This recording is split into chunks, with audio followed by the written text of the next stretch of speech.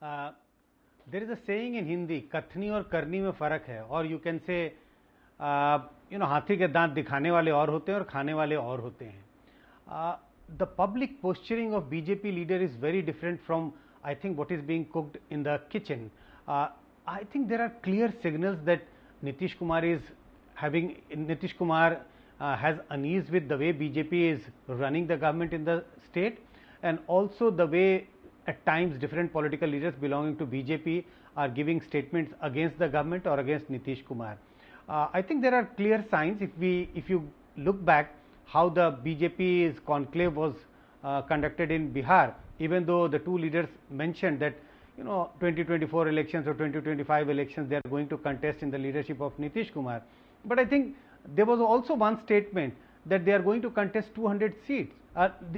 Sorry, this was not a statement, but there were clear signals that this Baithak was being conducted in 200 assembly seats. A clear signal was being sent out that BJP is trying to expand party support base.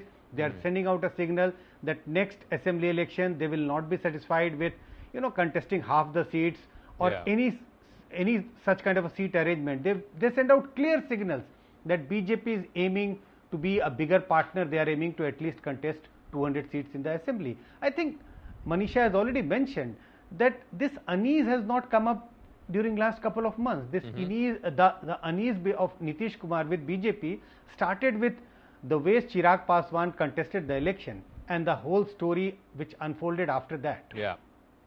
Okay, let me go to Rashid Gidwai.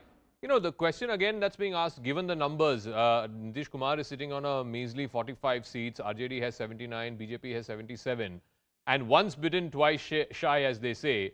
Why should RJD support or agree to support Nitish Kumar as Chief Minister yet again? And we are given to understand that while Lalu may have his sympathies or soft corner, Tejashwi Yadav may not be that inclined to supporting Chief Minister Nitish Kumar as Chief Minister. So why should we believe that we are going to see the Mahagathbandhan all over again in 2022 if Nitish so decides to pull the plug on the BJP? Zaka, that's exactly, it tells you it's a very telling commentary on the opposition also. The opposition is so desperate, they have such a huge sense of despondency that if anything happens, any kind of forward movement in their scheme of things, and they are game. Even if they can become, some people can just, 2 members or 3 members from the Congress party can become minister. Sonia Gandhi would say, go ahead, and, RJD would join in, just thinking that something will happen in 2024. And where RJD, NDA or Narendra Modi can be weakened. In Nitish Kumar, many people outside NDA think that they would have a kind of prime ministerial candidate. It's too premature, it's too early, and it's of course a very kind of beaten story. At the same time, if you look at Biju Janata Dal, Jagan Mohan Reddy's party, KCR, and several other formations, they would show some degree of interest. And not to forget, of course, this Mamata Banerjee Congress left, and Aam Aadmi Party and Congress and TMC left. So all these things are given there. It's quite a wide bowler. I think Nitish Kumar is living up to his reputation. What's being said about Paltu Ram, he can take, he can switch sides, and switch sides in a convincing manner. There are always some takers for him. And this is something which is very intriguing. I think it was Lalu himself, and I'll ask Arun Anand this, Lalu himself who coined this slogan, "Aisa koi saga nahi jisko Nitish ne thaga nahi," meaning he doesn't have anyone who is close to him who he has not pulled the legs off. So my question is then, when ultimately he has to go back to the people, whether it's in 2024 Lok Sabha or 2025 Vidhan Sabha, how will Nitish Kumar justify this before the people? Because the people are going to say, this is just opportunism. Not once or twice. If he does it in 2022, it will be 3 times in the last 8 years. Zaka, I think one, there is no immediate threat to the Mahagathbandhan or the alliance which the Janata Dal U and BJP has. Of course, there has always been an unease in relationship, and that has been there right since the beginning between Nitish Kumar and the BJP, because the style of politics and to a large extent the content of the politics is also quite different. So that unease will always be there. But Nitish has experimented with another partner, and Nitish has realized that there is no other way out if he wants to remain in power. Now, as far as this latest crisis is concerned, my take is slightly different. I think if you look at the larger picture, it has more to do with the dynamics of parties in India which are driven by individuals or which are very individual centric, bereft of any ideology and a proper, ideological framework. The same thing is, and then these parties start imploding. These are the internal power dynamics and the internal power struggles of these such parties, Okay. which are individual based. You have seen that in happening in Maharashtra. You have seen that happening, the fissures in the Samajwadi Party. Now you are seeing this in JDU. JDU also. So it largely has to do with that, basically. Okay doctor Nandan, मैं आपसे पूछना चाहूँगा कि नीतीश कुमार का एक सबसे बड़ा USP था लॉ एंड ऑर्डर, लेकिन हमने पिछले 6-7-10 महीने में ये देखा है कि बिहार में चाहे वो अग्निपथ के मामले में हो या प्राइस राइज के मामले में हो या हाल ही में जो टेरर रेड्स जो चल रहे थे एनआईए के द्वारा, इन सब चीज़ों में एक चीज़ साफ नज़र आ रही थी कि ये जो लॉ एंड ऑर्डर का प्लैंक है, ये तो मतलब खराब स्थिति में है। क्या ये एक डिफरेंस ऑफ ओपिनियन बन गया था बीजेपी और जेडीयू के बीच में और इसकी वजह से नीतीश कुमार नाराज है? देखिए, उन कुछ बातों पर मैं प्रकाश डाल देना चाहता हूं। जब आप कोलिशन गवर्नमेंट में हैं, जब आप गठबंधन की सरकार में हैं, तो फिर कुछ उसके मापदंड होते हैं। अब आप गठबंधन की सरकार में हैं और उसी प्रदेश में आकर आप यह अनाउंस कर रहे हैं कि अगले कुछ वर्षों में जो क्षेत्रीय दल हैं वह खत्म हो जाएंगे, तो यह थोड़ा जो क्षेत्रीय दल हैं, जो गठबंधन के साथ दल हैं, उनको अच्छा नहीं लगता है। तो एक बात ये हो गई। दूसरा, अभी मैं सुन रहा था प्रोफेसर संजय कुमार जी का कि आप अनाउंस करते हैं कि हम 200 सीटों पर लड़ेंगे। जहां गठबंधन होता है वहां पर कुछ डिस्कशन करके कोई भी बात कही जाती है। मानवर नीतीश कुमार जी ने जब गठबंधन धर्म का पालन किया, अभी हो रहा था कि बीजेपी के मंत्रियों की संख्या ज्यादा, भाई उनकी संख्या जब सीट ज्यादा है तो संख्या उनकी स्वाभाविक रूप से ज्यादा होगी। कभी भी नीतीश कुमार जी ने कोलिशन गवर्नमेंट में कभी भी कुछ ऐसा नहीं किया जिससे कि जो गठबंधन वाला दल है, लेकिन डॉक्टर नंदन ये बताइए,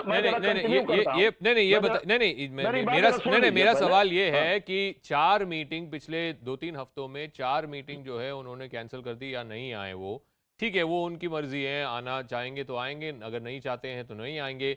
लेकिन जिस दिन नीति आयोग का मीटिंग चल रहा था, उसी दिन सोनिया गांधी के साथ फोन पे बातचीत करना, क्या ये पॉलिटिकल सिग्नलिंग नहीं है?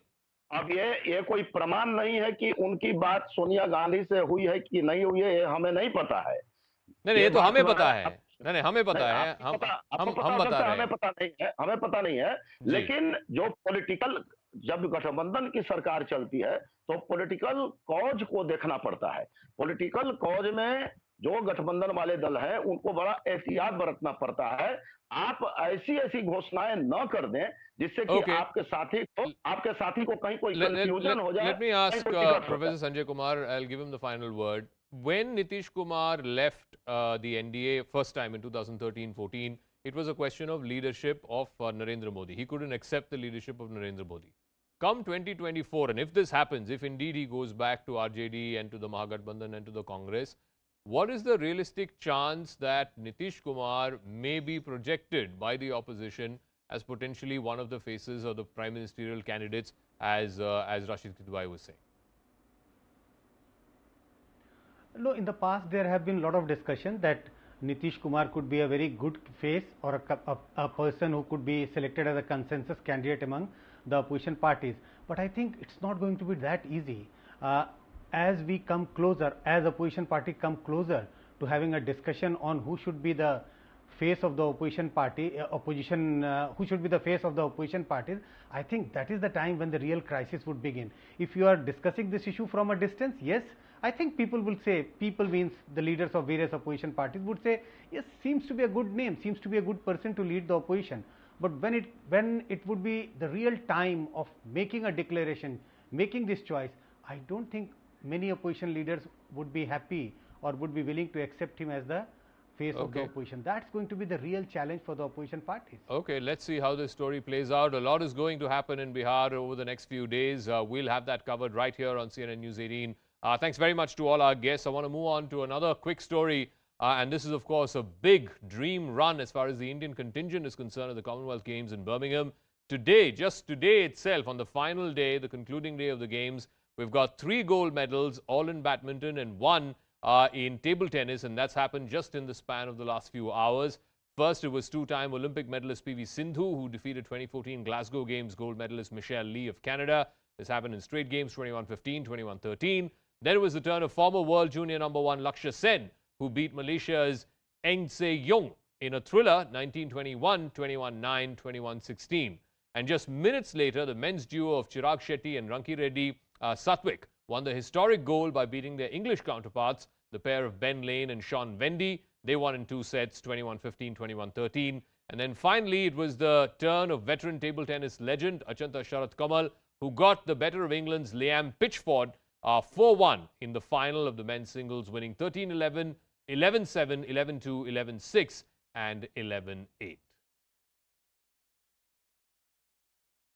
I play there, I work hard, but I think behind that, coach Park or, my physio Evangeline and my strength and conditioning trainer Shrikant, I think it is very important as an athlete to also maintain physically and mentally fit. So for that, I think they have really, really worked hard behind. So thanks to them because they've also deserved it.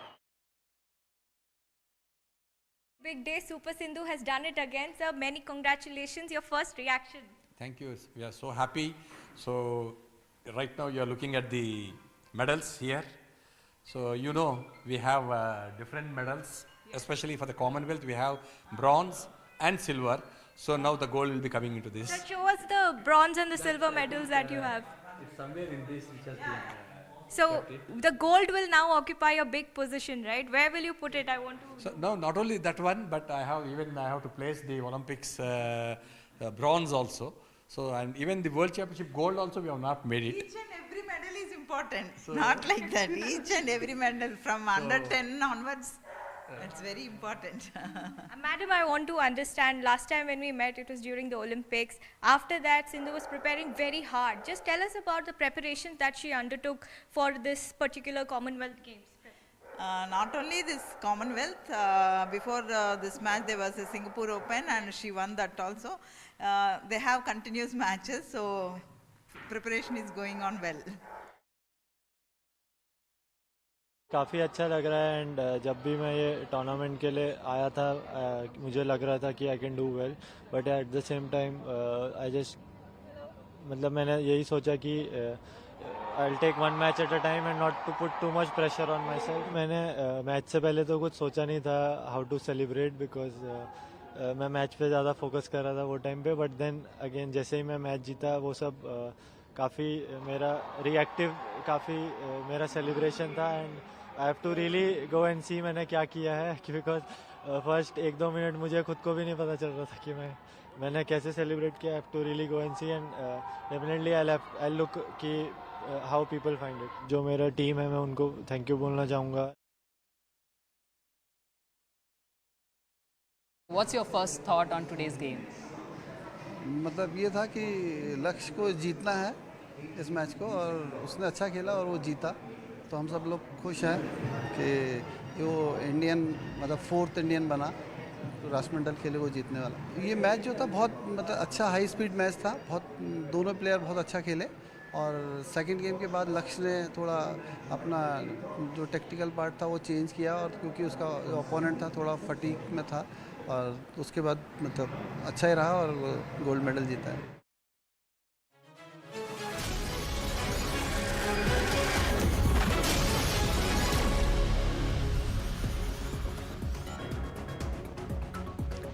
Good evening. You continue to be with us here at CNN News 18. You're watching the biggest exclusive with me, Ridhima Bhatnagar. Today, we're coming to you from the Grand Omex Society here in Noida. Now, you would remember this is exactly the location where Srikant Tyagi had heard abuses at a woman, at a fellow resident of the society. You ask why? Simply because she had objections as far as the illegal construction was concerned. Before we talk to you details about what really led to the altercation, what have been the issues as far as the residents in the society are concerned, and more importantly, where currently is Srikant Tyagi, let me first ask my video journalist Rahul to show you what really happened in the morning here at Grand Omex. As we pointed out, the altercation began when a fellow resident had raised objections over the illegal construction. Now, Srikant Tyagi with his family had been living in this society for the last couple of years and had built illegal construction right outside his flat, which was objected to by fellow residents. Now, what has happened after this entire episode and video went viral? You had bulldozer action that took place here earlier in the morning where all this illegal construction was brought down. Now, while the state government is calling this a victory and a justice to all the residents who stay here, residents are still not satisfied. They are saying the biggest justice will be when Srikant Tyagi is arrested. Last known, what sources were telling us that he could possibly be in Rishikesh. It's also a possibility that he could surrender. There's an interstate search that is currently on. There is a bounty that's announced on Srikant Tyagi as well. I'll be getting you voices from the residents to talk about the harrowing experience they've gone with the family of Srikant Tyagi over the last couple of years. But first, the story.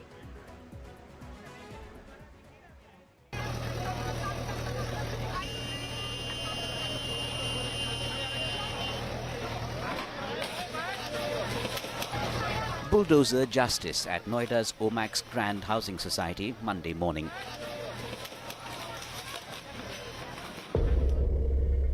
The crackdown on encroacher and abuser and alleged interstate gangster won Srikant Tyagi. Fellow residents celebrated a crackdown at last.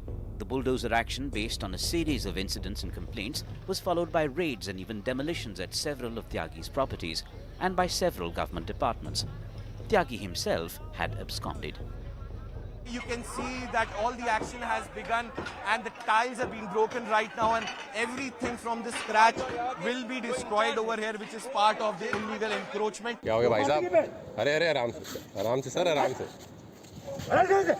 It seemingly started here last Wednesday. At first sight, a neighborhood brawl over encroachment by a resident. It takes on proportions of ugly abuse and threats against a woman. This video from the Omex Grand Society in Noida had gone viral on Friday. Srikant Tyagi was booked for intimidation, indecency, molestation and more. And then on Sunday evening, 6 of some 15 goons sent to Omex by Tyagi were arrested for creating a ruckus. It turns out Tyagi's armed goons had been harassing residents here for years. Action long overdue, say women residents here. कभी भी कुछ भी action लिया ही नहीं Noida authority ने, जो कि आज इन्होंने लिया है.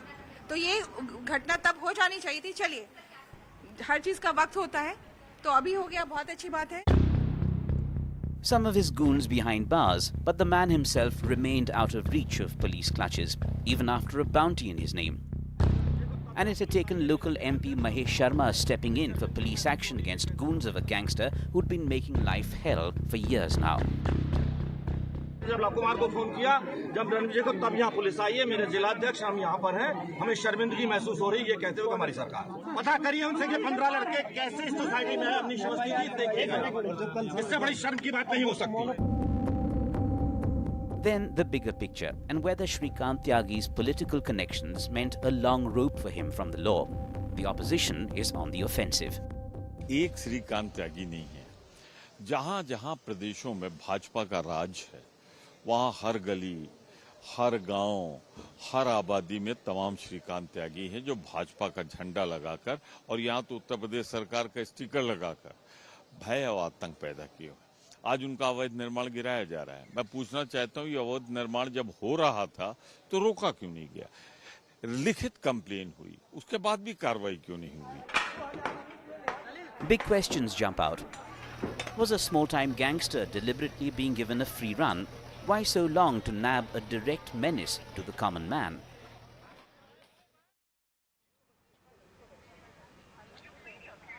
Well, as we said, residents here are saying that this really wasn't the first time. They've had such harrowing experiences in the past as well. I have with me some residents who actually have been facing issues over the last couple of years. Ma'am, let me begin with you first. We were talking about this before the show, and you were talking to us about how this has actually been a common practice over the last couple of years. Could you first talk to us about how long back did this family move here and what happened from there on?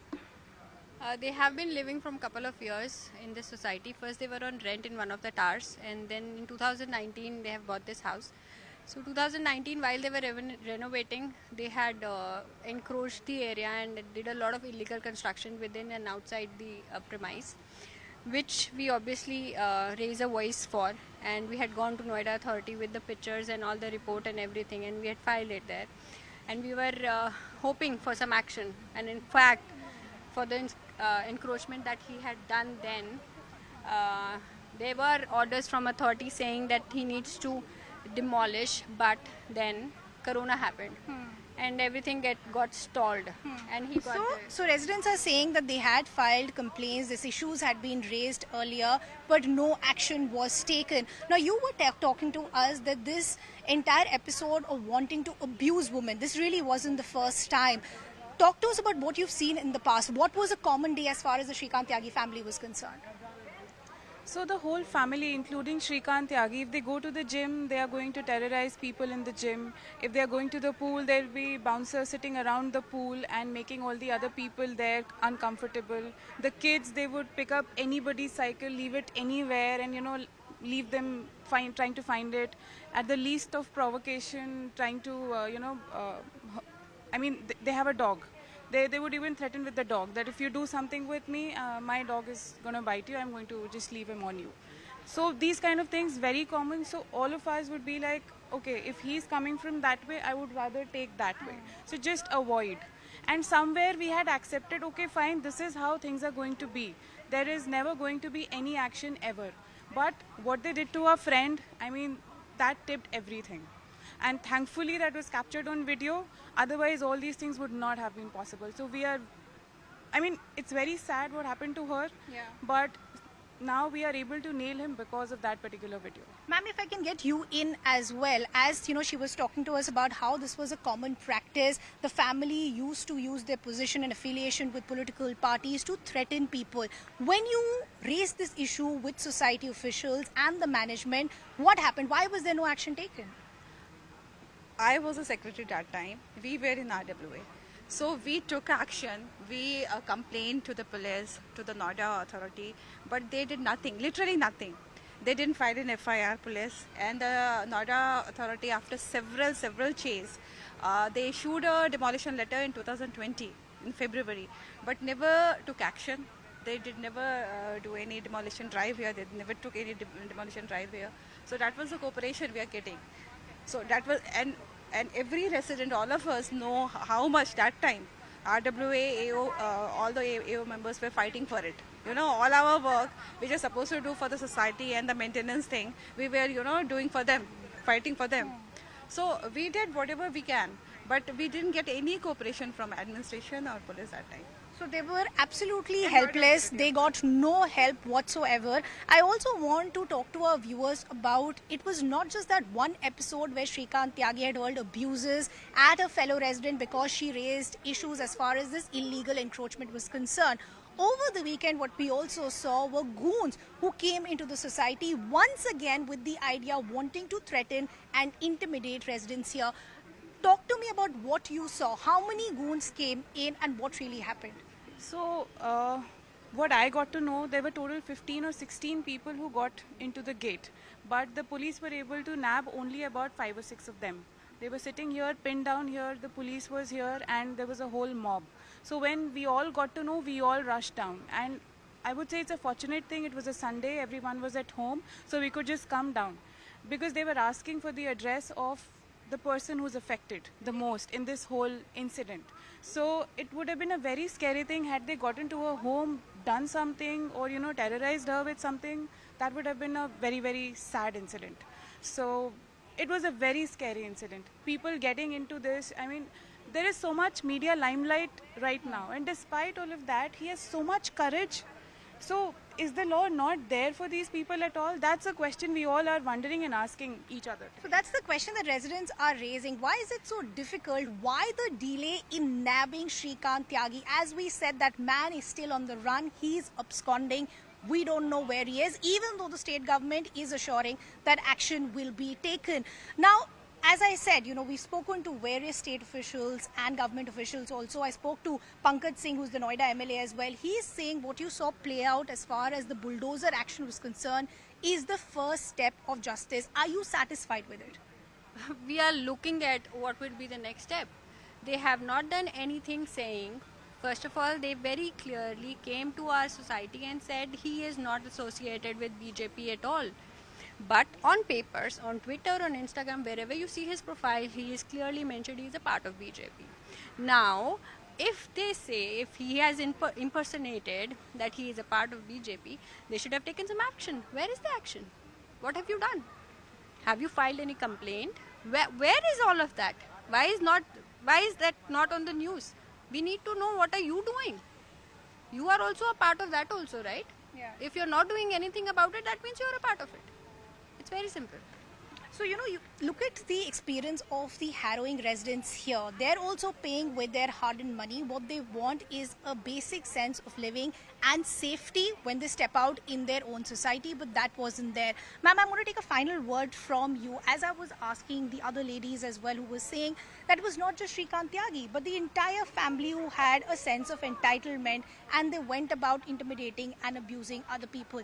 How difficult did it become? Was it a common phenomenon, and had the authorities just stopped reacting because they were political affiliations? I think so, because I don't have a personal experience with the guy, but the kind of the aura and the things he has done in the society, I mean, threatening people and beating people, it's not acceptable. And the language he used for that lady, it's not acceptable. It's not acceptable. It's not acceptable is the message that's coming from residents. Remember, what you see behind me is what many are saying, just first part of the justice, because yes, the illegal construction has been brought down, but that's not the end of the story, because we still don't know where this man is and for how long will he actually be on the run. Before I bring in my guests, I also asked very straight questions to the Noida MLA, Pankaj Singh, and this is what he had to say. We're now joined in by BJP MLA from Noida, Pankaj Singh, who is joining us here. Thank you so much for taking our time and joining us here on CNN News 18. Let me first ask you the most crucial question. This episode took place last week on Wednesday. It's Monday already. What is causing the delay as far as Tyagi's arrest is concerned? देखिए बहुत जल्दी मुझे लगता है किसी भी moment, किसी भी क्षण ये खबर आ जाएगी और पुलिस बहुत ही एक कोऑर्डिनेटेड एफर्ट कई डिस्ट्रिक्ट्स के साथ मिलके, स्टेट्स के साथ मिलके लगातार इस पे काम कर रही है। तो बहुत जल्दी किसी भी क्षण वो जो लोग चाहते हैं वह खबर आ जाएगी। But sir, that's exactly what I'm trying to understand. Why is it getting so difficult to nab him or catch him? There is now an interstate search that is involved. A bounty also has been announced as far as the Noida officials are concerned. Why is it so difficult to catch him? अब देखिए, ये तो police जो जांच में जुटे हैं वो सब लोग पूरी विधिवत इसकी जानकारी दे सकते हैं, लेकिन इतना मैं कह सकता हूं, यहाँ के प्रशासन और सभी लोगों से बातचीत करके जो जानकारी मैंने ली है, इस पे कई जिलों के साथ मिलकर पुलिस की तरफ से कार्रवाई हो रही है। जो पास्ट हिस्ट्री है, इन सब चीज़ों को भी लगातार पुलिस खंगाल रही है, देख रही है। तो और उसके बाद आपने देखा होगा कि आज इंक्रोचमेंट पर भी एक्शन हुआ है। बाकी डिस्ट्रिक्ट मजिस्ट्रेट से भी चर्चा हुई, उन्होंने भी बताया है कि और भी कार्रवाई आगे कर रहे हैं। तो सब तरफ से काम पुलिस अपनी तरफ से उस कार्रवाई को, प्रोसेस को पूरे आगे बढ़ा रही है और उसका परिणाम भी जल्दी ही हम लोगों के सामने होगा। True. Sir, I also want to understand as far as the BJP's position is concerned, can they really distance themselves, because the Congress is splashing pictures of Srikant Tyagi with the top leadership as far as the BJP is concerned, saying it's very convenient to distance yourselves today? देखिए, कांग्रेस ऐसे समय में भी politics ही कर रही है, जो हमेशा वो करने की कोशिश करते हैं वही वो कर रहे हैं। इसीलिए इसमें मुझे कोई मैं बहुत सरप्राइज नहीं हूँ। कांग्रेस ऐसा ही करती है, वही कर रही है। लेकिन जहाँ तक रही बात एक्शन की, तो लोग जानते हैं, यहाँ वो परिवार जानता है, वहाँ के रेजिडेंट्स देख रहे हैं, वह पूरी तरीके से उससे भारतीय जनता पार्टी के शासन में, यहाँ के एडमिनिस्ट्रेशन की तरफ से जो कार्रवाई हो रही है उससे लोग संतुष्ट हैं और उनको भरोसा है कि ये न्याय भारतीय जनता पार्टी के ही समय में मिल सकता है। और जहां तक रही बात कांग्रेस पार्टी की, तो आपने देखा अभी पूरे एक दिन से लगातार वो राजस्थान की खबर जो चल रही है, तो अगर इतना ही अगर महिलाओं के प्रति, वह सुरक्षा के प्रति, उनके सम्मान के प्रति अगर उनके लीडरशिप चिंतित है, तो उनको पहले कांग्रेस के अपने चीफ मिनिस्टर के बयान पर एक्सप्लेनेशन देना चाहिए, पॉलिटिक्स नहीं करनी चाहिए। और ऐसे समय में जब कोई परिवार अपने बच्चों के साथ अपनी सुरक्षा को लेकर चिंतित है, पूरा प्रदेश अगर इस ओर देख रहा है, तो ऐसे में वह विश्वास का माहौल बना हुआ है, तो उसको बिगाड़ने की कोशिश नहीं करना चाहिए। Sir, you spoke about bulldozer justice hua hai when we started this conversation, but don't you think it's looking like just optics today? Because this issue of illegal construction and encroachment dates back to 2018. Multiple complaints have been filed by residents of the society, but no action was taken. So today this man is absconding, and to cover up, there is some sort of bulldozer action. नहीं नहीं, ऐसा नहीं है। देखिए, अब arrest करने के लिए तो मैंने कहा ना कि कई टीमें अब उसमें काम कर ही रही हैं, और ये बातें कल वहाँ जब हम सब लोग बैठे थे, मैं खुद गया था, तो यहाँ पर अथॉरिटी का नोटिस और इन सब चीज़ों से ये दिखाया था वहाँ लोगों ने, तभी वहाँ पर अथॉरिटी से और डिस्ट्रिक्ट मजिस्ट्रेट को कहा गया और परिवार और रेजिडेंट्स को ये इंश्योर किया गया था कि आज सुबह ही उस पर एक्शन होगा, और वो एक्शन हुआ है। और आपने देखा होगा कि वहाँ के लोगों में भी इस बात को लेकर खुशी थी कि जो गलत है वह डिमोलिश हुआ। मैं आपसे के चैनल से मैं एक बार फिर से मैं कहता हूं कि जो भी गलत है वह बिल्कुल वह ध्वस्त होगा, वो डिमोलिश होगा, और जो सही है, सत्य है, न्याय है, जस्टिस है, वही स्टैब्लिश होगा, वही स्थापित उत्तर प्रदेश में होगा। इतना मैं विश्वास के साथ मैं कहता हूं।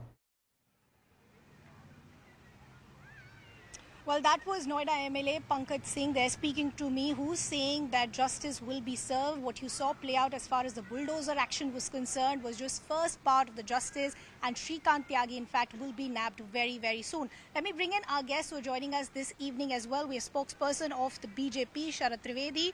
We have Vikram Singh, former DGP, Uttar Pradesh. We have spokesperson of the Congress Party, Panguri Pathak, and Yogita Bhayana, women's rights activist. Good to have all of you on the broadcast with us. Sharad Trivedi, let me begin with you. Pankaj Singh is saying action will be taken. Those behind this act will be nabbed very, very soon. But the episode took place on Wednesday. Only when it went viral on social media on Friday is when some sort of noise was made around it. From Wednesday to Monday, why has he not been arrested? You see, the action has already been taken in this matter. The cognizance of the offence was taken the day the matter was reported to the police. The police was already acting on it. This matter, whether of this encroachment came out later, and because that was a separate organization, Noida Authority is a separate organization, they were investigating the matter, and when this came to the knowledge of the government, the action was taken instantly.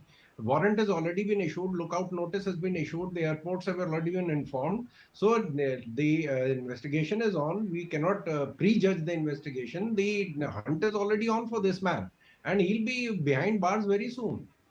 No, nobody is judging. Nobody is prejudging as far as what is taking place. Today, the residents on the ground, and if you heard those voices that I just brought to you a short while ago, their sense today is that just because this man has political affiliations, the law has no justice, because there will be no justice for people like them, because he will get away one way or the other. No, you see, we have already seen high and mighty of all political parties being put behind bars. This man is a known bad character from that area, and the action has been taken. He has nothing to do with any party whatsoever, not even BJP. It has nothing to do with us. There was a rumor that was going around that he is related to BJP or he flaunts the name. He may be doing it. A lot of people use the name bigwigs and use the name of political parties to get away with the crime. So if he has done it, even that is But this is a man who has photos with the top leadership as far as the BJP is concerned. So are you denying that this man has no links as far as the BJP is concerned, or had no links as far as the Kisan Morcha or other were concerned? I can assure you that he has nothing to do with BJP or any sister organization of the BJP. He has absolutely nothing to do with us. There are a lot of people who use names. They throw names, and if you're in public life, there are a lot of people who come around with you to get themselves photographed. We can't have an inquiry on any who comes to meet any of the leadership of the BJP or for any party, any other party for that matter. A lot of people come and meet you. You are a public figure. You can't stop anybody from meeting you. So that you can, and we don't have an inquiry for every person who comes and meets the minister, MLA, MP, or any person in the hierarchy of the government. We cannot investigate it. It's a free country. Pankaj, The do job you of the believe the MLA argument and that's MP being is put to meet forth the by the people. spokesperson of the BJP that a lot of people want to come and meet the top leadership, but that doesn't mean that they have any sort of affiliation as far as the BJP is concerned, and let law and investigation take its own course. Let's not mix the two. Well, I am surprised at the way the BJP can go on lying about this issue, even when all his pictures with the top BJP leadership, with the national president, with the state president, with the CM and the deputy CM of UP are out in the public domain. Here, I can show your viewers this official appointment letter. You can clearly see it is on a BJP letterhead. The second name is Srikant Tyagi, appointing him. This letterhead shows that he has been appointed as a national executive member of the BJP Kisan Morcha. Here you can see him sharing the stage with the UP Chief Minister. Can you tell me how many ordinary people can be a part of the CM's rallies and share the stage with him? Clearly, you can see him sharing the stage with the Chief Minister of Uttar Pradesh. Here, he is with the national president of the BJP. There are multiple pictures of him with the Lok Sabha speaker, with the deputy CM, Swatantra Dev, and every single person imaginable. So second, this is just Sharad what is out in responds the to what public domain. Pankuri is saying, and that's No, even no, the no. question. But even residents are I'll just raising that make there was one more no point. denying to the I just fact. want to make One sec, Pankuri, one sec. Pankuri, just give me 10 seconds. Sharad, Yeah. this is exactly what the residents are pointing out as well. That this is a man we knew who had political affiliations, and he boasted about it. Not just him, but his family members boasted about it as well. Won't it be mature of the BJP to come forward and say that yes, he was part of the party, but we denounce everything that has been done or that has taken place? An MP from the state government, Mahesh Sharma, has gone out and said, I'm embarrassed today being part as far as the state government is concerned. Wouldn't that be the mature way to go, to come back and denounce what has happened and then let action take its own course?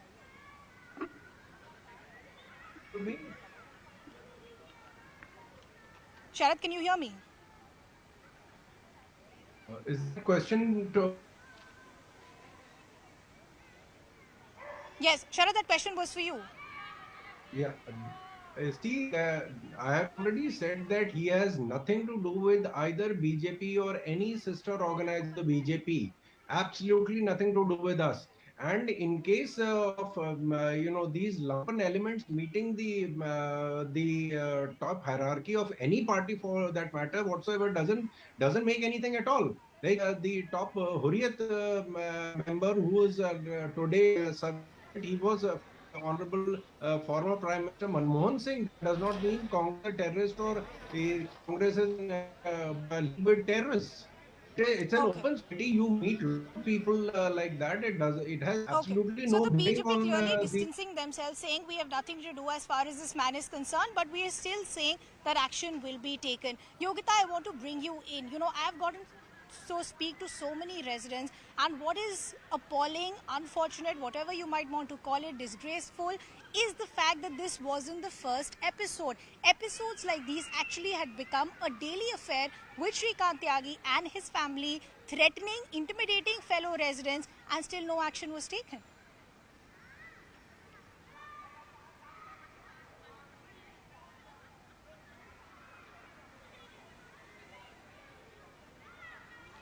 Yogita, could you unmute yourself, please? I'm just saying that in UP or in Noida, it is very, very common people using BJP tags and on the pretext of working for BJP or trying to throw names, misusing whatever designation. And this particular person had 7 PSOs. You cannot, I fight for rape victims. To get them one protection officer or one PSO is like a task. I never got it for any of the victim because we need to do so much of hard work for that. He had 7. How we could get 7 PSOs without knowing the government or being in the government? If BJP spokesperson is saying that he misused he was not part of the BJP, they should sue him. They should put 420, they should put forgery, they should also put an FIR on him. And getting him 24 hours, it's a failure of the government. You cannot nab a person who's absconding for last now 72 hours, it means government is a failure in itself. Now, he is not the only one. There are so many people. I have just got a complaint that there's another guy called Saurav Singh, who's also close to some Mahinder Singh, who's the Jal Sansadhan Mantri of UP government, bullying his wife and threatening and abusing the wife. So there's not one person. There are many such goons. Because they get loose rope, they are not even kind of put fingers on. They just enjoy those benefits. I mean, really BJP need to introspect, especially that what are they doing? I mean, they need to pull such people out and put a case against them and definitely book them immediately against them. If this guy is not arrested within next... Yeah, well, that exactly is the question. What is causing this delay? Vikram Singh, I want to bring you in. Thank you for patiently waiting. This is a man who now has interstate governments involved. There's a bounty on him as well. Where is the failure? Why is it so difficult to nab him? Absolutely, Riddhima. All this was avoidable because we allowed him to grow to this size from an earthworm into a python, anaconda. We allowed grass to grow underneath our feet. And why? As Yogita has very lucidly mentioned, security at government cost is for those who are law-abiding, not for criminals, goons and street fighters and bullies like him. And then every police station in the country has 3 registers, the Gunda registers, the active list and the crime register, which incorporates the activities of such bullies, and they are put under surveillance. Nothing like this has obviously happened. In this case too, look, you have to be absolutely impartial. The police response could have been immensely better. The complaint was made and the police surfaced only after 12 hours. If this can happen in NCR, close to the national capital, I'm very disappointed. I would have expected that you should not have allowed him to grow to the size into which he has grown. He should have been crushed in the bud and not nipped in the bud. You did not do that. When the people called you, the helpless ladies called you, it was only after Mahesh Sharma, the member of parliament, who said that he'll go on a hunger strike if the police and the ABSET do not react and do not intervene. Only then they intervene. What were the compulsions? And even today, I would say it is not the question of just one Srikant Tyagi. You search for one Srikant Tyagi and there'll be dozen in every society. I fault the security of the society. I fault the RWA for being complicit and not taking action when he was displaying his awful temper and was touching the lady inappropriately. Under these circumstances, I would fault Srikant. I would fault the local police and the RWA and the security, all of them. And no denying the fact that there were faults at every level, but it was not just the first act of abusing, but then also to have the brazenness to get your goons come back again in the same society and intimidate the residents as well. I'm running out of time, Sharad. I want to give you the final word. What is the assurance that you're giving on national television today? What is the deadline that you're working with to say that in those many hours you will have the accused who will be nabbed? Ritma, I can assure you that the government has taken cognizance of it. The orders have already been given. He'll be put behind bars sooner than I can think. And this we'll just get over with this episode. There won't be any problem from this man. He's even been booked for impersonation, that he was acting as a member of the BJP. He's also been booked for that. So there won't be any recurrence of this crime from this man. Okay, that's the assurance that's coming in from the BJP spokesperson. But as things stand, you still have the accused who's absconding. There is a bounty that's been announced as well. Officials saying very soon you will have some news where you'll know that the accused has been taken into custody. But the residents are saying it's coming too late in the day. As of now, as we wrap this show from Grand Omax in Noida, residents are saying all they want is justice to be given because they feel it has been delayed because this man had political affiliations. And for them to have some faith as far as law and justice is concerned, this man needs to be arrested. This is, of course, a story that we'll keep tracking very, very closely. It's a wrap from my side. News continues here on CNN News 18.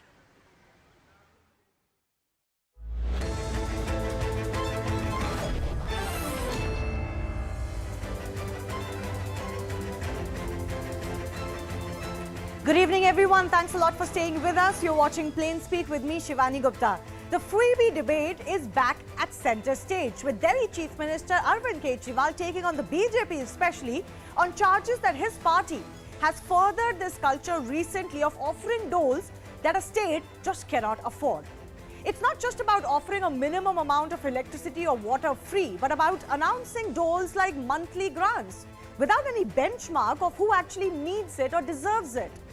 Is it not time to separate welfare from freebies and draw a line when it comes to what kind of lofty, superficial promises can be made during elections and in party manifestos?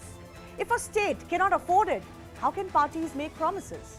We will take that to our guests in just a bit, but remember, this matter has also reached the Supreme Court recently. First up though, let me break down just how there's been a growing concern over freebies and how many institutions have been flagging this. Now, in April 2022, in a meeting of Prime Minister Narendra Modi with senior bureaucrats, two secretaries, while highlighting a popular scheme that was announced in a recent state election, which is already financially in bad shape, had said that such schemes are economically unsustainable.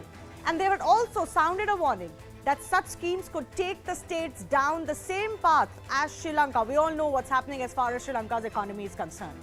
The same month, SPI Research wrote in a report dated April 18 that Indian states' offer of economically unsustainable SOPs like farm loan waivers and restoring old pension systems is a matter of concern. Then, in one of its bulletins in June 2022, the RBI had said that new sources of risks have emerged in the form of rising expenditure on non-merit freebies, expanding contingent liabilities, and the ballooning overdue of DISCOM. So you've already got bad financial situation. There's very lack of commitment and lethargy overall to sort that situation out, and then you're also offering freebies which are populist in nature with no benchmark of who truly is deserving and who actually needs it. I mentioned earlier that the Supreme Court is also taking a look at this matter. So what was the plea that was filed in the Supreme Court? The distribution of irrational freebies amounts to bribery, especially in context of elections. Political tactic used to unduly influence voters, and that freebies vitiate free and fair elections. This is, of course, a larger debate when it comes to electoral promises. What did the centre say when this hearing came up a few days ago?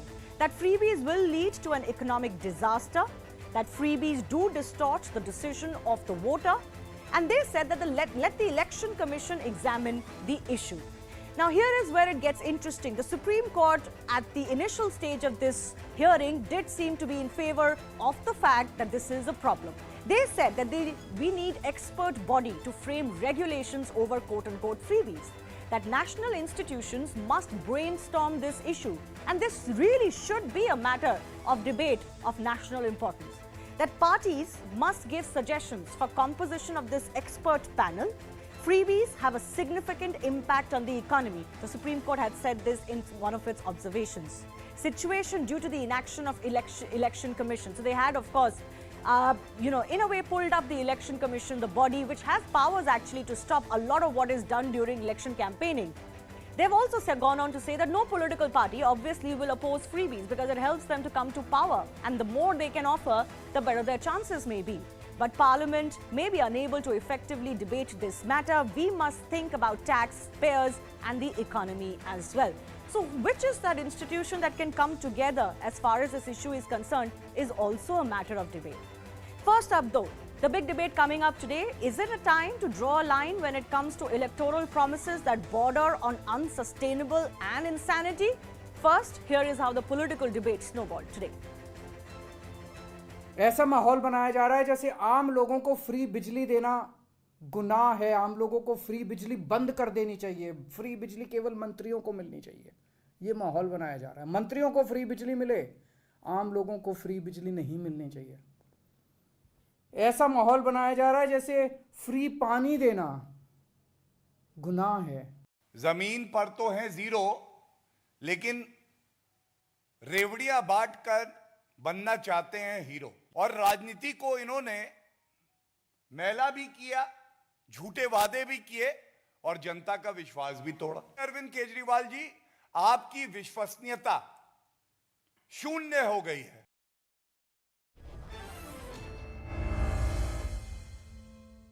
All right, let's take that to our guest now. Harish Khurana is from the Delhi BJP. Meeta Chakrabarti is joining us from the Congress Party. Priyanka Kakkar from the Aam Aadmi Party, and Tushar Gupta is senior editor, Swarajya magazine. Priyanka, naturally, I'm coming to you first up. You know, it's not about free electricity and water. There's a certain standard of living that every political party can promise when they come to power, and governments can promise. But what about schemes like giving a monthly 1,000-1,200 rupees to every woman in Punjab? What's the rationale for a scheme like that? And especially in a state like Punjab, where you've come to power, which is already massively under debt. Now, those are the kind of freebies that people are beginning to object to. Shivani, hi. Firstly, see, there is a welfare scheme and there's a populist measure. I'm glad that you already began the debate by saying that free education and free healthcare is not an issue. When it comes to the concept of basic income, even that is an acceptable concept. Enough studies have been done on it, and it has shown no negative repercussions on the citizens of the country. That's not true. And you know, I That's not definitely true. object to this word freebie. No, Priyanka, that's not true. Free universal income has had impacts in many economies where this is present, but I don't want to go into that debate. Go ahead. Very well, Shivani. So I was coming to this that freebie in itself, you know, all the citizens pay taxes, whether they're direct taxes, whether they're indirect taxes. And thanks to the Modi Sarkar, there is now even a tax on paneer and curd. So every citizen of this country is paying a tax.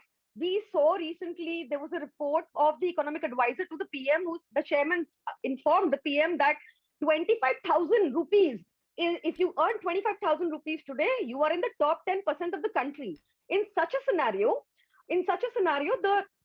if we intend to make the life of the common citizen easier, and we are not just making promises which we don't fulfill. You know, in Supreme Court, the petition is about the promises which remain unfulfilled. For example, the Ujjwala Yojana, where the cylinders could not be refilled because the gas has become so expensive. 4.13 crore cylinders still remain, they couldn't be refilled. Then I'll just take you to the numbers quickly. Water subsidy, for example, cost 602 crores. Electricity subsidy, 3090 crores. Similarly, and you know, this is all in the developed countries, the 39 developed countries. You were playing the recording of the Honorable CM before this, and he mentions and he states the name of those countries where you get free education, where you get but free we are healthcare. here's the reality check. Priyanka, here's the reality check. We aren't a developed country. You can't promise what we can't afford. Shivani, I'm glad you brought it up. Now, you see, Delhi happens to be one state which has a revenue surplus since 2015 regularly, and 75,000 crore budget, 78,000 was the budget that was presented this time. We started from 30,000, 29,000 rather, in 2015. So, Delhi can definitely afford to do this. What about Punjab? I began with Punjab, and my particular issue, is with doles. My particular issue is with doles, and I'll allow you, but don't escape my question. My question was particularly about Punjab and schemes like you'll give 1,000 rupees to every woman. Now, what's the rationale behind a scheme like that? Every woman in Punjab does not need the government to give them a dole like this. What's the rationale if not to buy the vote? Shivani, if this is post elections that we are doing, unlike other regressive No, you had promised it before elections. Dostwad parties and these Parivarwad parties, unlike them, we fulfill our promises. A basic. Ma'am, I'm not asking you a question about fulfillment just yet. How do you even promise something like that? On what basis? Shivani, it is absolutely doable, and why I say this, because we've removed the element of corruption.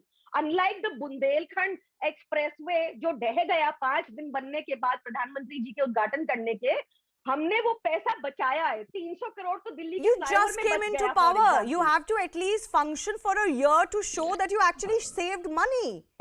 I mean, it doesn't work like this. Shivani, see. Even within the first 2 months, we have been able to repay. And yet you asked for a 50,000 crore rupee grant from the central government because Punjab is so debt-ridden.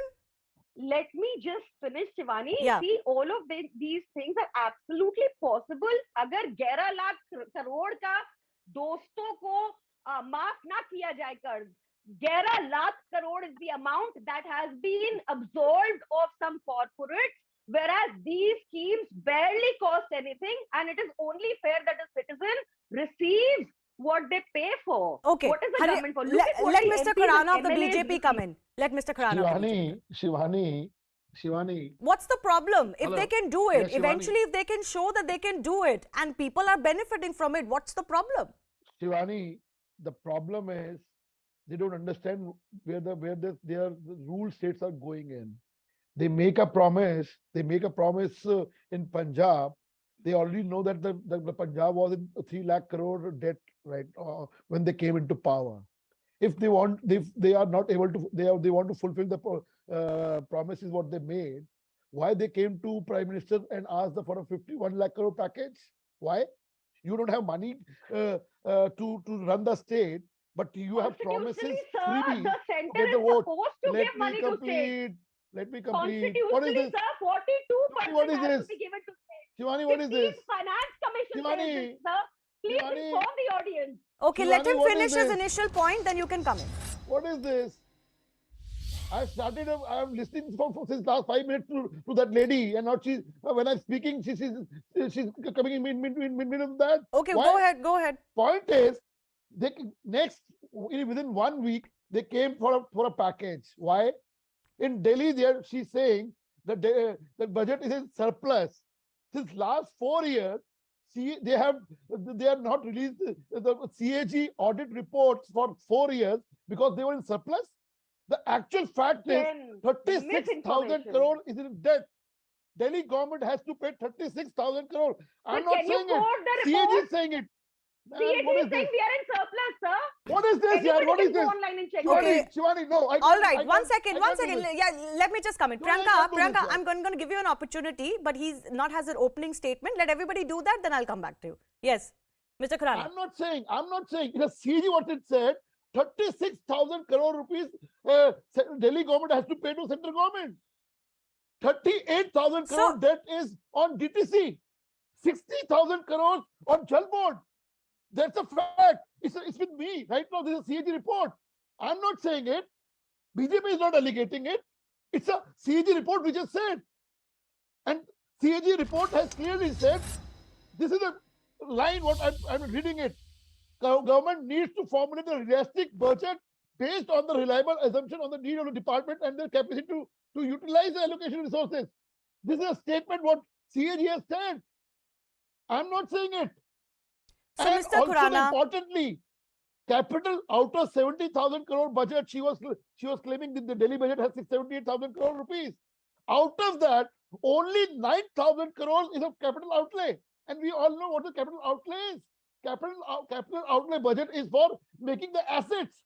So we are not spending a budget on making Delhi as a capital or making an asset. We are spending on freebies. We are spending on expenditures on this. We have to understand that where we are going in. Okay, but what about the fact, Mr. Khurana, what about the fact that the Aam Aadmi Party is also saying that this whole bravery allegation that has been, talked about, BJP states are also waiving off farm loans. Yeah, those are promises you have made in the past. If my point you are also giving a lot. You are also touting how the centre spends so much on welfare schemes. So what's the difference? Shivani, my point is something else. My point is, if your own state is going in a mess, in debt mess, why you are giving us free levies? 3 lakh crore rupees is a debt on Punjab. 3 lakh crores. You don't have money to pay the salaries. Delhi now, which was a debt-free city at one time, today 36,000 crores. It's not a small amount. 36,000 crores is a debt on Delhi government.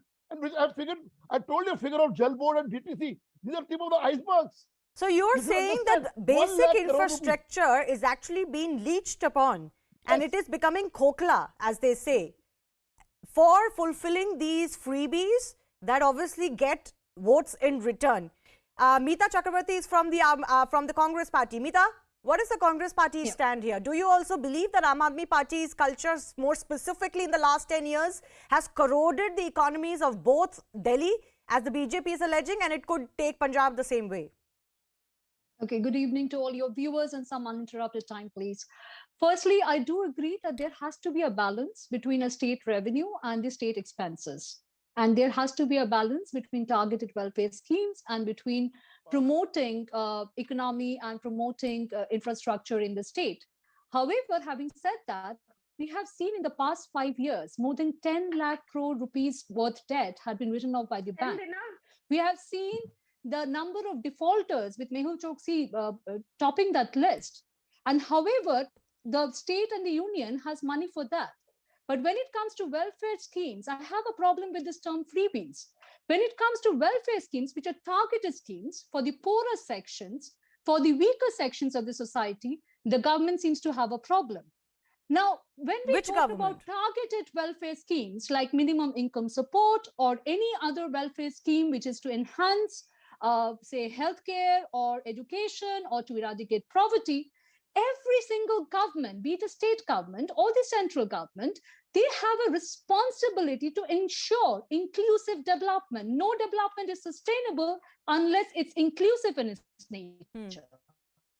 And in order to ensure that, there are certain sections of the society who need some support from the government, who need a leg up. Yeah, absolutely. That is what defines welfare. But for example, the Aam Aadmi Party scheme in Punjab, where they're going to give every woman a monthly stipend, that doesn't have any benchmarks of economic strata or age or education, nothing. Scheme, exactly. So it has to be targeted. I'll give you an example of Chhattisgarh. Chhattisgarh government has been running a lot of welfare schemes for the farmers. There were about 19 lakh farmers who were benefited during the pandemic time.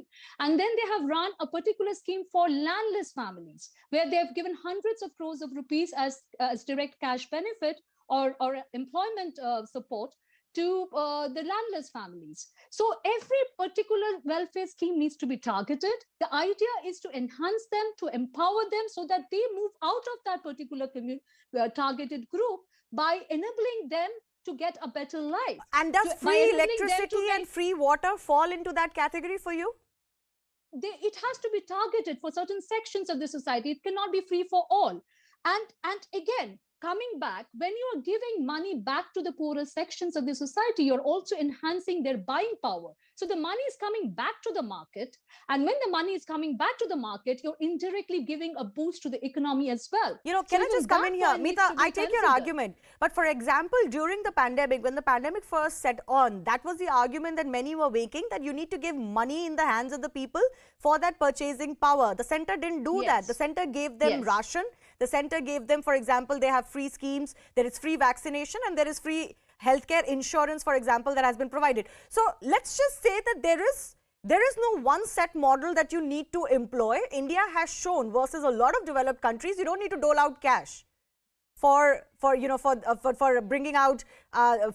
the purchasing power. Secondly, you compared it to defaulters. I don't know why the political parties are doing it. It's not comparable, but I guess this is politics, because you mentioned Mehul Choksi. Mehul Choksi's assets are also being attached. It's not like the country has just left his assets as is. A lot of what he has defrauded Indian banks is also being recovered. So let's not mix the two. Tushar? No. Yes, please go ahead. Yeah, Tushar. Is there a problem that is emerging, as many institutions are pointing out? But the larger question here is, who's going to bell the cat? Who's going to be strong enough to tell political parties you can say this and not that? Good evening, Shivani. How do you get a nation to progress? Do you teach the women how to fish, or do you give them a fish every day? It's a very old theory, but it's a very relevant theory. You don't give a woman a fish every day. Rather, you teach her how to fish. Every time the topic of freebies and welfare comes up, the Aam Aadmi Party is quick to blame the BJP. But we have to understand what the Aam Aadmi Party does in its economic thinking is light years away from what the BJP does. A Mohalla clinic cannot be compared to Ayushman Bharat, because if that were the truth, the Mohalla clinics would have stood up to the responsibility in the pandemic. Did that happen? No, it did not happen. You cannot give a city free water to people who are earning more than 10 lakhs annually and call it welfare, because they can afford to pay their water bills. So can the free water scheme of the Aam Aadmi Party be compared to a Jal Jeevan mission by the BJP? Absolutely not, because there is no strategic targeting. Let's talk about Punjab, where the Aam Aadmi Party has made a government. They do not realize the kind of problem they have created for themselves by not backing the farm laws. Because today, the farmers over there are running out of water to cultivate wheat and paddy. They can give them free electricity. They can waive off their water bills. They can But where give is them the all water? but there is no groundwater to cultivate these crops 5 years from now. So where do your freebies go? Okay, can I invite the Aam Aadmi Party spokesperson to just respond to that? That you're actually making issues worse in Punjab, where you've just come into power. You muted, I think. Madam, you're muted. Can you unmute yourself? Okay, I don't think she can hear me. Tushar, continue. Shivani, so the point is we have to differentiate between freebies. Now, Arvind Kejriwal goes to Gujarat and says, why don't you want free electricity? The people of Gujarat, of all the states in India, are in one of the best positions to pay the electricity bill every month. So why would you target a welfare policy towards them for no reason? Similar questions I have for Punjab. The farmers there are in a position to pay the water bills. They are actually earning rather well compared to farmers. But it is populist. No, so that brings me to my other question, Tushar. Who's going to bell the cat? The Election Commission has been known to be a toothless body. It has certain powers, but it barely ever cracks down on political parties. Leave aside individuals from political parties during campaigning. I'm not sure if Parliament can come together. The political parties can barely see eye to eye on, much lesser issues. And this affects them directly during elections. So exactly who's going to save us? Shivani, I'll give you a very unpopular opinion. The belling of the cat has to be done by the electorate. If people can't take their lessons from Punjab and Delhi in the next 5 years, they should realize that they're taking their local economies to doom.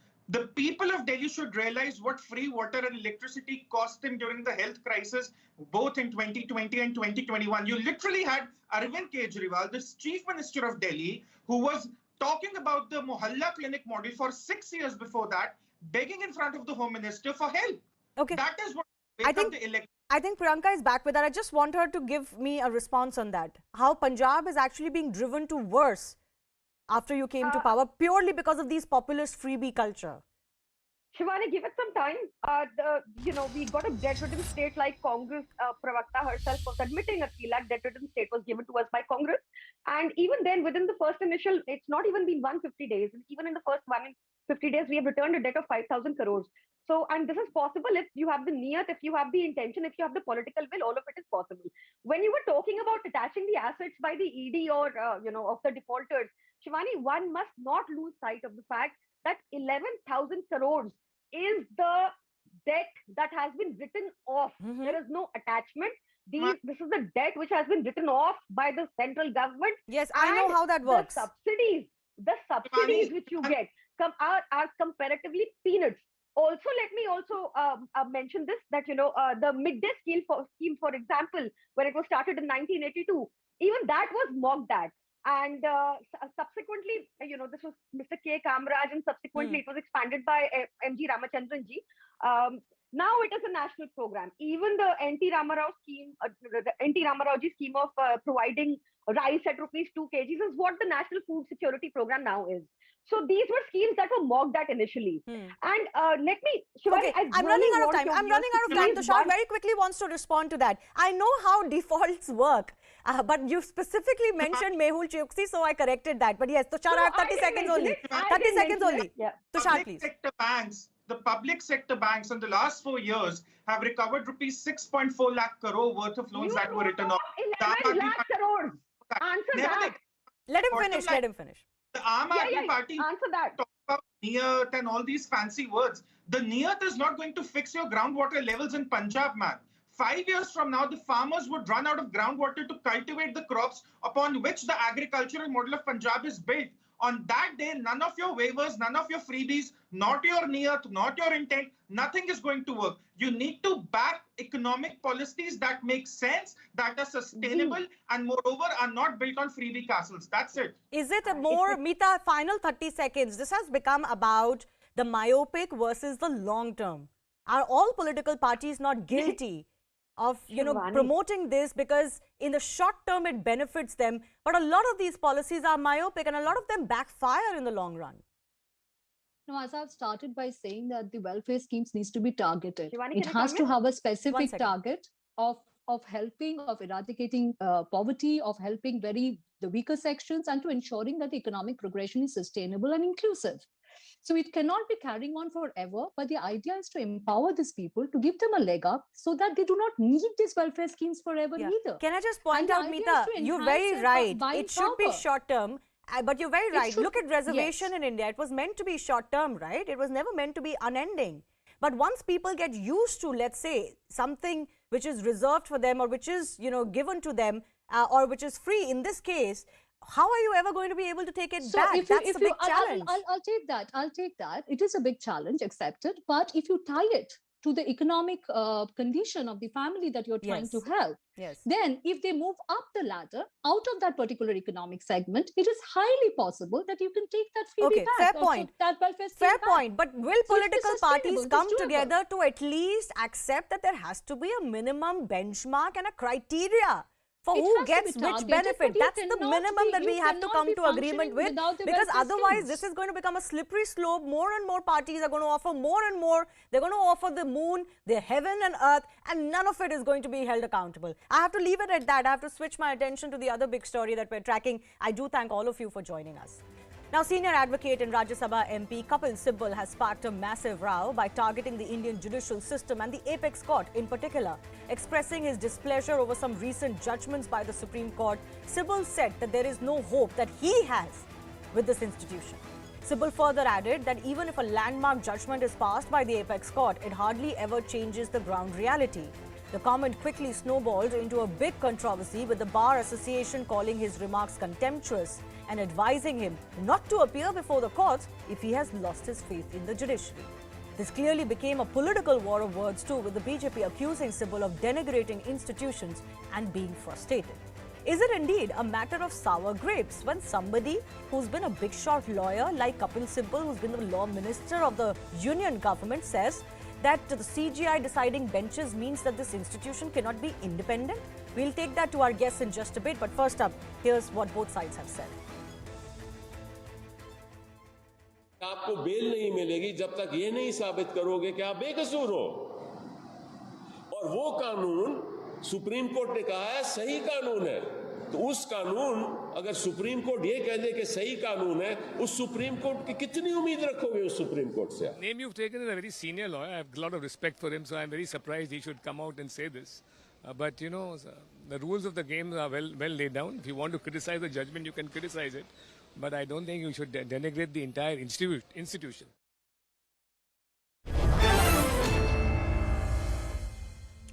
Let's go across to the guests who are joining us. Tuhin Sinha is from the BJP, Adil Singh Bopara is from the Congress Party, and Dr. Adish C. Agarwala is President, International Council of Jurists, London, and Chairman of All India Bar Association joining us. We'll also be joined by a senior advocate in just a bit. Dr. Adish, I'm coming to you first up. You have called Kapil Sibal's comments contemptuous. What do you find especially problematic with what he has said? You see, when he says that he has no hope left in the judicial institution of India, that is contemptuous. When he says independence is only possible when we stand up for our own rights and demand for independence. So, this is a person of the stature of who remained the law minister of India, who is a member of parliament, who has been the president of Supreme Court Bar Association. If he says like this, somebody can approach the Attorney General seeking his permission to institute file this contempt petition before Honorable Supreme Court. But sir, can I ask you, before I go across to our political representatives also, it's not only about being contemptuous, that it's a separate argument and possibly a more legal argument, but what do you make of his allegations per se? He has said, for example, he's raked up the issue of the masters of the roster, the CGI being the master of the roster. He's also touched about how judges are elected, for example. Now, that is a larger issue. Do you believe that he has raised some issues but possibly raised it in the wrong way? Or even these issues, do you feel are sour grapes when it comes from somebody like Kapil Sibal? He has no right, because he has been the law minister of India.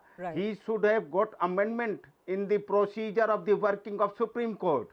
This is well settled law that the Chief Justice of India has a right to frame the roster and allot the cases. This is not the first time. Always it has been like that. Yes. You make a very good point. Let me go across to Adil Singh Boparai. Karuna Nandi, senior advocate, is also joining us on the show.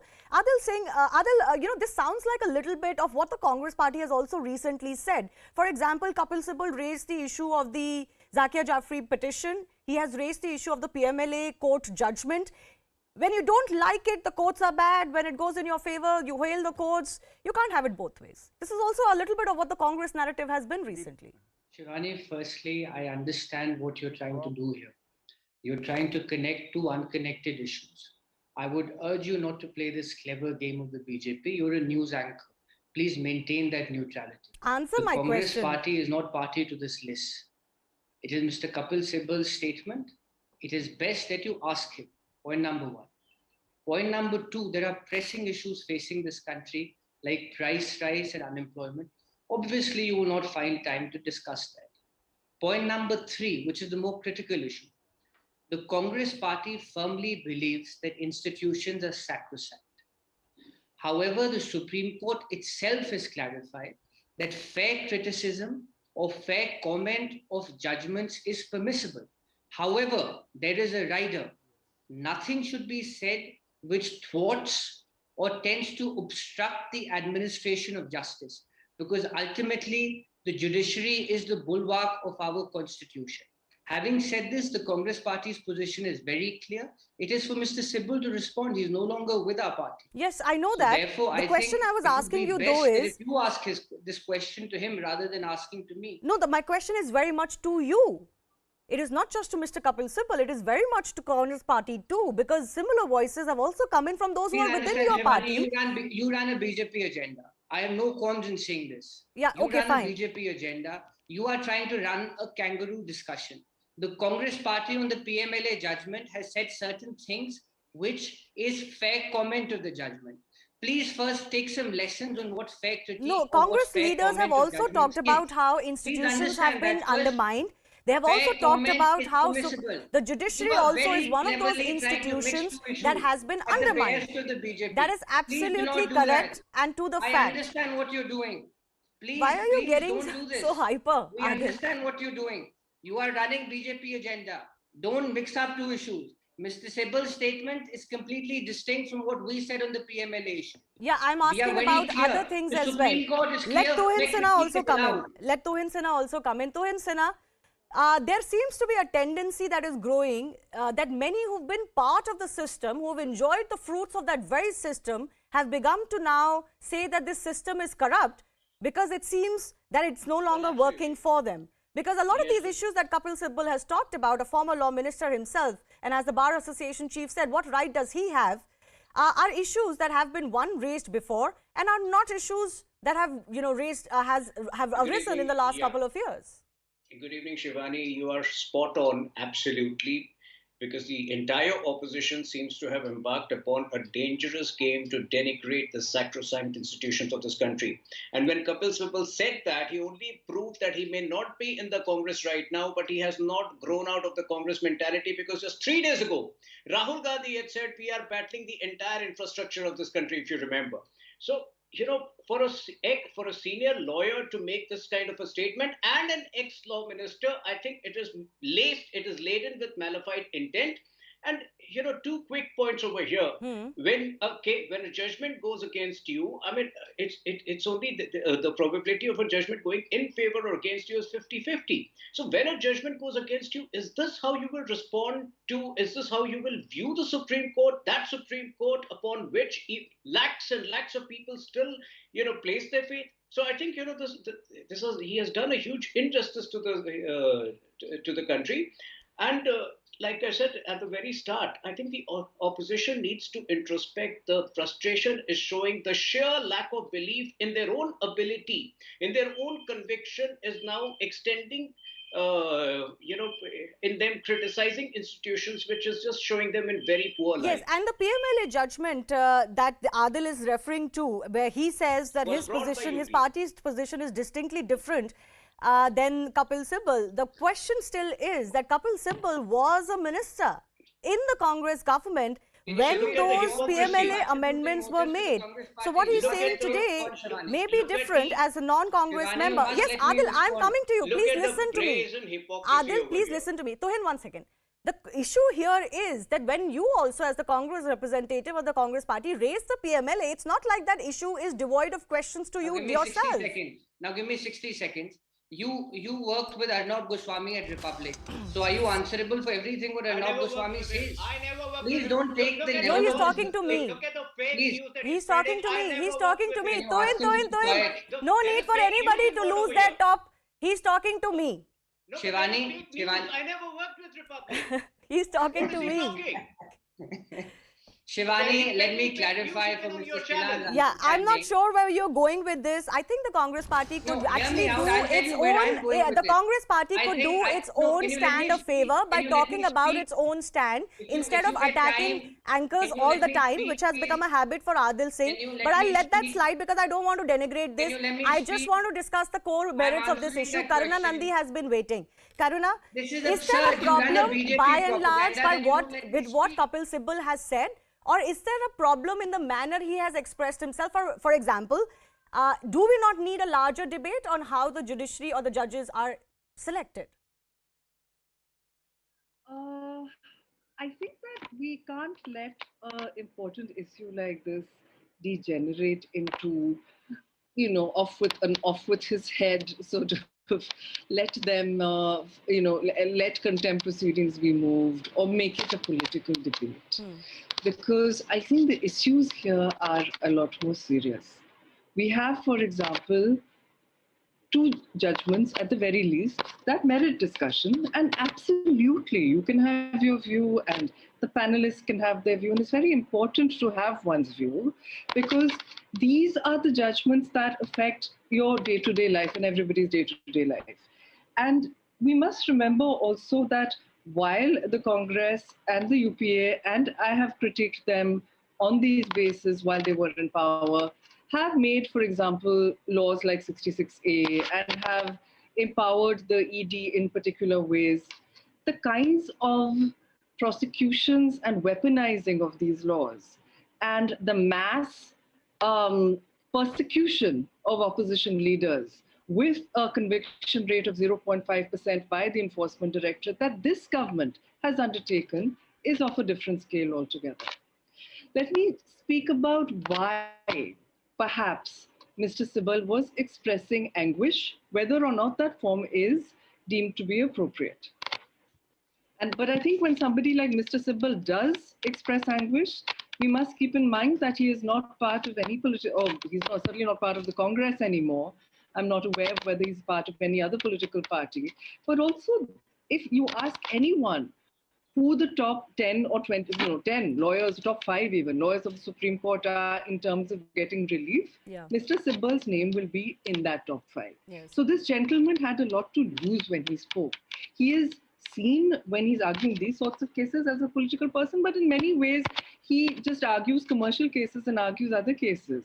And so is very well rewarded for them. For him? So when he speaks, we must take it who very, was benefiting from that same system now crying because that system is no longer working for him. No, the point I'm making, Ms. Gupta, is this, is that he was benefiting, he continues to benefit from that system, right? Even today. So the fact that, today I don't know, but definitely until yesterday. Right. Right. What I'm saying is that a lot of his cases are apolitical. What I'm saying is that he left the Congress. So what I'm saying is that he absolutely didn't have to speak up. What I am saying is that he had a lot left to lose. But let us put individuals aside because these issues that we speak of, hopefully that they are on your discussion because they are not about individuals, right? Yeah, so as I asked you, is there something that you find is a legitimate concern that Mr. Sibal has raised? Which part of his comment?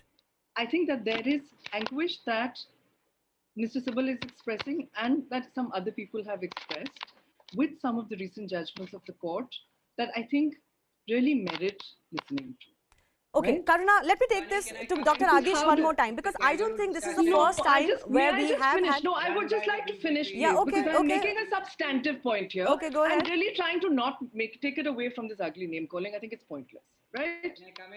Let us look at two judgments. Let us look at the Watali judgment. The case involved the UAPA and bail under the UAPA, section 43D5, right? Now, initially, what this person, Watali, the accused, had gotten bail from the High Court because what had been said was that as far as the statutes concerning serious offences inviting grave consequences are invoked by the state, then the trial court must scrutinize the material with great care. And then what the Supreme Court said is that the standard was watered down to a very significant extent, which according to many observers, and I agree with this, to a significant extent reduced the judge to the position of a stenographer for the prosecution. Okay. Because what it said was that you can only look at the police report and the case status on the face of it, and you can't really go behind it too much. All right, Karuna, I have Secondly, limited time, so with let me regard just to give the Dr. PMLA, Ashish a final with chance regard to the respond to PMLA, you. So there are large questions that are being raised over certain judgments. Dr. Ashish, do you believe that is that a fair argument to be made, or is this actually all nicely fitting a political narrative? Dr. Ashish only.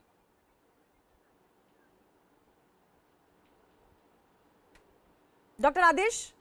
You are talking to me? Yes, sir. Sorry. Dr. Adish. Yeah. You see the problem, the 145 witnesses were, their statements were recorded through SIT in the court. Court has given the ample time, and as a matter of fact, under this procedure, if the complainant is not satisfied with the charge sheet, they can move to court and ask them such and such more evidence should be brought, which the complainant and their counsel have never sought that other witnesses should be also called. The Honorable Supreme Court, seeing all the evidence, and found that no case is made out. That's why the petition was dismissed. It is not the case. They can't say now. Mr. Kapil Sibal is saying that no evidence was recorded. 145 witnesses were there, right, and complainant was having a right to move to court because such and such more witnesses Dr. should Adish, be let me ask you a brought in final the question. Do you see this as if he may not be part of a political party, but do you essentially see this as a loss of power frustration, as a political frustration, or is this his personal individual view? It is a frustration. I'm saying it is a frustration because he was the law minister and he was part in appointment of the judges, especially the Chief Judge Justice Khanwilkar was appointed during his time when he was, because you see in Congress, Mr. Kapil Sibal was dealing with the legal matters. In BJP, Mr. Arun Jaitley was dealing. All judges, they were supposed to be. So he feels what I argue, what I demand, judges should give that relief. All right. That is the frustration, but judges go by as per law. All right, I'll leave it at that. I think that's a very telling statement that Dr. Adish C. Agarwala is making. I have to leave it at that. We'll try to take this forward in days to come because this is something that keeps cropping up from time to time. It's okay to disagree with the judgment, but is it okay to bring down the judicial system completely with your comments? We have to slip into a very short break. On the other side, we'll get you some special conversations from our Commonwealth Games medalists and their families. Families and fathers of Sindhu and Lakhsya, two of our gold medalists today, will be joining us in just a bit.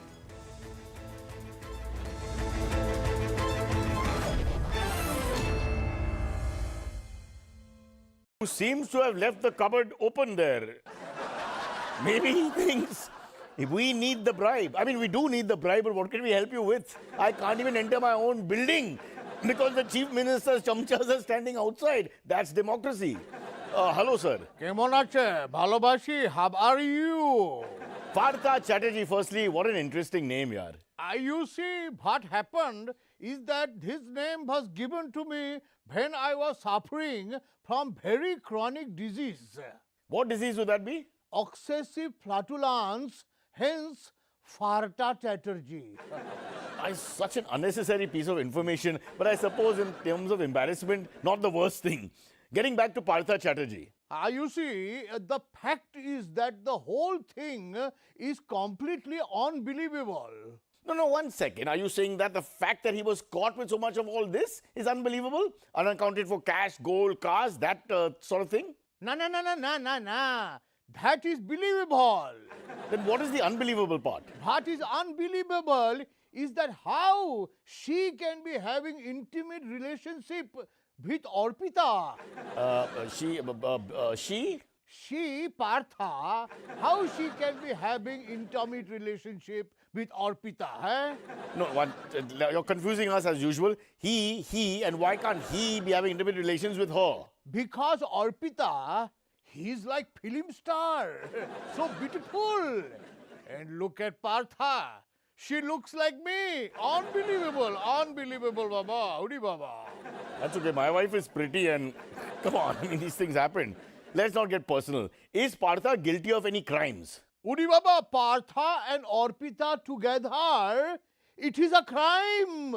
Okay, now look, this is just because you have an open cupboard filled with money doesn't mean you can do what you want in India. Or does it? Okay, let's get serious. He is the foremost leader of the TMC and right hand of Mamata Banerjee, and at this very moment he looks very guilty. You see, the fact is that he is somewhat guilty of crime. 1 sec, so you are agreeing that he has committed a crime? Somewhat I agree. No, so you agree that he may have laundered money? Very possibly. But that is small crime. Hang on. That crores of unaccounted cash, gold and jewelry found on him is a small crime. It is of course shameful. But that is small crime. 1 second, that he may have hundreds of crores worth of Binami properties. Small crime. Ekta aparad. But that is also small crime. Chota aparad. Okay, in that case, what is the big crime, or rather the biggest crime? The biggest crime, Bishal aparad, Atyant Bishal aparad, is he is still in TMC and not in BJP. Now that's a crime. Now that is really a crime. Yeah. Otherwise, washing machine would have cleaned up everything. Bishi, washi, clean.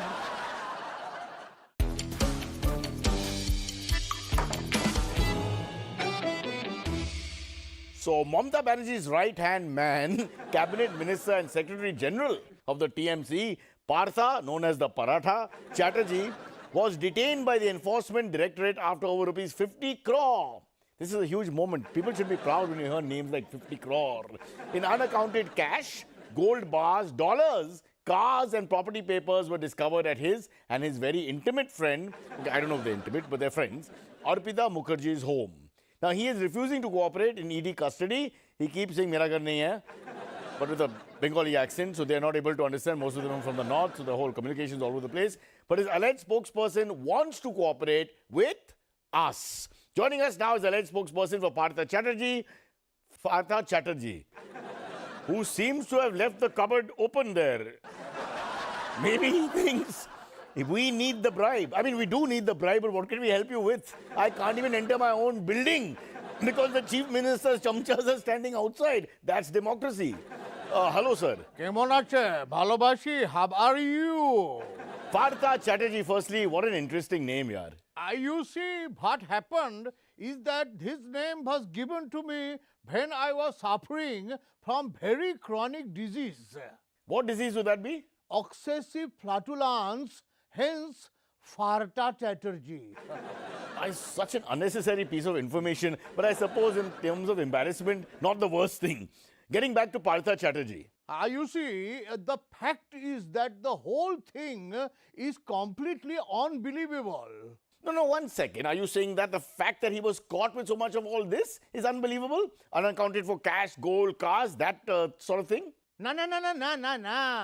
That is believable. Then what is the unbelievable part? What is unbelievable is that how she can be having intimate relationship with Arpita.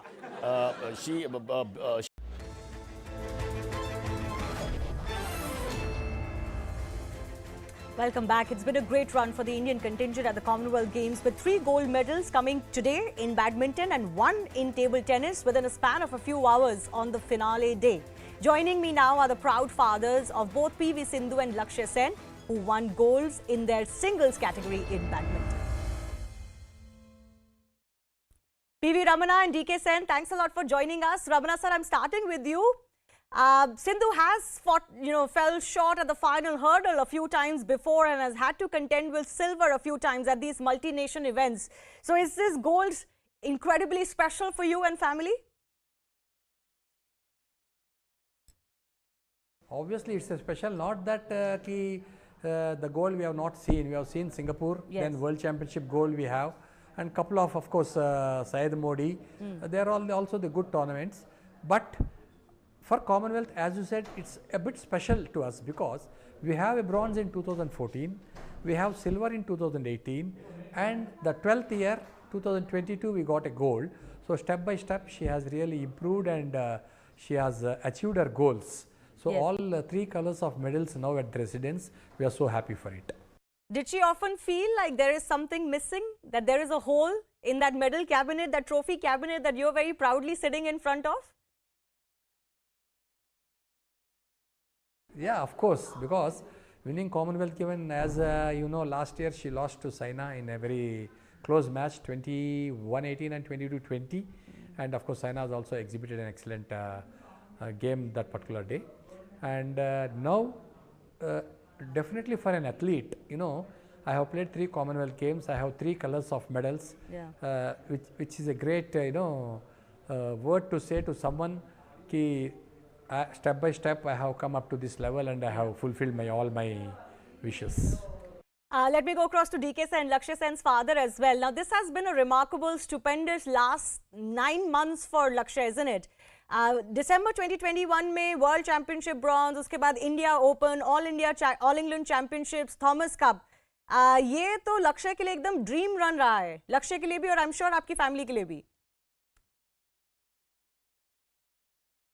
हाँ, सबको अच्छा लग रहा है क्योंकि last 1 year से मतलब लक्ष्य का परफॉर्मेंस, ये जो बाली में टूर्नामेंट हुआ था उसके बाद से काफ़ी इसने इम्प्रूव किया है.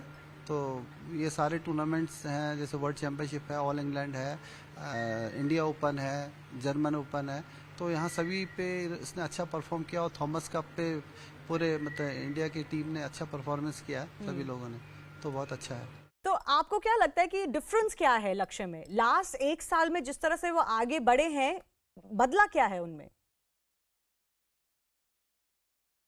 नहीं, इसके पीछे रीज़न देखिए, ये कोई भी जो भी अचीवमेंट्स आते हैं या कोई भी परफॉर्म करता है उसके पीछे एक कलेक्टिव वर्क होता है. तो बहुत से इसके सपोर्टिंग स्टाफ्स हैं, कोचेज़ हैं, फिजियोज़ हैं, साइकोलॉजिस्ट हैं, ये डाइटिशियन है, तो सभी लोगों का, और जैसे फैमिली का सपोर्ट है, एकेडमी का सपोर्ट है, तो और फिर आप लोगों का भी काफ़ी सपोर्ट है कि इस तरह से उसे मोटिवेट करते हैं तो कई चीज़ों पे. तो ये सभी चीज़ें जब एक साथ होती हैं तो तभी परफॉर्मेंस आती है खिलाड़ियों की. तो मैं कहूँगा कि ये, हाँ, मैं और दूसरी चीज़ है कि प्लेयर को तो अपना करना ही है, तो हम सब लोग मतलब सपोर्ट करते हैं तो ये परफॉर्मेंस रहती है. मैं एक सवाल आपसे पूछना चाह रही थी क्योंकि लक्ष्य सेन को जब हम कोर्ट में देखते हैं तो पता चलता है कि उनका जज्बा क्या है. मेंटली बहुत स्ट्रांग है, बहुत स्टीली बन गए हैं, physically also he is delivering quite a bit. तो इन्होंने अपने आप को मेंटली इतना स्ट्रांग कैसे बनाया, आपको लगता है, जो कंपेटिटिवनेस दिखाते हैं ये? हाँ, नहीं, वैसे मैं आपको ये बता दूं कि लक्ष्य बचपन से ही बहुत कॉम्पिटिटिव थे. बहुत छोटे थे तभी भी बहुत कॉम्पिटिटिव थे. तो और दूसरा पे मैं ये कहूँगा कि जो अभी जो थोड़ा चेंज आया है, वो हम लोग जब बाली में एक टूर्नामेंट खेल रहे थे, वहाँ पे ये 3 टूर्नामेंट एक साथ हुए थे इंडोनेशिया में, तो उसके बाद इनको मतलब मुझे लगता है कि एक सेल्फ बिलीव आया कि हाँ मैं कर सकता हूँ. तो वो जो 3 टूर्नामेंट हुए थे उसके बाद फिर हमारी काफ़ी चर्चा भी हुई, और तो उसके बाद इन्होंने मतलब इनको सेल्फ बिलीव आ गया कि मैं उन्हीं के लेवल का हूँ, मैं कर सकता हूँ. तो मुझे लगता है कि वो एक इनके लिए टर्निंग पॉइंट था. अच्छा, absolutely. So that has been the turning point, and that mental belief when it kicks in that you can actually deliver, you can take on anybody in the world, and he has taken on former world champions, world number ones, etc. Lakhsya Sen is the rising star. PV Sindhu, of course, Mr. Ramana has seen it all, has delivered it all. I want to ask you, you may not be able to distance yourself completely because you've been an athlete yourself, but you're also her parent. But what makes Sindhu so special? Of course, she's a hardworking girl, and though she is so tired, once I tell her, first she may say, "No, Daddy, I'm tired to come and practice today." But later, if I say it's up to you, then again after 10-15 minutes, "Okay, Daddy, let's go." So that is how she is, and she's a lovely girl, and she says no to nothing. Every time she wants to just work hard and give 100%. Yes, and that shows and delivers results, isn't it? Finally, DK Sen, आपसे भी मैं पूछना चाहती हूँ, आप अपने बच्चे को क्या बोलेंगे आज जब बात होगी?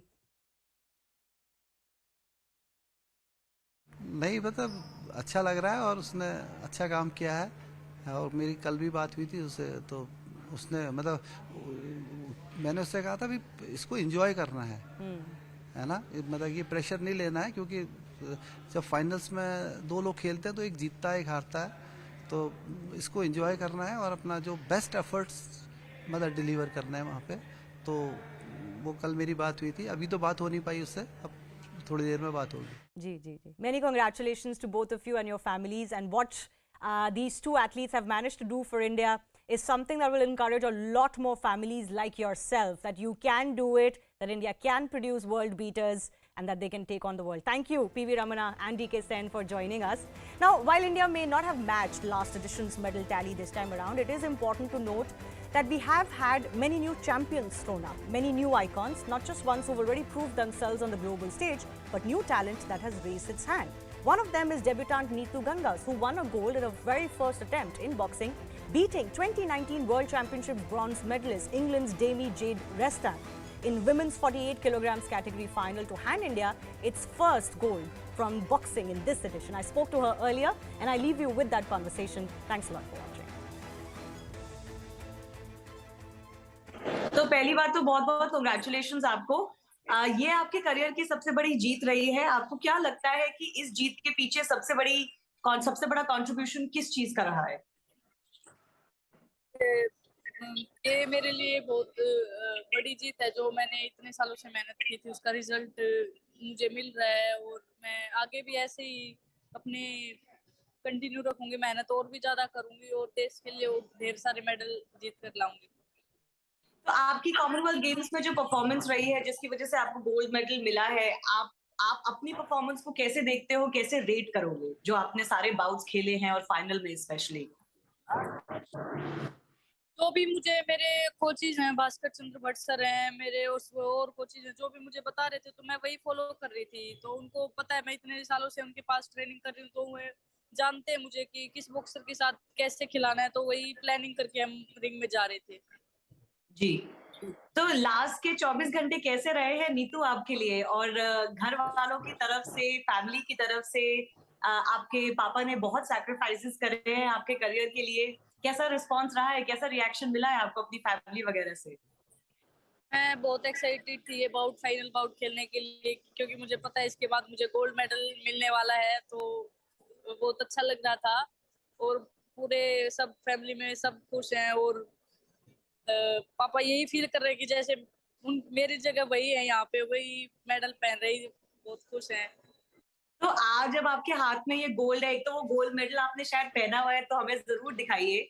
और जब आपके हाथ में और आपके गले में वो गोल्ड मेडल आज आप है आपके पास, तो आपको क्या याद आता है?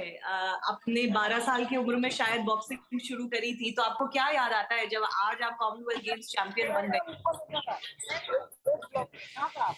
मुझे ये गोल्ड बहुत मुश्किल से मिला है। मैंने इतने सालों से इसके लिए ट्रेनिंग कर रही थी। मुझे इंजरीज भी हुई और भी काफी परेशानियां आई, लेकिन मुझे कहीं ना कहीं यही लग रहा है कि जो मेरे अभी तक परेशानियां आई हैं, जो भी मुश्किलें आई हैं, उन्होंने मुझे इतना स्ट्रॉन्ग बना दिया इस चीज के लिए कि मैं आज ये हासिल कर पाई हूँ। जी जी, तो आगे अब आपके क्या टारगेट रहेंगे नीतू? अभी हमारे इस साल बहुत कंपटीशन है, तो मैं हर एक कंपटीशन पे अपना पूरा फोकस करके, अपना अच्छी ट्रेनिंग, हार्ड वर्क करके ऐसे ही मेडल जीतती रहूंगी। जी, many congratulations once again Neetu. अच्छे से एक बार अपना गोल दिखाइए। Thank you ma'am.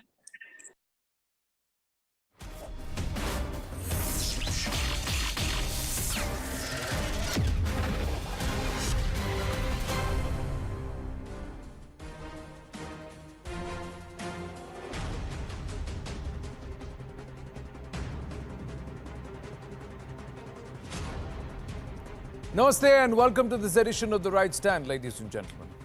When I say Batla House, what comes to mind? When I say the Indian Mujahideen, what comes to mind? When I say the Lashkar, what comes into mind? When I say the Jaish-e-Mohammed, what comes to mind? When I say the ISIS or the Daesh, what comes to mind? It's radicals, pan-Islamists who are here in our soil, who are using it to hurt our country. And these are elements who are working within. When I say Batla House, it is infamous for harboring those who had an agenda against India and the very ethos of our country. Now, in the latest that has come to the fore, there is a student who is so radicalized that he was actually organizing funds. One radicalized, two honey-trapped into doing it. Originally hailing from Bihar, he got radicalized or indoctrinated somewhere in Kota, but he has been operating right in the heart of the national capital in this area called the Batla House. Let's try and understand a little more about this person and the challenge that we have as we dive into our first debate here this evening, ladies and gentlemen. First up, this Jamia student. It is the Right Stand exclusive, a Jamia student who is a radical, ISIS radical who's arrested. Now, these are what sources within the NIA are telling us. This is exclusive information to CNN News 18. Courtesy our investigations editor, Manoj Gupta. Let's go through it one by one. His name is Mohsin. Mohsin intensely radicalized and was under the NIA watch for a while. His activities have been under their watch for a while. They've been seeing what is he trying to do. Now, he developed links with the Daesh while he was in Kota. Now, Kota in Rajasthan. Once again, the state comes into the news for all the wrong reasons. This area, Kota, is a student hub. A lot of them go there for the coaching classes to prepare for various entrance examinations, and they go there from all across India. This guy, he is from Bihar. Now, what he did was, once he got indoctrinated or got radicalized, he raised funds for terror activities via crypto funding and crowdfunding. That's what he was trying to do. He was collecting money, and then he was transferring this money using cryptocurrency and the platforms. He had developed very extreme plans, and he was picked up to ensure that there are some checks and balances, and they will now go ahead and perhaps crack down on others who are part of this entire group. The lens is on Mohsin's associates in Jamia University and also in Kota in Rajasthan. He's a massive catch ahead of Independence Day because there was some bada karnama or harkat that they were planning to do. What else was he doing? This person, why was he trying to raise funds? What activity did he want to do? And what was his connection? The connection, ladies and gentlemen, is not with ISIS Khorasan province or Daesh Khorasan. It's with ISIS, the actual ISIS based out of Syria. He was asked to send money via the crypto route. This is the interrogations detail, and these are the new dimensions that are emerging. One, he was asked sending money via the crypto route. That comes into play. At least 4 lakh rupees he had collected and he had sent across in cryptocurrency.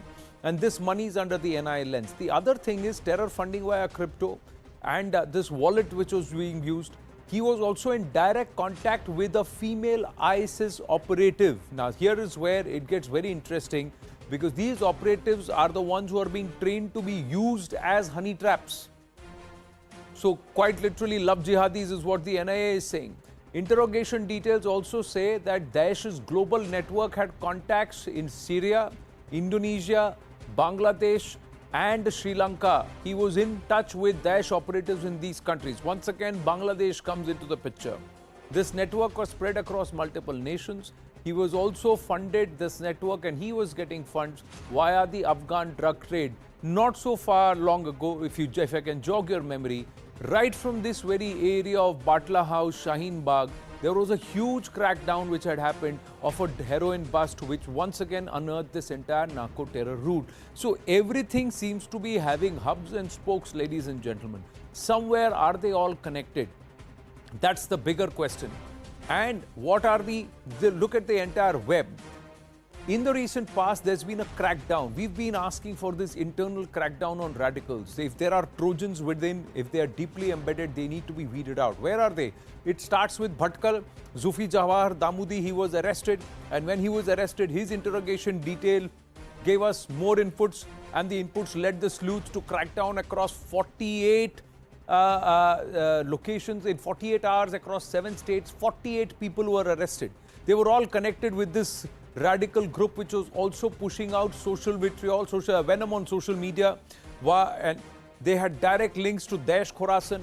Some of them were inspired by Al-Qaeda in the Indian subcontinent. Whatever name they call themselves, the inspiration was radical and it was highly intent on a pan-Islamist agenda.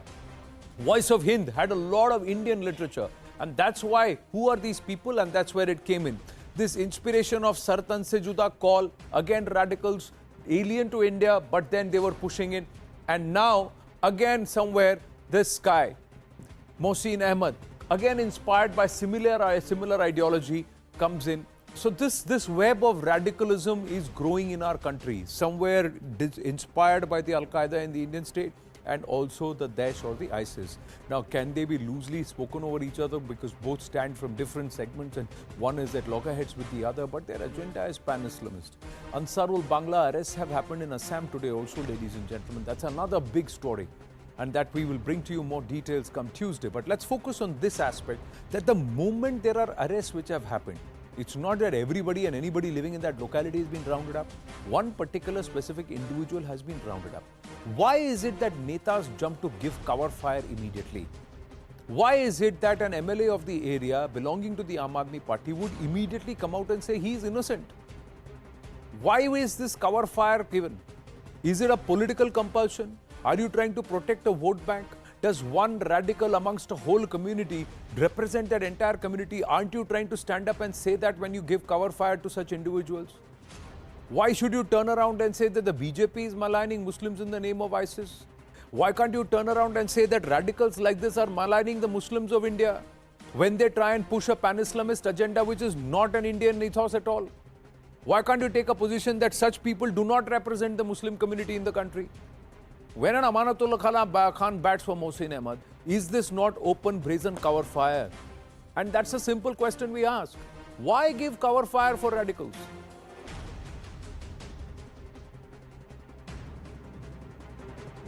Crackdown on radicals is the hashtag. Let's go straight across into the debate. I have Shazia Almi of the BJP joining us this evening, national spokesperson of the BJP. Professor D.K. Giri, political analyst, and Rajinder Kumar, former special director, IB, also with us. Namaste everybody, thank you very much. Shazia Almi, when an Amanatullah Khan stands up and tries to say he's only a student and tries to defend him, is he not guilty of trying to make sure that this person, this radical, represents the entire group or community living in that area, in his area? Rather than turning around and saying, if he's a radical, please investigate, and he does not represent us because we have no place for radicals. What should be the position? So Anand, first and foremost, I would like to say that it's not as simple as that. I was in Aam Aadmi Party. I was in fact a founder, co-founder of Aam Aadmi Party, and one left on so many grounds, and this being one of them.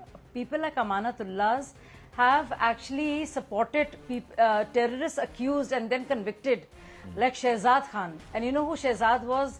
Shehzad was the one who was accused of killing and then convicted of killing MC Sharma, the inspector in Batla House encounter. Yeah. He rose to fame by supporting this terror, now convicted.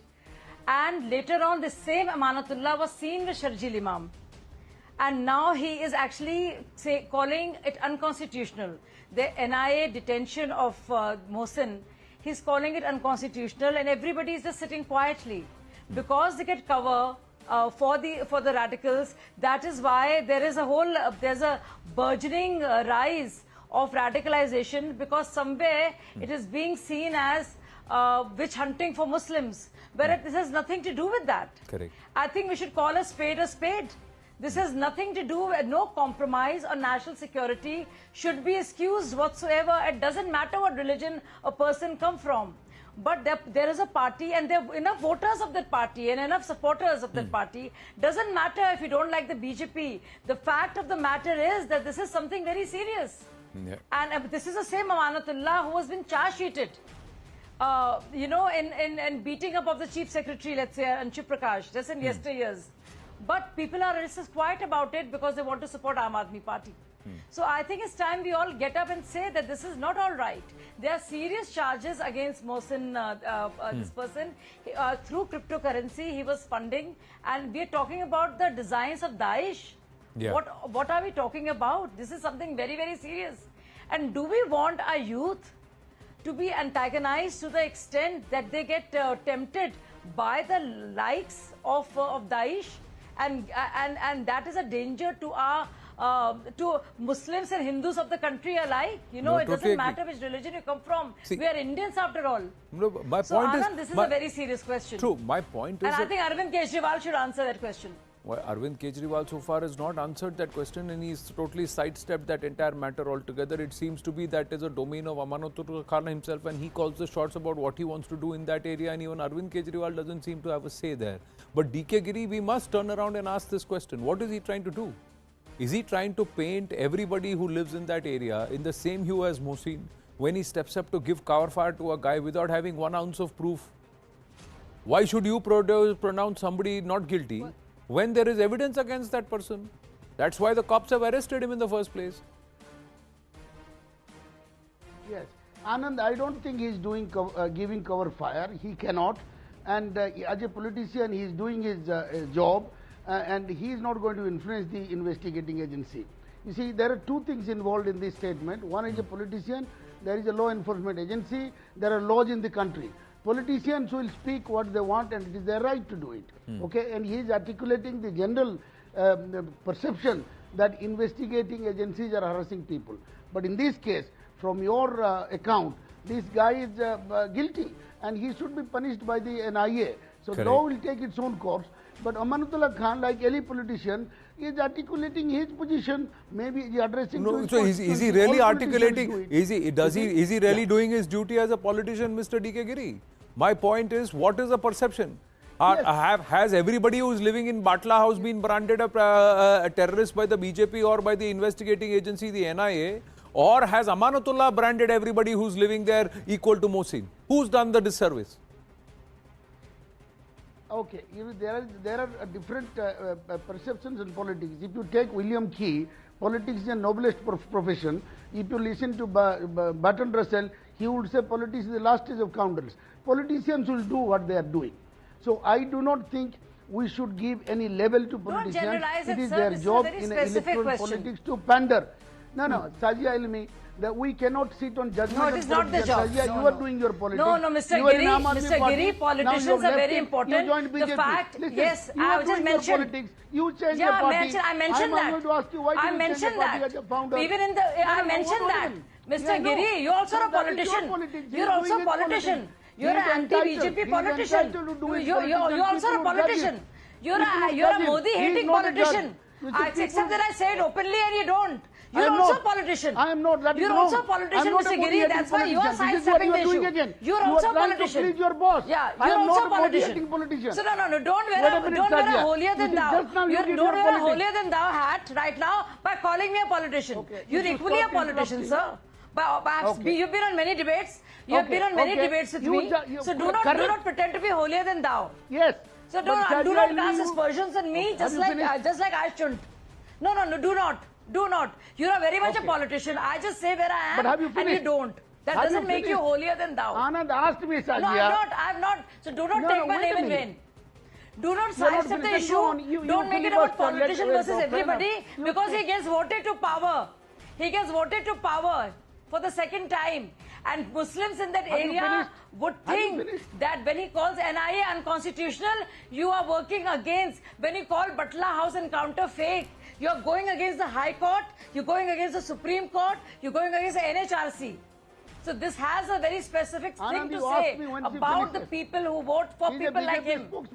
People's will. To speak for all half an hour. I don't mind. But if you ask me when she finishes. Okay? How convenient? You just How convenient? Because you got totally... Again. And what about your politics? What about your politics, sir? I called out your politics. Yes, I am not any political party. Don't pretend now. We all know your politics. I don't change political parties like you do. Listen, Sajia Ilmi. I do not change my political parties as per convenience, as per opportunities. I am do not belong to a political party. You remain loyal to Kejriwal and Sonia Gandhi. You put words to my mouth. No. Why did you say I'm a Modi? See, this is the point. There is a difference between for Shazia Almi, it's very simple. For Shazia Almi, there is a difference between doing the politics that she thought Arvind Kejriwal would do and doing the politics that she is seeing the BJP is doing today. So there is a difference in the brand of politics or the kind of politics. With Mr. DK Giri, there is no difference in the politics because his agenda is very clear that whatever the BJP proposes, we have to oppose. Now, whether we support somebody else or not, we will oppose. So that is his unilateral position. So he is entitled that position because I am just thinking, Mr. DK Giri, that had it not been Amanatullah Khan, and had it been Sadhvi Pragya who had said the same thing about somebody else in this state, would you have said the same thing that politicians have a job to do and politicians will take a position and one person says politician is a boon, the other person says politician is a bane, but they are just doing their duty? Would you have said the same thing? Touch your heart and tell me. Okay. You would have been the first person saying, Anand, today where is your voice? Anand, today why aren't you going after Sadhvi Pragya? That's exactly what you would have said. I'll give you the answer. Yeah, I'll give you the answer. I'm telling you, in electoral politics, people will address their constituency and they are entitled to do it. Correct. But what are you making your... What? No, sir. People... No, 1 minute, 1 second. 1 minute, sir. 1 minute, sir. Don't give a judgment, don't give a... No, you have judged the constituency today, sir. That is all I'm saying. No, what you have done, Mr. DK Giri, what you have done, Professor DK Giri, is that you right now have sat down and not judged Amanatullah Khan. You have judged the entire constituency of Southeast Delhi, especially that area of Shaheen Bagh and Batla House and that Okla area, and said that all of them are people who are radical minds, who believe that radicalism is all right, and who believe that people like Mohsin are okay to exit, and they are doing nothing wrong. Because that is because you said Amanatullah Khan is addressing his constituency. Did you or no? Don't shout over me, DK Giri. These are your words. These are your words, DK Giri, that Amanatullah Khan is practicing the policy of addressing his constituency. If Amanatullah Khan is addressing his constituency, then Amanatullah Khan would say that there is... No, 1 minute, sir. 1 minute, sir. 1 minute, sir. Why call him out? No, why are you shouting over me? Because I caught you, didn't I? That's why you're shouting over. No, I'm not. Right, you just said that Amanatullah Khan is addressing his constituency. Then you accept that Amanatullah Khan has branded that entire region as terrorists and radicals. Because who's been arrested? No, one person has been arrested the entire region has not voted him. No. So then why is he giving cover fire to the student who is a radical, who you believe should be arrested, who should be put behind bars for his actions? Why is he giving cover fire? Is he addressing his constituency or is he doing a disservice to his constituency? Now then tell me, is he addressing his constituency or is he doing disservice to his constituency? Sir, you've been caught in the web of your own argument. And that too, how? That you've tangled yourself with both feet so much so that if you move now you will fall. That's how you've been caught yourself. That's how you have caught yourself in your own argument, sir. I am telling you very simply, if he you can say that, Anand. No, sir. If you claim to be somebody who can understand the rationale of your argument, let me break down your argument. You said Amanatullah Khan is doing what every politician does, that is address his constituency.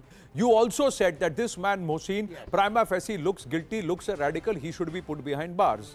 Now let me tell you, if he is addressing his constituency and Amanatullah Khan says that this person is an innocent student who's been deliberately arrested by the BJP, then what is he doing? Is that not a disservice to his constituency? Or is he branding his constituency as totally radical and pan-Islamist? Or is he saying that DK Giri is also wrong when he says prima facie this man Mohsin is a radical who's backing the ISIS and he's got no place in society? He is making a political statement and Sadia is entitled to criticize. Sir, you got caught.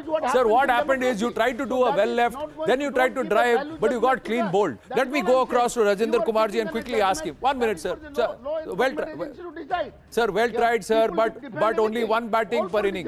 You can't do 2-3 battings in the same inning. That's not the rule in cricket. But you tried to play all over the ball, you danced all over it and you got clean bowled. That's what happened. But Rajinder Kumarji, now 1 minute. Now let me go to Rajinder Kumarji, sir. Please yield. Rajinder Kumarji, former Special Director IB, is with us. Rajinder Kumarji, this is a serious issue.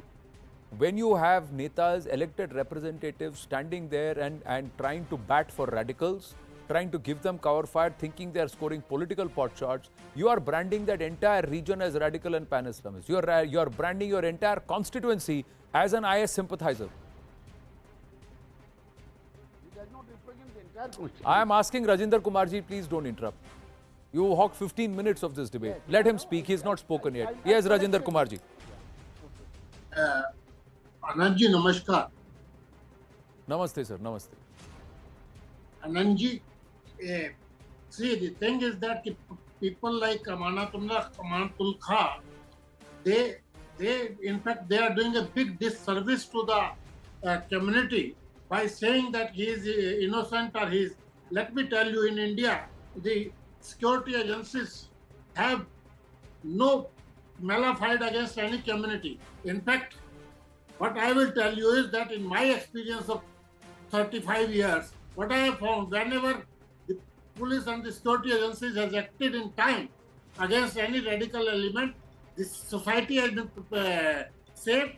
And the biggest example I will give you, in 2003, in 2002 and 2003, early 2003, lot of things were growing in Gujarat. Yeah. The police and the security agencies did they joined together and they caught hold of the real elements who were getting support from Pakistan, who were getting arms and ammunition from Pakistan, who were getting funds from Pakistan. And I can assure you, and can say with pride, for 5 years in Gujarat, not a single Muslim was maliciously arrested, not a single Muslim was harassed, or anything happened to the Muslim. If the security agencies catch a genuine person, and they try to catch genuine person, let me tell you, in India, the security agencies has no prejudice against any caste or community. I can assure you that it is not that the people in these type of matters, illiterate people deal these things. The officers are very well trained, the officers are of high intellect, and they will never catch hold of an innocent person. Yes, there may be shortage of evidence because of which people can get freed. But one thing is there that whomsoever they try to control is a genuine person who is involved in some pernicious activity. This much I can say with pride and without any reservations. So these persons like Amanatullah Khan and others, they do big disservice. If they help the society, if they help the agency to tell them that yes, here is a person, here is this thing, then agency will not search so many people and pick up unnecessarily. What happens is, Mr. Anand, you have seen agencies, whenever there is something wrong, like what has happened in the recent riots in Delhi, police agencies have to pick up a lot of people from all the communities. Why innocent? In that, many were innocent also. Why innocent people are picked up? Because nobody came to help the agency, security forces. Who are the real culprits? If the real culprits are identified by the people themselves, I'm sure no innocent person will be nabbed. And second thing, now I tell you another thing. See, the ideology of ISIS has been growing in Batla House area from 2010. In fact, in 2011, I made a note on an organization which propagates this ideology and which has tentacles in Delhi, Indore, Lucknow, Firozabad, Chennai, Bangalore, Bangladesh, Pakistan. We have Southeast Asian nation. We have prepared a note and sent. I got it sent through my chief's signature to the then Prime Minister, and all the agencies were briefed also. All the police forces were also briefed. And we gave them this thing. So this ideology has been growing in some part of the Batla House. And who are these people? They are extremely qualified in technology. They are very tech savvy. I'll tell you, not many normal BTech graduates can handle their type of technology which they know. So they are very tech savvy. They can do anything on the computers. They can do anything on the internet. Extremely, and they are spreading their tentacles, and they have links in South Africa, Central if that is the case, if you are saying, Rajinder Kumarji, that they have been active for nearly a decade now, then we have a serious problem at hand. And Shahziad, this is where the problem is, that when somebody like Amanatullah comes to try and defend somebody like Mohsin as a radical, is he trying to say that no, I am going to give cover fire to radicals because everybody in my area is radical and shares the same thought?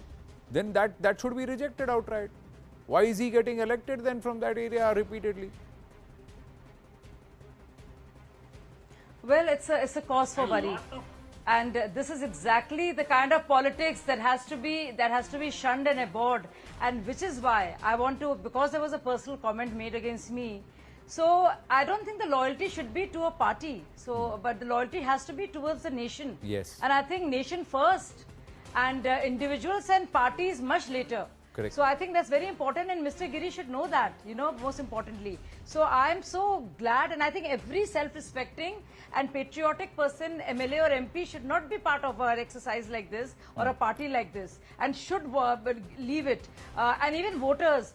And I want to appeal also to the voters of Manatullah's, who keeps getting a ticket from there, that somebody like him, who really is doing a biggest disservice to Muslims of that area by literally equating them with the radicalized terrorists, because we know that the Narcotics Bureau found so much of heroin from that area. Yeah. We know how much of narcotics has been seized from that area, and also the currency. There's something crazy is going on there, and this has not to be encouraged.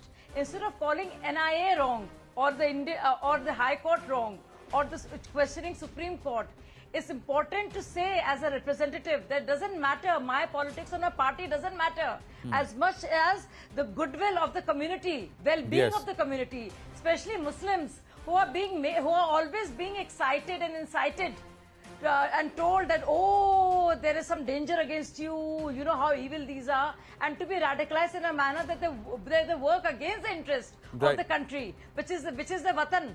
Absolutely. So I think it's a very serious issue, and it has to be addressed totally, and calling a spade is extremely important. And I'm very proud to have left the party and to have joined the BJP. No, not just that. Extremely proud of the fact. Sir, what you meant as an insult is actually a matter of great pride for me. No, that is your part, and I respect your position as your point, as an individual. My larger question is that, Arvind Kejriwal as Delhi Chief Minister and the Aam Aadmi Party is going to take out a tricolor yatra. They are saying that, okay, our interpretation of Desh Bhakti and Rashtra Niti is different from the BJP, but we are equally patriot. If that is the case, then there should have been the first admonition of Amanatullah Khan, because what he has done is the biggest disservice to his constituency, because by trying to bat for a radical and a ISIS sympathizer like Mosi, he has tried to paint the entire region as ISIS sympathizers. That's the biggest disservice that he could have done.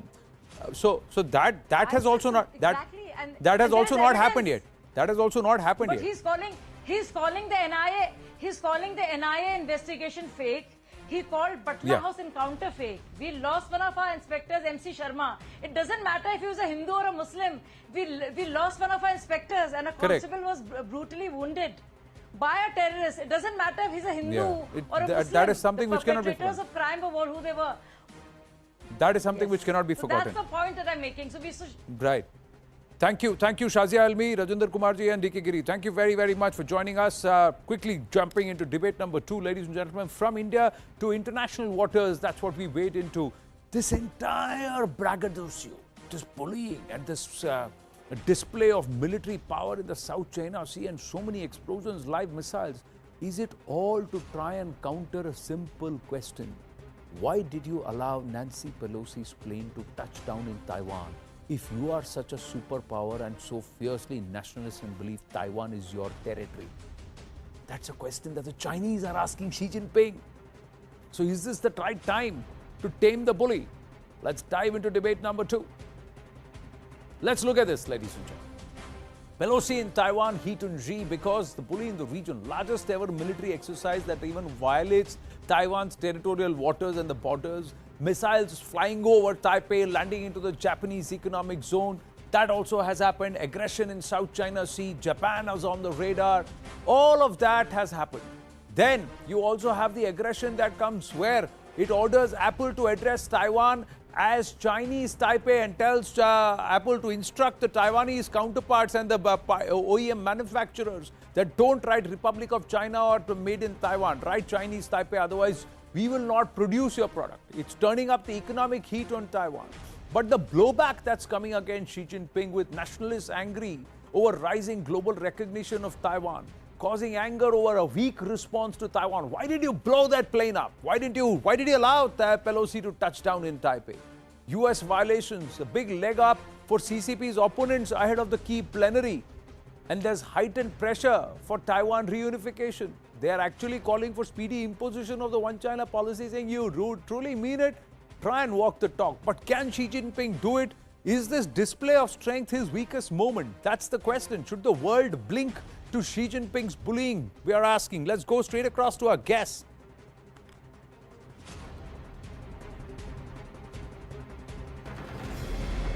Ambassador Parthasarathi with us, Dr. Roger Liu with us, and Maximilian Hess, fellow at the Foreign Policy Research Institute, also with us. Namaste. Thank you very, very much. I'm going to start with Dr. Roger Liu, Associate Professor, Flame University, and he was actually in Taiwan, somewhere on the streets of Taiwan the day Pelosi touched down. Correct me if I'm wrong, Dr. Roger Liu. So the world was watching that flight tracker, but it looked like business as usual in Taiwan on ground. How are the Taiwanese responding to this? Well, the Taiwanese, thank you, Anand, for having me. Long time no see. Yes, long time. Well, I was in Taiwan when Pelosi visited. Well, the Taiwanese people were viewing this as well. They take it seriously, but they are not afraid of the Chinese reaction, especially. They were looking for the visit of Nancy Pelosi. Nobody says no. So when Nancy Pelosi actually touched down, actually people are very excited, and they view this as a very strong gesture from the U.S. to counter China's attack and bullying of Taiwan in the international arena. So, like you said, the Taiwanese people are extremely relaxed, and I myself also surprised by this. That everything in the Taiwanese society goes as normal. Nobody's really afraid about this. People even make joke about what Xi Jinping has done, try to do with Taiwan, and they don't view it very seriously.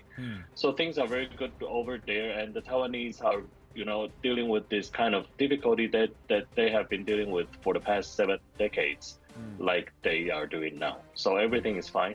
And I think your question, why the Chinese feel let down by Xi Jinping led China's reaction for Nancy Pelosi's visit. I would say that we have to recognize one thing. There is no real people's voice in China. All the things that we have seen, the angry people, the Vox Populi, so-called, are created and led by the CCP propaganda machine. Because if they want something, they will let you speak. They will create this kind of voice to make people believe that there is, a strong popular voice in China opposing this, opposing that. But actually, it's not. Because one thing is that if somebody is trying to criticize Xi Jinping, he will disappear right away. So the Chinese propaganda machine is still working perfectly. So all we have heard, all we have seen on the TV, on the, public portals are created and allowed by the Chinese Communist Party's propaganda machine. So we have to recognize that. The people's voice, so-called, has been used as a diplomatic weapon against the world. Right, but it's not the people's voice. It's the real voice of the people of China that has actually leaked out, Dr. Roger Liu, where some people have turned around and asked Xi Jinping, if you're so strong, if you believe Taiwan is your territory, why didn't you shoot down Pelosi's plane? If you really believe Taiwan is sovereign territory of China, you should never have allowed her to touch down. So you're making all this song and dance just to cover up for that embarrassment. So that's the kind of taunts that he is receiving internally. Ambassador Parthasarathi, on the other hand, China is trying to flex its economic muscle. When it tells an Apple, an American company, that you have to ensure that your OEMs don't have made in Taiwan or Republic of China mentioned there, and it has to say Chinese Taipei or nothing at all. Why should we take that bullying, and why is Apple going and requesting the Chinese equipment manufacturers, chip manufacturers, please accede to this request? Our iPhone 14 launch will be delayed. Well, let's be quite clear. Xi Jinping wants to set himself in a history as the equivalent of Mao and Deng Xiaoping. And one of his greatest ambitions is to achieve his territorial aims. Now, China has territorial claims on Japan, on South Korea, on Vietnam, and all the countries down to Myanmar, and even down to Indonesia, where they have had scraps. Then he his first visit just after he took over, accompanying it was an assault across the line of control by the Chinese, trying to seize new borders. So the man is obsessed with going down in history. We can't repeat what Mao or Deng Xiaoping did. And here you have a Chinese leader who wishes to make history by saying he changed China's borders. Now, just remember, he is willing to go to the extent of rejecting a judgment of the World Court, which ruled against him and his territorial claims on the Philippines. So there are others now on the line making it. So he has a territorial claim on India. He has to assert it. Yes, he can take a few posts here and there, but that's as far as he can go with India, because the resistance, especially in Ladakh, is very well organized, and the last time we even deployed armor there. Right. So we must be prepared that till his re-election, which will be sometime in the course of the year, sooner rather than later, he is going to be assertive and a great defender of Chinese territories. Chinese territories not on international law, but on some 9-dotted line which they have kept drawing. Correct. And this is a problem which will continue with us, except that we now have a mechanism to see they don't get out of hand. There will be what I call as nitpicking and minor territorial grabbing, which will keep tensions going just to show he has more claims on India's borders. But that is the way you have to deal with him. Right. The Western world dislikes him. All these neighbors, I have named you, Japan, South Korea, Vietnam, Thailand, Indonesia, Malaysia, all of them, he has border claims on. Through this mystical 9-dotted line which he put on China's maps. And the International Court of Justice has ruled against international law. So you are dealing with the man who's to my mind, no, set with xenophobia. No, so point is he is throwing weight around and is considerably heavy even by his looks all around the world. So we have to play it cool, and what we have done, I think people in India should know. First, the Quad. Yeah. The Chinese are very nervous with the way India, Japan, and the US and Australia have come together. And Australia have got together.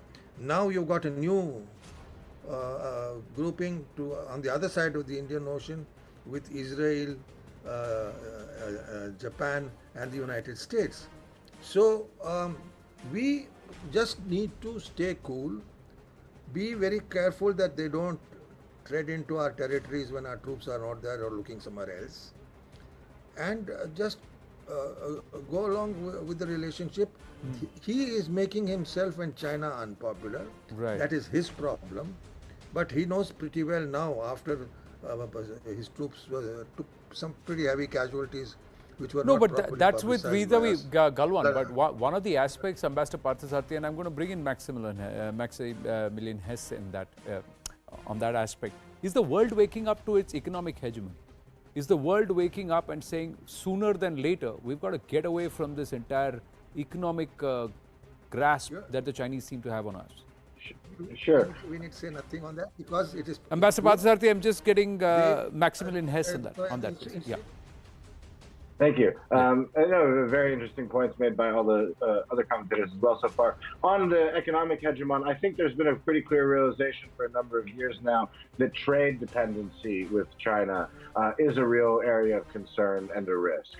What we've seen in Beijing in recent days was an attempt to draw a new red line. Other legislators have visited Taiwan, including recently a senior former also Speaker of the House of Representatives, the same level as Nancy Pelosi, visited Taiwan nearly 30 years ago, but this is a precedent that exists and it has been established. So I do think this is a very clear example of China to expand its red lines, and we don't need to worry so much about the internal stability mechanism. But China is not an economic hegemon. It exists in a system in which many other powers have very large economic roles, and it doesn't have the kind of credit and money market infrastructure that, say, the United States does. We see that through the impact of U.S. sanctions on Russia that are obviously impacting so much of the rest of the world. China doesn't have the same ability to do that, and not yet. And I think the world is waking up that China needs to be kind of kept in its place before it does that, if it's going to be so assertive and hostile. But at the same time, it's very clear from just the discussion we were having, we are living in a world with more and more security threats. And of course, China has an alliance with Russia, and Russia has very clearly spent the last 6 months trying to establish this order that you can use force to solve these territorial disputes with neighbors. And, that's a real danger we face. So far, we haven't seen the Chinese, support them outright, but we could very well see, in response to Taiwan and in response to Xi Jinping's attempts to consolidate power at home, as the Chinese economy feels pressure, the world divide more into blocks. Right. Now, what kind of blocks do we need? Do we need a rules-based democracy, a rules-based order? Is that something that all nations are going to work with? Or are they going to be continuously pressured by the kind of tactics that Xi Jinping employs, where they go for comprehensive national power and they try and do anything and everything to try and spook their neighboring nation? They want to win wars without fighting a war. So that's what they're trying. That's their intention. Will that work? Sure. We'll have to wait and watch. I have to cut short this discussion because we've got something coming up next. I'm compelled to take a short break, but we'll take this forward in the coming days. Dr. Roger Liu, Maximilian Hess, and Ambassador G. Parthasarathy, thank you very, very much for joining us. We're going to take a very short break, ladies and gentlemen, because we're queuing up a very, very special endeavor here in the build-up of 75 years of our independence. India at 75, it's time for the Tiranga quiz. And here's the question. This is going to be the first question when we come back. The numbers are flashing at the bottom of your screen. These are 4 of our celebrated athletes, all legends by their own right, and of course, those who have brought great laurels to the country. What's special about all 4 of them? Why are we putting out this picture on the Tiranga quiz today? That's the first question. Who are they? Who all are they? And what is special about today that all 4 of them are part of the Tiranga quiz? That's our first question when we come back. The number flashing on the bottom of your screen, 0120-434-1895. Pick up the phone, ring it. 4 minutes, and we're back with the answer. Stay with us.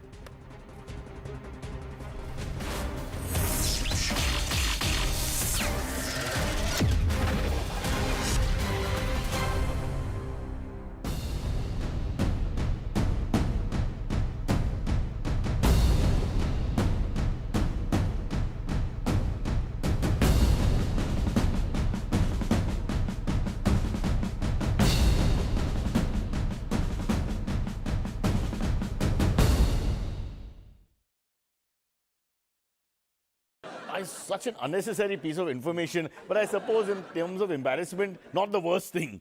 Getting back to Partha Chatterjee. You see, the fact is that the whole thing is completely unbelievable. No, 1 second. Are you saying that the fact that he was caught with so much of all this is unbelievable? Unaccounted for cash, gold, cars, that sort of thing? No. That is believable.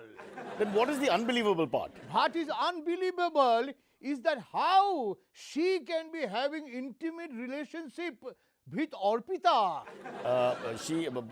She? She, Partha, how she can be having intimate relationship with Arpita, eh? No, you're confusing us as usual. He, and why can't he be having intimate relations with her? Because Arpita, he's like film star, so beautiful. And look at Partha. She looks like me. Unbelievable, Baba. Howdy, Baba. That's okay. My wife is pretty and come on, these things happen. Let's not get personal. Is Partha guilty of any crimes? Howdy, Baba. Partha and Arpita together, it is a crime. Okay, now look, this is just because you have an open cupboard filled with money doesn't mean you can do what you want in India. Or does it? Okay, let's get serious. He is the foremost leader of the TMC and right hand of Mamata Banerjee. And at this very moment, he looks very, very, very, very guilty. You see, the fact is that he is somewhat guilty of crime. 1 sec, so you are agreeing that he has committed a crime? Somewhat I agree. No, so you agree that he may have laundered money? very possibly, but that is small crime. Hang on. That crores of unaccounted cash, gold and jewelry found on him is a small crime. It is, of course, shameful, but that is small crime. 1 second, that he may have hundreds of crores worth of Benami properties. Small crime. Ekta aparad. But that is also small crime. Chota aparad. Okay, in that case, what is the big crime, or rather the biggest crime? The biggest crime, Bishal aparad, Atyant Bishal aparad, is he is still in TMC and not in BJP. Now that's a crime. Now that is really a crime. Yeah. Otherwise, washing machine would have cleaned up everything. Bishi, washi, clean.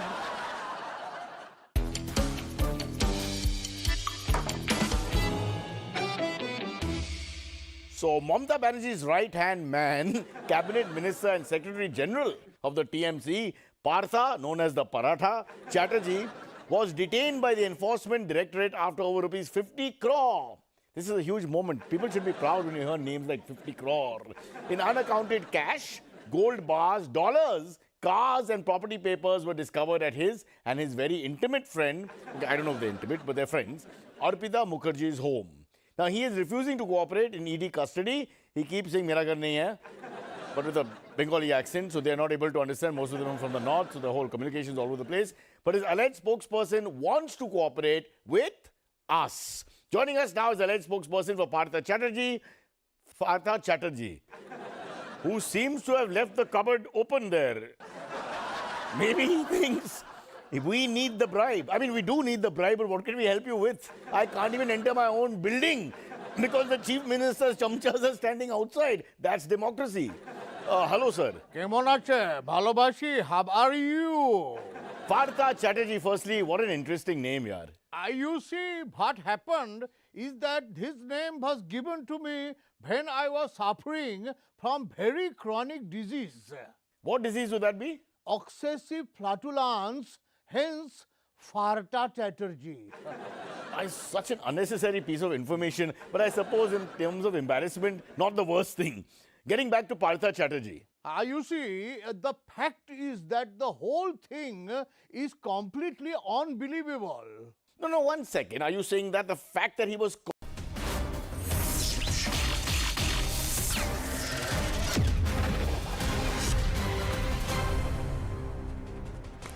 Back on, and it's time for the Tiranga quiz, ladies and gentlemen. With me in the studio is Colonel V.N. Thapar, not just a defense expert, but he's also the proud father of Captain Vijay Thapar, V. Chakra Award. He decorated soldier himself, his son, sir.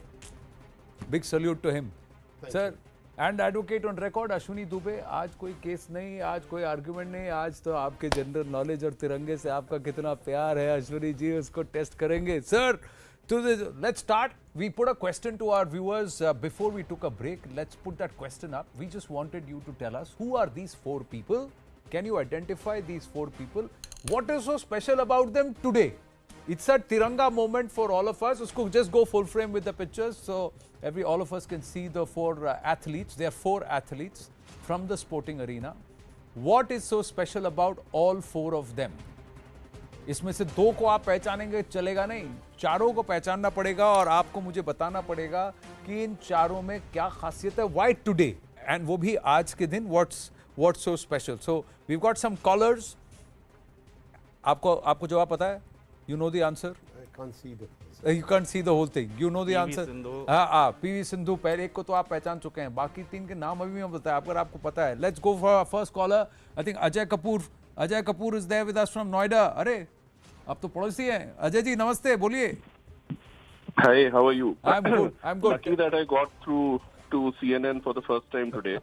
Good, at the right time. Any time is a good time. Tell me, do you know the 4 athletes? What's so special?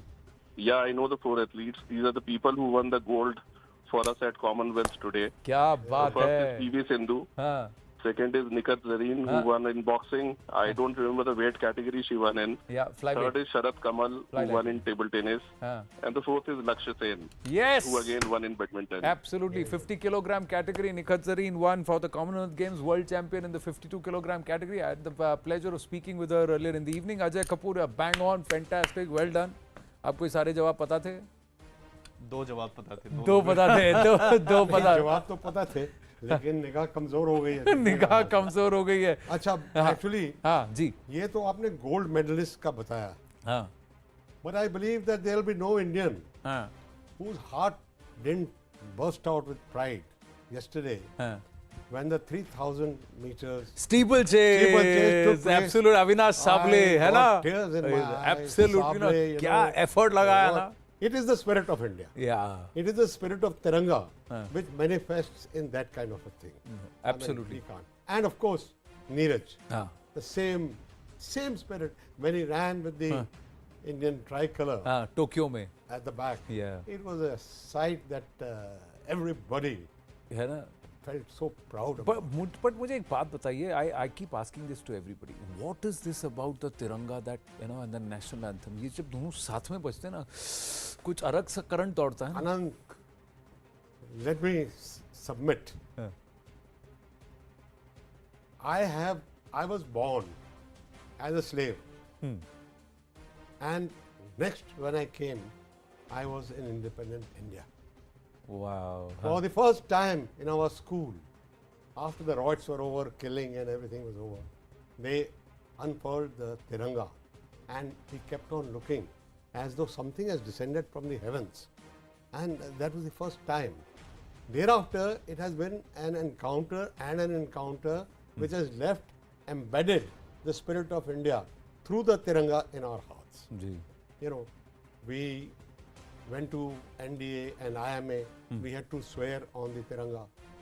Then we went to our regiments where we had to again swear by the Tiranga. And finally, you know, Vijayant came back wrapped in a Tiranga. So that is something, you know, which really makes my life full, the Tiranga. No, very well said, sir. And you can't match these words. No, you can't match this kind of effort and this kind of just. The fact is that we talk about the inclusion. The inclusion in a society where the people from different creed, different caste, different religion. लेकिन जब जनगण मन बजता है और ऊपर से तिरंगा लहराता है तो ऐसा लगता है कि रोम पूरा आच्छादित हो जाता है। Absolutely. चलिए इसी तर्ज पर अगले सवाल पर जाते हैं। Our callers are calling in. Okay, here's the next question. When was the flag raised for the first time at the UN, at the United Nations? The Indian flag being raised for the first time at the United Nations. So you need to know your history a little as to when India was invited to be a member, what happened at that time. So the dates are January 26, 1950. January 26, 1947, August 14th, 1947, August 15th, 1947. So when was it that the flag was the first? phone का नहीं इस्तेमाल करना चाहिए. Google आया नवा नहीं चलेगा, पकड़ लो आपको तो आंसर दिखला. Okay, Raman is there from Bengaluru with us. Yes, Raman. 4 options. Vanakkam Anand. Vanakkam. Please tell me, which is the date, correct date? January 26, 1950. January 26, 1950. So I'll park your answer. Let's see. Rahul Sinha from Mumbai is with us. Yes, Rahul. Rahul, can you hear me? Yes, I can hear you. Okay. When was the flag raised for the first time at the United Nations? It is 26 Jan 1950. 26 Jan 1950. Everybody is going through the time of saying कि अभी Republic तब हुए थे, तब recognition होगा. Let me just ask Arvind Jain from Mumbai. Arvind ji. Yes. Thanks, Anand. My answer is January 26, 1947. Jan 26, 1947. So everybody is 26 January. Okay. Ashwini ji. January 26, 1950. January 26, 1950. Kano sahab? I agree with that. You agree, but the answer disagrees with all of you, the callers and also in the studio. The correct answer is 15th of August 1947. जब हमने झंडा फहराया, तब UN ने भी झंडा फहराया. So it cannot be कि देश में झंडा बाद में फहरेगा और उसके बाद उससे पहले UN में फहराएगा. जब यहाँ पे फहराएगा 15th August 1947. तब UN में भी हुआ था. So that's the correct answer. 15th of August 1947 is the correct answer. Next question. Let's go to the next question quickly. Now, soldiers are celebrating in which Indo-Pak conflict? These are soldiers. Let's go full-fledged. full frame, full frame. Let's go full frame. Sir, you can look at this, this one if it is nearer, so you can see. Soldiers are celebrating in a victory in which Indo-Pak conflict? You can see the backdrop, you can see the people who are standing there. Is this the Indo-Pak War of 1971? Is this the conflict of 1999 Kargil? Is it the war of 1965? Or is it none of the above? Is it none of the above? So I have Anuradha from Zirakpur with us. Yes, Anuradha ji, namaste. Yes, namaste Anandji. Namaste. And I'm a very proud Indian today. With so much of gold medals and medals in Commonwealth which we've earned today, I'm very happy. But you've asked me a different question, and to the best of my knowledge, it should be Indo-Pak War of 1965. 1965, Anuradha ji, will park your answer. Let's ask the soldier amongst us also कि sir आपको कौन सा लगता है, कब का झंडा है ये? 65. या आपको 65 लग रहा है, आपको भी 65 लग रहा है. सर कलर है, कलर 65 में इतने कलर इंडो-पाक वॉर ऑफ 1999. इंडो-पाक वॉर, वो वॉर बहुत सारे सोल्जर्स उसे वॉर नहीं मानते हैं तो कॉन्फ्लिक्ट था. 2% ऑफ आवर सैनिक बल was being used. But yes, that is the correct answer. It is Kargil conflict 1999. So it is a 1999 picture. Anuradha ji, lovely speaking with you. Thank you for trying. We got some digital winners. Digital winners Shlok Bajpai at Shlok Bajpai and at Neeraj Preet B. Both of you gave the correct answers. So good shout out to you also. और मैं भी. अरे आप तो हैं, आप तो वकील साहब, आप तो घर पे. हाँ जी, अब बताइए, ये इसका जवाब बताइए. अब तो आप you can unfurl any flag in any material because the flag code has been modified. कपड़ा कोई भी हो सकता है. We are asking you, look at this picture. This is the world's largest khadi flag. Khadi flag was unfurled in 2021. 2021 में the world's largest khadi flag was unfurled. Let's go. Yeah. So when was it done? 26th of Jan 2021, 15th of August 2021. 23rd March 2021 or the 2nd of October 2021. So I have Pranavi from Bengaluru with me. Pranavi, when was the largest khadi flag, tricolor, world's largest, unfurled in 2021? Which month? Can you hear me, Pranavi? I'm going to check Dr. Kamkeri from Bagalkot in Karnataka. Dr. Kamkeri, can you hear me? Yeah, sir, I am hearing. So please tell me, world's largest khadi tricolor in 2021? Probably it is C, sir, August 15th. August 15th, Independence Day. Okay, I'll park your answer. Naveen from Bengaluru is also with us. Naveen? It is August 15th. August 15th. Naveen is also saying August 15th. Two people from Bengaluru, two people from Karnataka saying August 15th. Amit from Mumbai with us. Amit? It's option B, October 2nd. Option B, October 2nd. All right. Why are you saying October 2nd? It's Gandhi Jayanti and Father of Nation. I think it was in his remembrance this flag was prepared and created and unfurled. Well done, बहुत बढ़िया Amit, well done. And of course khadi, and he pushed for, he spoke about it, so it is yes to commemorate Gandhi Jayanti, 2nd of October 2021. The world's largest khadi flag was put up in 2021. Now, this is the next question, and I'm going to start with Colonel Thapar on this one. Which year did Wing Commander Rakesh Sharma take the flag into space? 1985, 1982, 1984, 1977. 1977, when Indira Gandhi spoke to him and asked him how does was it in 77 that Indira Gandhi spoke to him? 77 में तो emergency खत्म हो गया आई थी sir, भूल गए क्या साल गड़बड़ है. Think about this. I have 82. Guess कीजिए. At Revolutionist 88, and then that is Dinesh Kumar Ishwaran has given the right answer. Nagarajan V, Shantanu P, Rajiv, Trishul Shetty and Sriram. All of you have given the right answer on Instagram. The answer is the year 1984. Answer C, the year 1984 is the correct answer. That when the tricolor was unfurled. I've just got 20 seconds left. let's just close with this question. Zaka is also here, so he's ready with brass tacks. So I'm going to ask Zaka, identify this question and tell me, what year did Pace bag his Olympic bronze? 1996. 1996, A, B 1992, C 2000, D 2004. So the first the Olympic bronze comes there from the tennis court. 1996 says Zaka Jacob. Yeah, he's right. You're right. On that note, we're going to wind up this edition of the Tiranga Quiz. Ashwini ji, Colonel Thapa, thank you so much. Thank you. Jai Hind. Zaka's ready with brass tacks.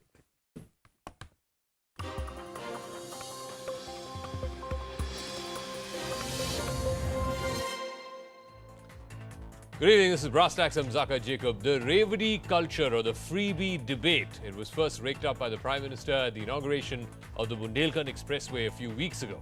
Then it was responded to by the Supreme Court last week, which has set up an expert panel with officials from the Election Commission, from other government agencies as well, to take a look at this freebie culture.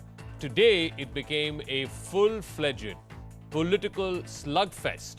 The Aam Aadmi Party Supremo and Delhi Chief Minister Arvind Kejriwal has joined the issue with the BJP. He, addressing a press conference this evening, has taken offense to why free power or free education or free healthcare for citizens of Delhi or, for that matter, any other state should be objected to. That's the question that he has posed. He's also asked that while corporate giants can have millions written off in their debt that they owe to government, whether it's through NPAs or other means, why shouldn't government provide free stuff to those who need it the most, those who are at the bottom of the pyramid?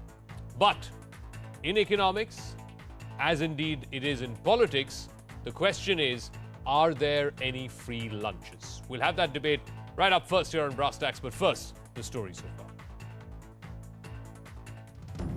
इस देश में पैदा होने वाले हर बच्चे का अधिकार है। ये फ्रीबी नहीं है, ये फ्री की रेवड़ी नहीं है।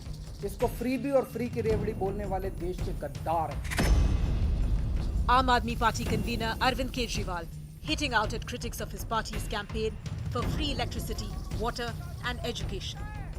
He claimed an atmosphere is being created against free government welfare and accused the centre of waiving off debts worth 10 lakh crores of those allegedly close to the government. ऐसा माहौल बनाया जा रहा है जैसे आम लोगों को फ्री बिजली देना गुनाह है, आम लोगों को फ्री बिजली बंद कर देनी चाहिए। 10 लाख करोड़ रुपए का कुछ चंद लोगों का इन्होंने कर्जा माफ कर दिया। कहा जा रहा है कि उन चंद लोगों में कई इनके दोस्त थे। The BJP accused Kejriwal of making false promises to people in the name of freebies. जमीन पर तो है जीरो, लेकिन रेवड़ियां बांटकर बनना चाहते हैं हीरो। ये कसम खाते थे कि मैं राजनीति में नहीं आऊंगा, लेकिन जनता जानती है कि ये राजनीति में आए और राजनीति को इन्होंने मैला भी किया, झूठे वादे भी किए। The object of Kejriwal's ire was Prime Minister Modi. Last month, he cautioned people against what he called Revdi culture, where votes were sought by promising freebies. रेवड़ी कल्चर वाले कभी आपके लिए नए एक्सप्रेसवे नहीं बनाएंगे, नए एयरपोर्ट या डिफेंस कॉरिडोर नहीं बनवाएंगे। Last week, the Supreme Court decided to set up an expert panel to study the impact of freebies on taxpayers and the economy and recommend measures to regulate it. But the concerns have been growing. In April, the Prime Minister chaired a meeting in which a few officials claimed that freebies could take us down the same path as Sri Lanka. In the same month, an SBI report stated that SOPs like farm loan waivers, old pension systems are unsustainable. Then in June, an RBI bulletin stated that rising expenditure on non-merit freebies are a big risk. So it comes down to this. Are freebies good politics but bad economics? All right, on the talking point this evening here on Brass Tacks, Ashpreet Singh Khadial is spokesperson of the Congress Party, will be joined by Ashish Sood of the BJP, Abhinandita Dayal Mathur is spokesperson of the Aam Aadmi Party, Gaurav Chaudhary is consulting editor with Money Control, and Dr. Gautam Sen is a writer and a former LSE academic. Let me start with you, Abhinandita, because the question that's being asked of Arvind Kejriwal is, when will this Revdi culture end? Because at the end of the day, it all piles up as debt. It piles up as public debt For example, what Mr. Kejriwal is promising in terms of free electricity up to the tune of 300 units of free power to every household. If it's going to be implemented in a state like Gujarat, for example, where he's made this promise, that will cost the exchequer upwards of 8,700 crores every year. Who foots the bill? Firstly, I would like to say that, we should, I object to the phrase free bravery culture, because that's really not what, what this government or what Mr. Kejriwal is actually proposing to do. There has to be a distinction between what is needed and what is actually what is unnecessary. In today's time, we will all agree that, electricity, water, and so health, education, and all these things, including transportation, are not, is not luxury. It is a necessity. And what he's promising, or what he's actually, promising the country and proposing, is that the exchequer's money is actually paid to the exchequer, through the services that a government is supposed to actually provide. So I don't think that there should be a confusion about, where this money will come from. The government has money. No, one second. Just on electricity alone, Abhinandan, if I may, the total outstanding amount that all state governments, I'm not just singling out one or two, that all state governments owe to power generation and distribution companies stands at 2,40,000 crores. Now, please tell me which power distribution company, which power generation company will want to stay invested in a sector like this where government owes them collectively 2.5 lakh crore rupees. And by the way, may I add, it's not like the quality of electricity that we get or the uninterrupted supply of electricity that we get is any great, because according to an OECD report, India ranked 108th out of 150 economies around the world in terms of the quality of electricity that we get. So here's the point. I mean, if you're going to make it free and keep giving these freebies to people, ultimately it's going to add up. The state will not be in a position to pay the people who generate that electricity or who distribute that electricity. Well, for a moment, we should look at how we actually have managed to reach a place where we have so much debt. Now, all these other states have actually not been providing free electricity, right? And we still are in debt, or the state governments are in debt. And there is no evidence that that debt was due to providing free electricity, right? So for a growing or for a developing economy like ours, we will have to actually make life easier for the common man to actually, as a country, develop and grow economically. So one thing that we must keep in mind, that this halat of the desh in 75 years is not because of the freebies, so to speak, right? It is because governments have not delivered what they're supposed to deliver. And what we are trying to do fair now enough. is The quality of right? delivery is definitely worth questioning. But my simple point, and I want to bring in Arshpreet Kadyal as well as Ashish Sood into this, after which I'll go to the two experts. Arshpreet Kadyal, the point is that in our country, we have, not just free power. There are all kinds of free stuff that are being promised by political parties. We know that, for example, the food subsidy. It is humongous, the kind of food subsidy bill that states and central government have to bear every single year. Fertilizer subsidy, we've seen how badly that has affected the soil. We have all kinds of free stuff being promised by political parties, from free color television to free laptops to free Mangal Sutra, free biryani. There's a political party that's promised free biryani. How are you going to run finances of states and the center by promising this busload full of freebies? See, Aam Aadmi Party definitely offers free reveries, and BJP waves off loan of defaulters like Vijay Mallya to the tune of 60,000 crores, and of other billionaires as well. I'll first be talking about Aam Aadmi Party. Aam Aadmi Party in Punjab had promised 300 units of free electricity, and just in the first 4 months, they have sought a loan of 10,000 crores. 10,000 crores. And if they keep on going at this pace, the loan that the state government would have sought by the end of their term tenure would be around 3 lakh crores. So number two, there's a famous saying: instead of giving somebody a ready-made fish, you teach them how to fish for themselves so that it is sustainable.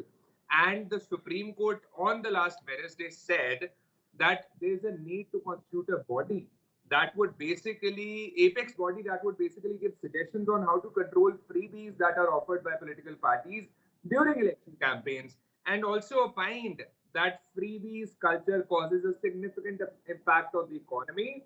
And the Supreme Court also gave another opinion that this opinion, I beg your pardon, came at a time when the state governments have announced more than 1 lakh crore in schemes this year, which have a lot to do with freebies.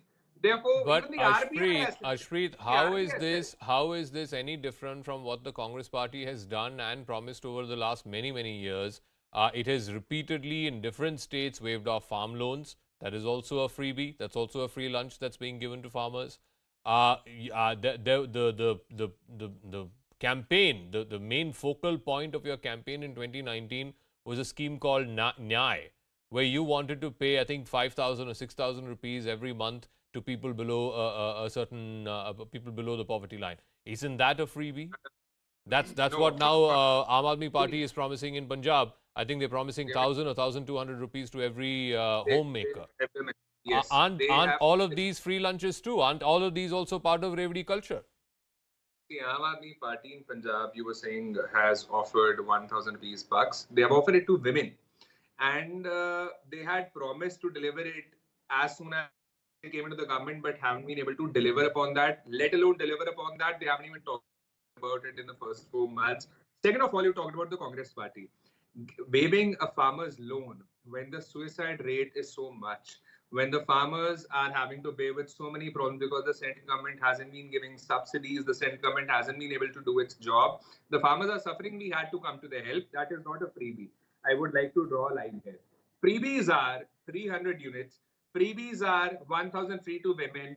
These kind of freebies are which are causing the biggest of impact on our economy. It will become very difficult for us to revive. These are not sustainable.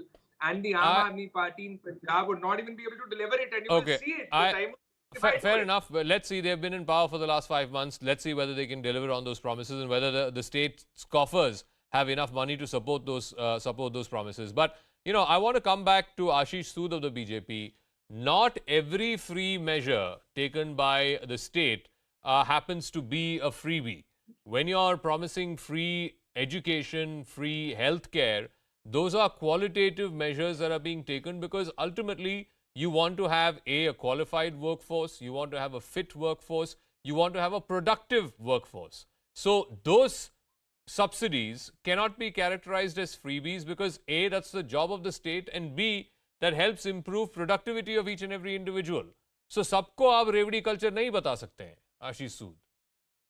Yes, हम सबको रेवड़ी culture नहीं बता सकते जका जी, because when we come up with the Ayushman Bharat Yojana, it is not a freebie. It is not for each and every one. It is for those people, deprived people who have not been given the right to proper health care in last 70 years. And now I come to what Mr. Kejriwal and the AAP spokesperson were saying. They say it is very good. The giving free electricity is no big deal. It is the right. They should be given quality of life. Here I have a press cutting which says, Delhi CM says, electricity subsidy will be optional. If free, it is not a freebie. If it has to be a life improving subsidy or what phrase they want to use, then why in Delhi Aam Aadmi Party is hell-bent to withdraw this? And when they say nothing happens to the state economy, here is Mr. Manish Sisodia asking for 5,000 crores from central government. From central government. And when Mr. Kejriwal says and compares us with Denmark and Sweden, he very cleverly does not mention that these countries have 55% of tax rate. Yeah. He doesn't want this heavy tax to be levied on the middle class, to the people who are earning. No, he intends to make this country, Sri Lanka or Pakistan, a debt-ridden country. We are not against any help given to uplift the people, like those people who are not having houses. Pradhan Mantri Awas Yojana, for 75 years, no one thought of that. Okay, let me get Abhinandita to respond to that. Abhinandita, the point that Mr. Sood is making and what the BJP is saying is that while Mr. Kejriwal quotes, Denmark and Sweden and Norway and France as giving free healthcare and free education to its citizens, let him also quote the tax rates in those countries. It is over 50% in places like France. Right. Now, the context, our context right now is that, we are an economy that needs a lot of care. We are an economy that needs a stable environment, to grow. In this, we'll have to take some corrective measures. In this, we'll also have to keep reevaluating the situation. So, just like Mr. Modi has also, asked for, has reduced the subsidy or given an option about the LPG subsidy, it is every government's right to actually review, and they're not imposing. The Delhi government is not imposing, but it was a feedback from many people that they don't require subsidy, and therefore this option has been given. I don't see what the problem with this is. Okay. I don't think BJP has any actually, locus standi at the moment to talk about or care or pretend to care about the middle class, because, if they did, they wouldn't be leaving so much taxes on, GST on basic items. So I don't think that they're actually really worried about. Okay. Let me go to Gaurav Chaudhary of Money Control. Gaurav, the question that's being asked is, and people are drawing comparisons, whether rightly or wrongly, to Sri Lanka and to Pakistan, etc., saying that, look, how debt-ridden those countries have become. A large part of it, of course, was public debt. In the case of Sri Lanka, for a number of years, at least for the last 25, 30 years, they've been running public debt in excess of 100% of that country's GDP. India, of course, is no Sri Lanka. We have pretty robust foreign exchange reserves. Our economy is the fastest growing large economy in the world. But having said that, Moody's just last year had pointed out to the government debt burden, which it expected would be somewhere close to 90% of GDP, both state and central government debt put together. Is this sustainable? Just to put things in context, if you cut back to 3 years ago, on May 8, 2019, and that was about, I think, a fortnight before the Lok Sabha election results were announced, the Reserve Bank of India had, the governor included, met the top brass of the Finance Commission, and then Shrikant Tyagi, the RBI governor, had then warned of rising risks to fiscal consolidation of states as their finances were saddled with farm loan waivers, income support schemes, and of course, the Uday bonds, which are the power bonds for the power distribution companies. Now, we need to keep in mind that one of the primary objectives of subsidy or subsidized entitlements, just like the Food Security Act, is to ensure to address concerns of equity, and that was also seen during the free food grain entitlement during the COVID-19 pandemic. And there are examples of achieving these in history, all across history.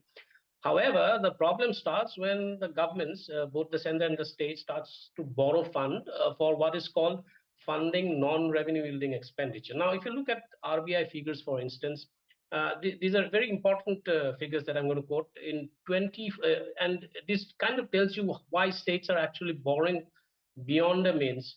In 2014, combined state debt to combined state borrowing was about 2.4 lakh crore.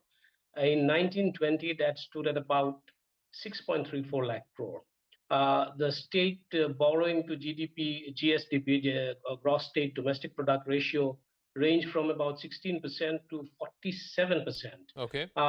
In public finances, just as much as it is in households, borrowing in itself is not a bad idea. So far as this borrowing is actually used for asset creation, like building a house in the case of a household or a family, or infrastructure and other capital asset creation in the case of states.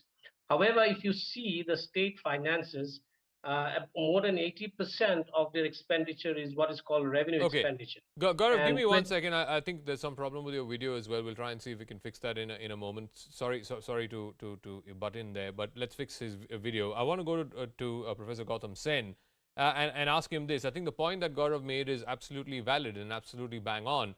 where there's nothing wrong with borrowing. There's nothing wrong with the state borrowing as long as a bulk of that money, or at least a substantial part of that money, is used for capital expenditure to create infrastructure, to create better productivity and more productive individuals. In the case of states, for example, in Telangana, 63% of the revenues are simply used for subsidies. In the case of Punjab, 45% of the revenues that the state gets are used for one freebie or another. This is an unsustainable model. Between these three states, that's Telangana, Punjab and Andhra Pradesh, there is a combined freebie bill of 2.5 lakh crores. I mean, this is a recipe for disaster. This is something that the Supreme Court mentioned as well in its hearing last week. Isn't this a recipe for disaster, Dr. Sen? Well, this is obviously a very big problem as to how do you fund these freebies. I think there is no disagreement on the issue of providing basic needs for people, and India has always sought to do that, even at times when it was not well off. And now India is, 3 times richer than it was in 1990. So there are many more programs. The problem remains what everybody else has said, the trade-off between revenue expenditure, which is basically consumption, and asset creation and investment. So basically, are you going to take away from your children and grandchildren by splurging for political reasons? A lot of these freebies are not for basic needs. These are for electoral purposes. Now, the question is, how do you resolve that? It is very difficult to tell an elected government it cannot spend its budget as it so pleases. Now, the problem will arise when they come, as Mamata has come and Kejriwal has demanded money from the center. Now, that money comes from other states of India, which have been more frugal. Now, that is also not sustainable. The question is, how do you address this? You cannot get away from it. You cannot legislate against freebies. I am tempted to suggest that if your state's borrowing exceeds a certain percentage, maybe 25, 30%, you can give away as much money as you like. You can subsidize as much money as you like, but you must provision for that freebie upfront 1 month before the disbursement. So if you want to give away free electricity, 1 month's expenditure must be put aside into an escrow account. That, I think, will focus people's minds about what they're doing. Gaurav, you want to respond to that? I mean, we did have the FRBM Act. It's still there. But because of the pandemic, you know, it has been given some kind of leeway and flexibility. But do you believe in a poor country, a developing country like India, it is even practical or feasible to tell elected governments that, look, you can't be spending your way through elections, or you can't be spending your way into power? No, so that is the gray area. But the point that I'm trying to make here is that there's something called non-merit subsidies, and we need to make a distinction between non-merit subsidies and electoral non-merit subsidies and electoral freebies on one side, and merit subsidies were essentially welfare entitlements used for addressing concerns of equity. It is the non-merit subsidies which is the problem here. Now, if you look at the public finance figures, about 5.6% of GDP is actually accounted for by non-merit subsidies. But the problem doesn't start there. The problem doesn't end there. The problem is that a substantial part of those non-merit subsidies, about 4.7% of our entire GDP, is actually given by the states. So this, if we rationalize non-merit subsidies, a lot of fiscal elbow room will open up, a lot of fiscal space will open up for states to undertake development expenditure and also to actually carry out targeted welfare entitlements. The problem with electoral freebies is that non-merit subsidies or electoral freebies is actually equivalent to a promissory note coming in at the expense of taxpayers. It also, it also brings in an element of transactional activity into turning a voter to vote for a particular party. That is something where the problem needs to be addressed, because there is a welfare entitlement problem, there is a fiscal problem, and there is an attempt at making voting a transactional activity by process. Okay, let me ask Ashish Sood about that. When a party offers free color TV and free grain and free washing machine and mixer grinder and so on, the Election Commission is well within its powers to go ahead and say that this is violative of the Representation of People's Act. Why is the EC not doing that? EC has started looking into it, and sooner or later, the political parties have to venture into this debate. After all, which way this country has to go after 25 years, when we celebrate 100 years of our independence, how this country will be. This is the kind of debate. We cannot leave all these things to be deliberated by Election Commission or some other bodies. To me, people are not interested in free water or free electricity or free transport. They are really interested in clean drinking water being supplied in their taps. They are interested in good public transport, the good last mile connectivity. That is the need of the hour. This debate, why this has erupted today, why this has been started again today by Mr. Kejriwal, is to divert their attention from their corruption. And they don't go to any state with the model of, look, we have created this kind of infrastructure. Look, we have a electricity infrastructure which has no faults. We have a road infrastructure where there is no waterlogging. They cannot do this. Okay, I'll give Anandita the final word. If obviously the Aam Aadmi Party takes pride in the education model of Delhi, the healthcare model of Delhi. I mean, surely you can't go to other states and say the healthcare model of Delhi is great, because everybody knows what happened during the second wave in Delhi. The healthcare infrastructure was collapsing. Right. There are two things actually that I'd like to say. First of all, I fully agree with the experts that, to simplify it, basically we need a more balanced and holistic approach to, recover from the damages, especially post-COVID in the economy. So I totally agree that once, only from the given budget should we be making making these schemes. I fully agree with that. Now, a freebie are things when they're not from the budget. So basically waiving off loans of big corporates which amount to 10 lakh crores is a freebie because it isn't accounted for in the budget. In contrast, just a moment. The other thing is that, as the experts also said, that if you look at Delhi in the last 7-8 years since the Aam Aadmi Party formed the government is actually not in losses and not in debt. If we look at Madhya Pradesh, if we look at UP at the moment, with, if I'm not mistaken, 2.5 lakh crores debt. Now, these are really serious things because you're actually borrowing from the future without giving the future, without even promising the future, good education, good healthcare. So I don't know where we are heading, and you're absolutely ignoring just one last point. So for this, holistic growth, we don't have jobs. So it's not clear what the central government is actually planning to do. All right, I got to wrap up. I'm completely out of time. Sure. I want to thank all our guests, Anandita, Ashpreet, Ashish Sood, Gaurav, and of course Dr. Sen for joining us. But this is a good debate that's been started off. Like I said, the PM talked about it a few weeks ago. The Supreme Court then waded in, and today the Delhi Chief Minister has responded. Let's see where this freebie culture debate goes further. But I want to now move on to another story, a shocking story over the last week or so. Just days after BJP leader Shrikant Tyagi was booked for hurling abuse and assaulting a woman in Noida's Grand Omex Society, the Yogi government's bulldozers were out today in that society. Police officials reached the society early in the morning along with the bulldozers, and they raised what they called were illegal encroachments made by Srikant Tyagi all around his ground floor flat. But Tyagi himself has been nowhere to be found. A 25,000 rupee bounty has been declared on his head.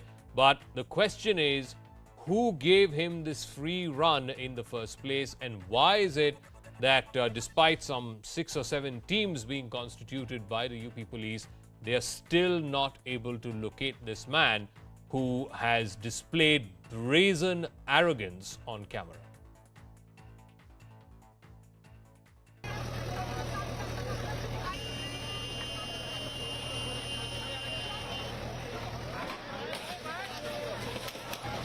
Bulldozer justice at Noida's Omex Grand Housing Society Monday morning.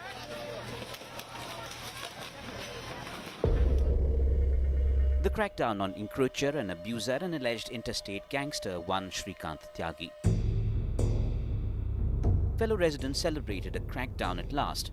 The bulldozer action, based on a series of incidents and complaints, was followed by raids and even demolitions at several of Tyagi's properties and by several government departments. Tyagi himself had absconded. You can see that all the action has begun and the tiles have been broken right now, and everything from the scratch will be destroyed over here, which is part of the illegal encroachment. क्या हो गया भाई साहब? अरे आराम से sir, आराम से. It seemingly started here last Wednesday. At first sight, a neighborhood brawl over encroachment by a resident.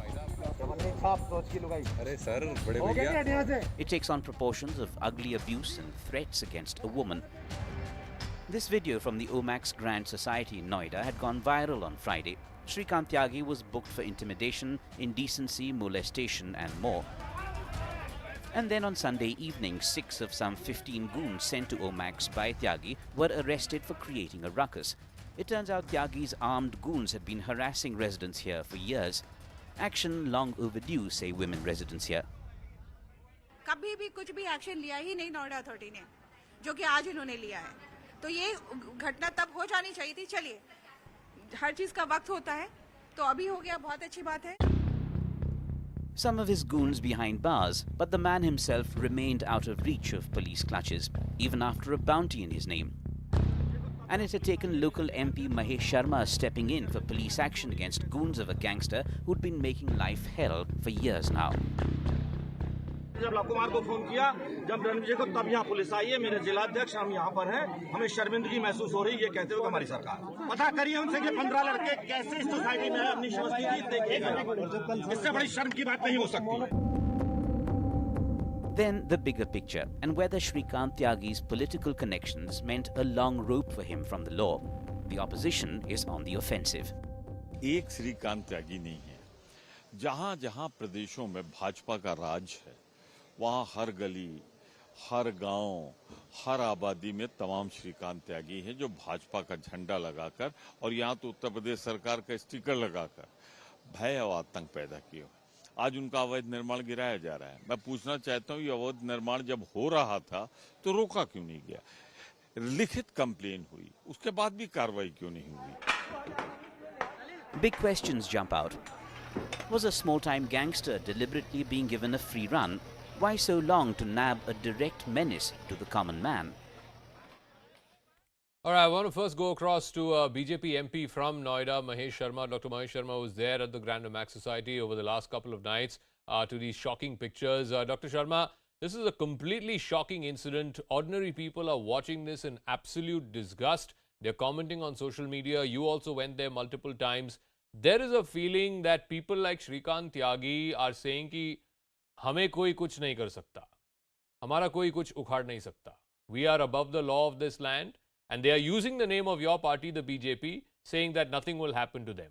What do you have to say about that? See, the anguish you have seen on that yesterday's event, it was my pain and agony against the atrocities which our sister has felt, and the anguish of the people of this area. We are politicians, we are member parliament, and because of the people around us. And it is our duty, moral duty also, to support them and be them with at the time of distress. When I received a distress call from them repeatedly from so many females and other, I immediately reached there. I talked to the Secretary Home, and in consultation with the Honorable Chief Minister, immediate responsive measures were taken. The district magistrate and commissioner were on the site within minutes, and he was booked for Gangster Act immediately. Within 12 hours since morning itself, I think that illegal construction breaking exercises has already started. The 25,000 rupees bounty price has already been declared on him.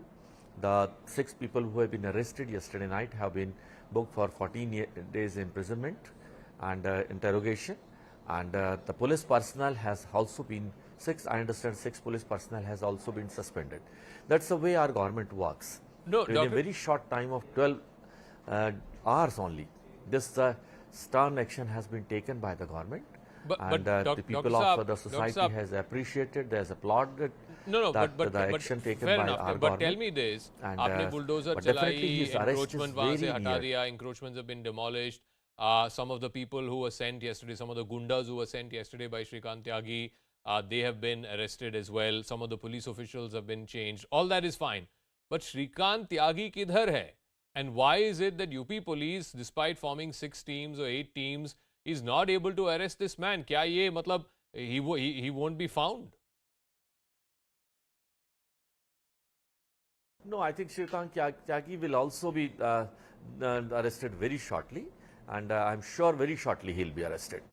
No. So, what do you have to say to this perception, Dr. Saab, that Shrikant Tyagi was going around saying he's a BJP leader, मुझे कोई कुछ कर नहीं सकता, मुझे कोई touch नहीं कर सकता. What would you say to people who are saying तो ये BJP के नाम पे लोग ऐसे बन गए हैं कि they think they are bigger than the law of this land. They think they are bigger than the Kanun Vyavastha of this land, and they are using BJP's name for that. What will you say to that? See, he has never been a BJP leader. I've been in I've been in Noida for 39 years, and 15 years I have been in active politics. I have never seen on in any of the political forums and platforms. So, which we have clearly denied that he has never been a member of our BJP party ever, or even the Kisan Morcha ever. And now this bulldozer action that has happened, people are asking, will you apply this equally to everyone, no matter who or he or she is, or how powerful they are, or whether that person is from BJP or from other political party or does not have any political leanings, that the law of the land will be applied equally to everybody?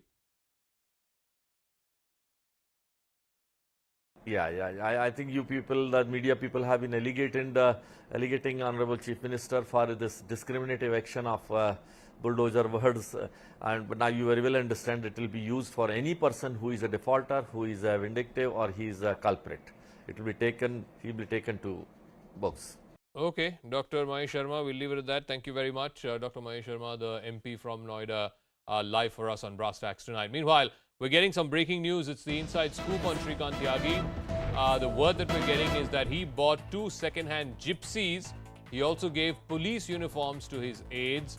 They stole a metal detector from a public gathering.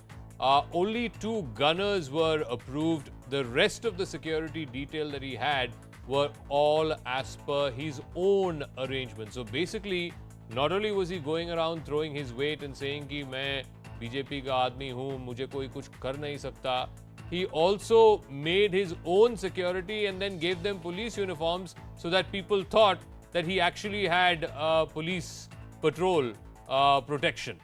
So let me bring in Sharad Trivedi of UP BJP, Zeba Yasmin, Samajwadi Party spokesperson, and Swati is a resident of Grand Omex Housing Society.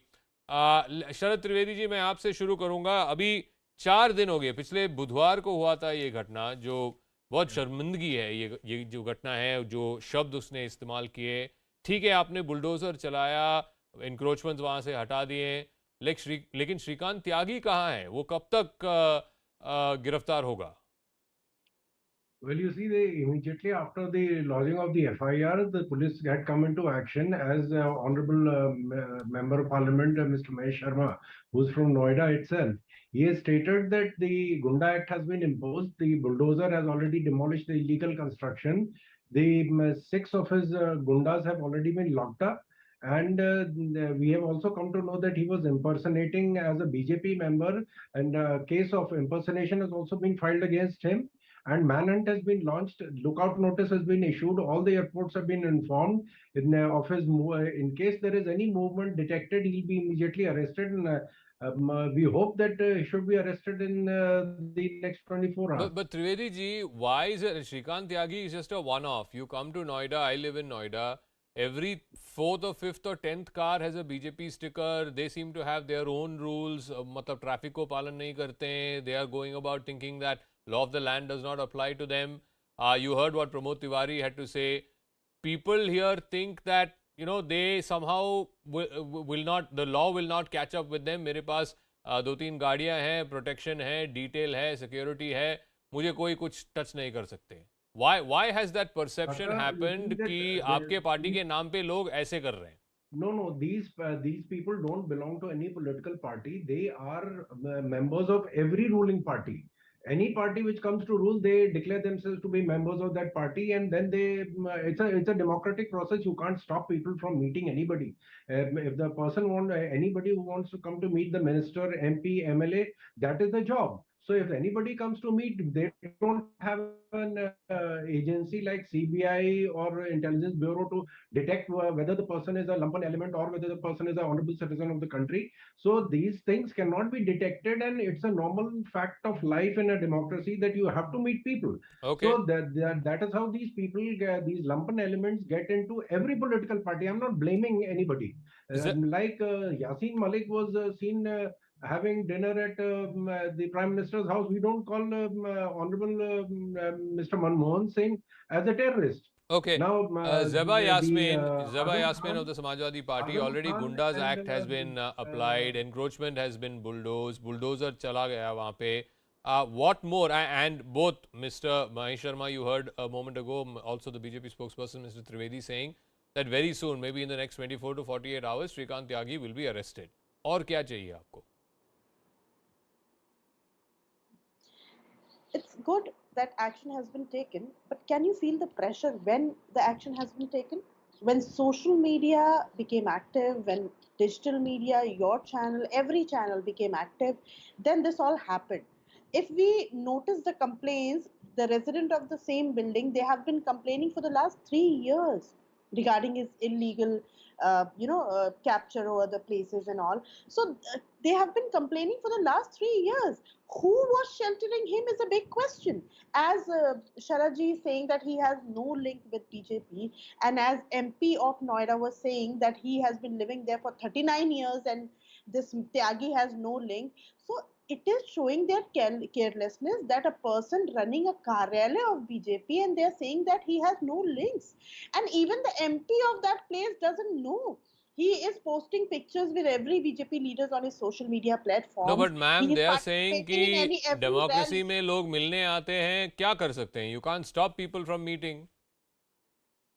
In your government, when BJP came in power, he was given security, and then he has been, bullying people in his premises, and people have been complaining. So how can you deny the shelter that he was getting? Okay, Swati is also joining us. She's a resident of Grand Omex Housing Society. Swati, so some action has happened in your society today. The encroachment has been removed. The bulldozer has run.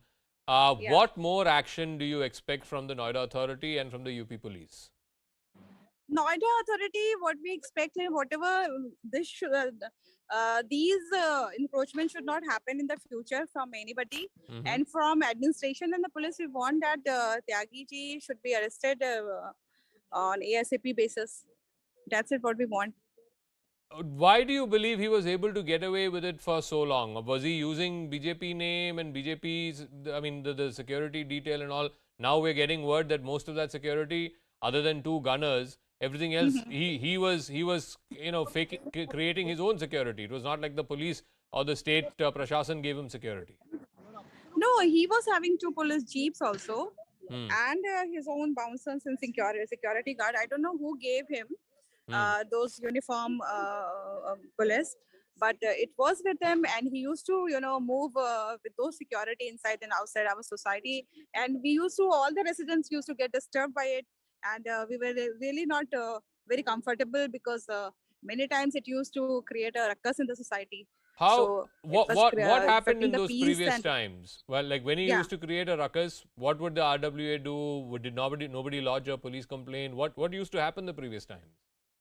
So RWA did lodge a complaint earlier also, but there was not much action on it in 2019 and 2020 when this encroachment happened.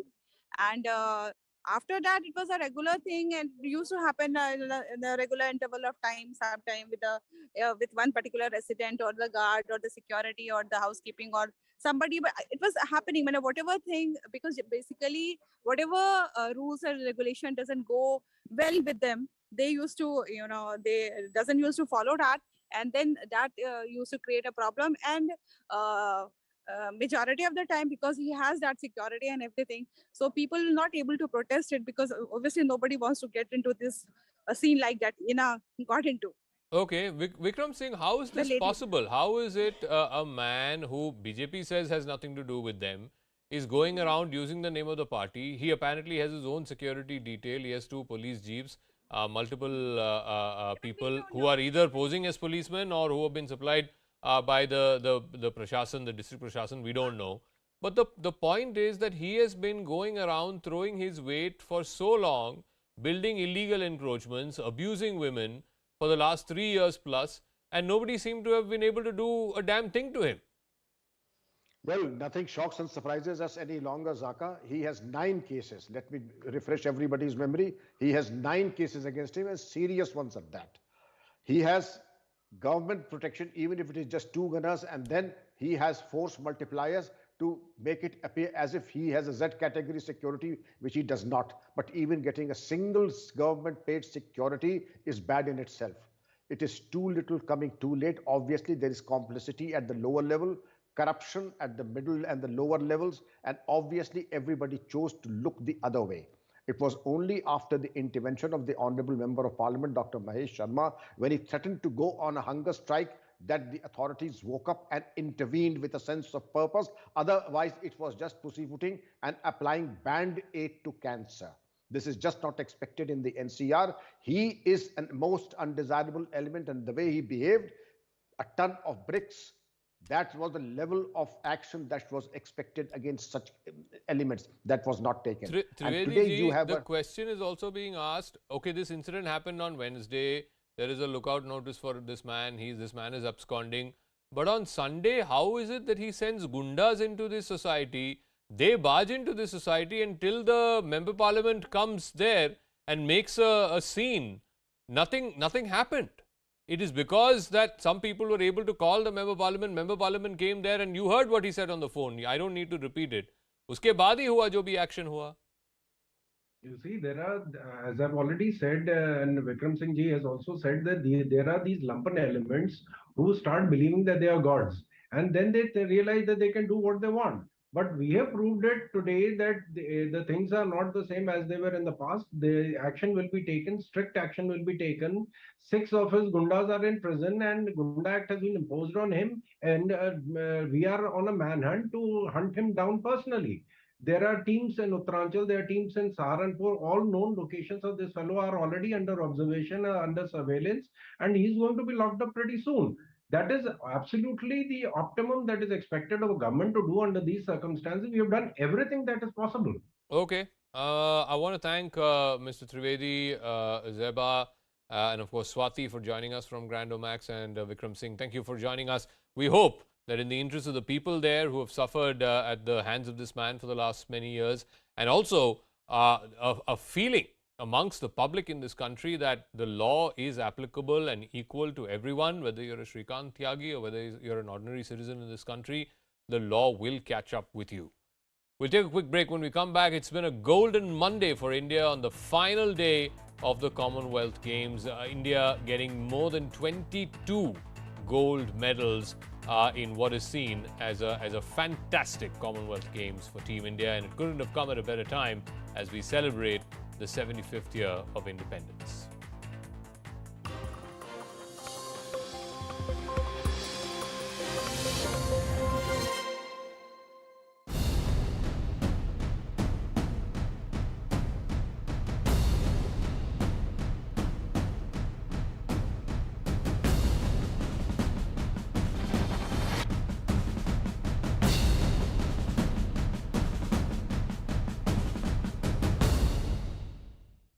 Yeah, but with a Bengali accent, so they're not able to understand. Most of them from the north, so the whole communication is all over the place. But his alleged spokesperson wants to cooperate with us. Joining us now is alleged spokesperson for Partha Chatterjee, who seems to have left the cupboard open there. Maybe he thinks we need the bribe. I mean, we do need the bribe, but what can we help you with? I can't even enter my own building because the chief minister's chamchas are standing outside. That's democracy. Hello, sir. Kemon ache? Bhalobashi, how are you? Partha Chatterjee, firstly, what an interesting name, yaar. You see, what happened is that this name was given to me when I was suffering from very chronic disease. What disease would that be? Excessive flatulence, hence Farta Chatterjee. It's such an unnecessary piece of information, but I suppose in terms of embarrassment, not the worst thing. Getting back to Partha Chatterjee. You see, the fact is that the whole thing is completely unbelievable. No, 1 second. Are you saying that the fact that he was caught with so much of all this is unbelievable? Unaccounted for cash, gold, cars, that sort of thing? No. That is believable. Then what is the unbelievable part? What is unbelievable is that how she can be having intimate relationship with Arpita. She, Partha, how she can be having intimate relationship with Arpita, eh? No, you're confusing us as usual. He, and why can't he be having intimate relations with her? Because Arpita, he's like film star, so beautiful. And look at Partha, she looks like me. Unbelievable, Baba. Howdy, Baba. That's okay, my wife is pretty and come on, I mean, these things happen. Let's not get personal. Is Partha guilty of any crimes? Udi Baba, Partha and Arpita together, it is a crime. Okay, now look, this isn't... Just because you have an open cupboard filled with money doesn't mean you can do what you want in India. Or does it? Okay, let's get serious. He's the foremost leader of the TMC and right hand of Mamata Banerjee. And at this very moment, he looks very, very, very, very guilty. You see, the fact is that he is somewhat guilty of crime. 1 sec, so you're agreeing that he has committed a crime? Somewhat I agree. No, so you agree that he may have laundered money? Very possibly. But that is small crime. Hang on. That crores of unaccounted cash, gold and jewelry found on him is a small crime. It is of course shameful. But that is small crime. 1 second, that he may have hundreds of crores worth of Binami properties. Small crime. Ekta aparad. But that is also small crime. Chota aparad. Okay, in that case, what is the big crime, or rather the biggest crime? The biggest crime, Bishal aparad, Atyant Bishal aparad, is he is still in TMC and not in BJP. Now that's a crime. Now that is really a crime. Yeah. Otherwise, washing machine would have cleaned up everything. Bishi, washi, clean.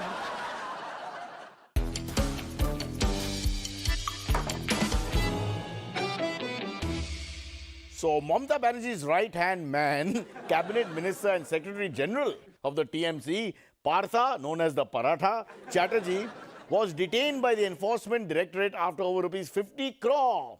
This is a huge moment. People should be proud when you hear names like 50 crore.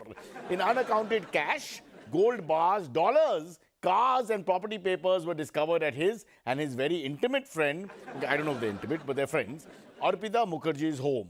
Now, he is refusing to cooperate in ED custody. He keeps saying, Mera ghar nahi hai, but with a Bengali accent, so they're not able to understand. Most of them are from the north, so the whole communication is all over the place. But his alleged spokesperson wants to cooperate with us. Joining us now is alleged spokesperson.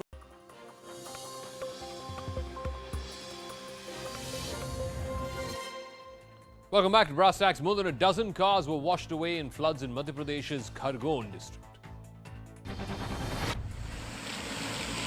People were enjoying a picnic at a forest near a river in Khargone, but the water levels rose suddenly after rains. The picnickers rushed to higher ground to save themselves and left their cars behind. At least 14 cars were swept away in the surging river waters. Police rushed to the spot and pulled out 10 with the help of tractors from local villagers. But the cars failed to start because water had entered the engines. So the picnickers were sent to their homes in other cars. Local police have been asked to put up a board in the area informing people about the danger of water levels rising suddenly. Malaysia is procuring 18 Tejas fighter jets, while the United States, Australia, Argentina and Indonesia have all shown interest. So why exactly is the Tejas so much in demand? It is fully capable of carrying 8 to 9 tons of payload. It can fly with as many weapons as the Sukhoi series of fighter jets. Despite being light, its speed is unmatched. It can also refuel mid-air and be ready for war again. It has the ability to dodge enemy radar as well. It was raining gold medals for India on the final day of the Commonwealth Games in Birmingham today.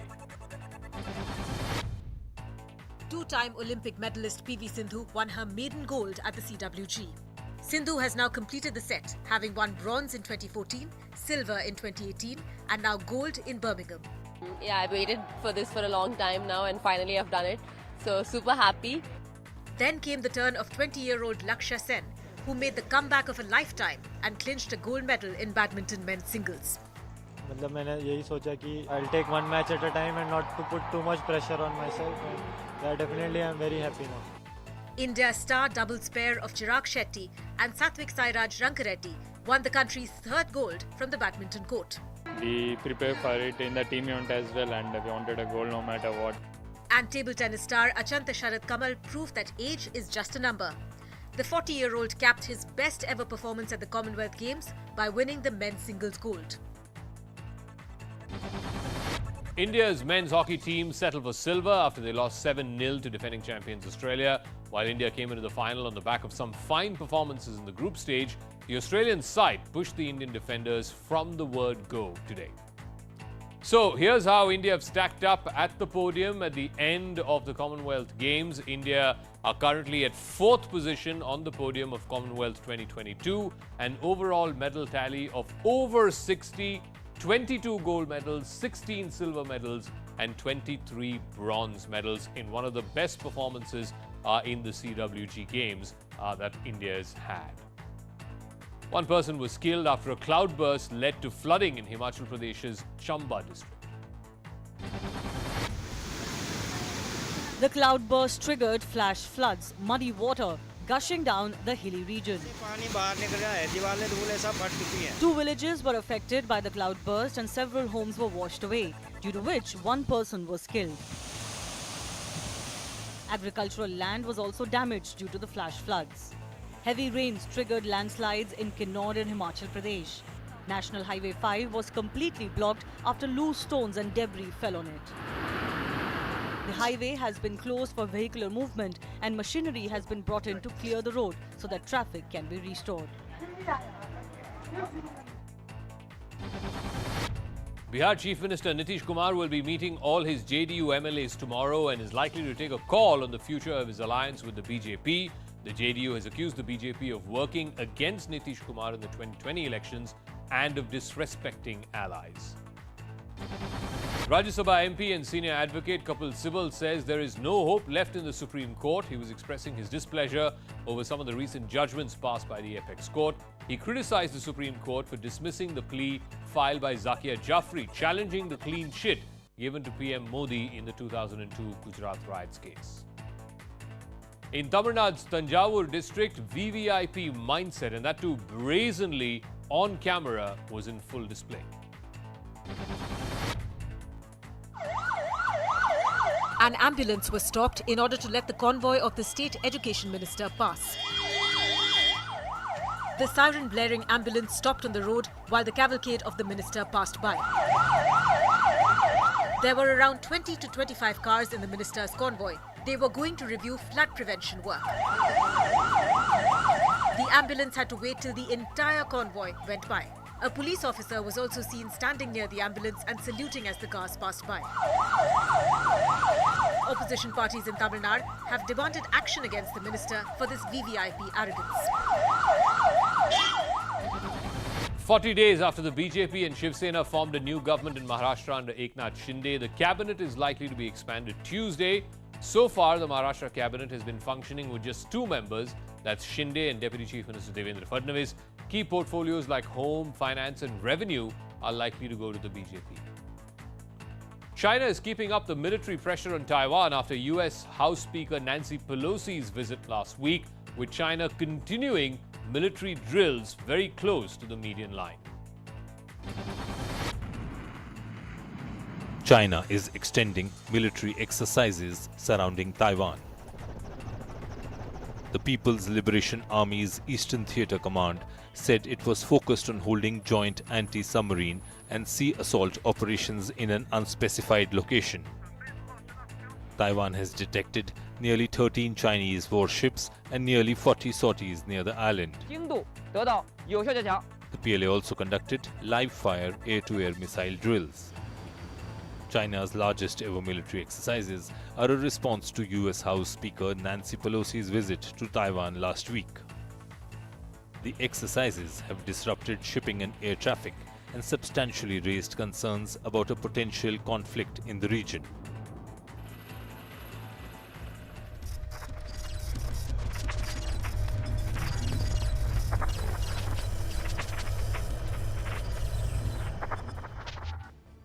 Hello everyone, you're watching News Epicenter with me, Maria Shakil. Speculation is rife that all is not well in the BJP-JDU alliance in Bihar.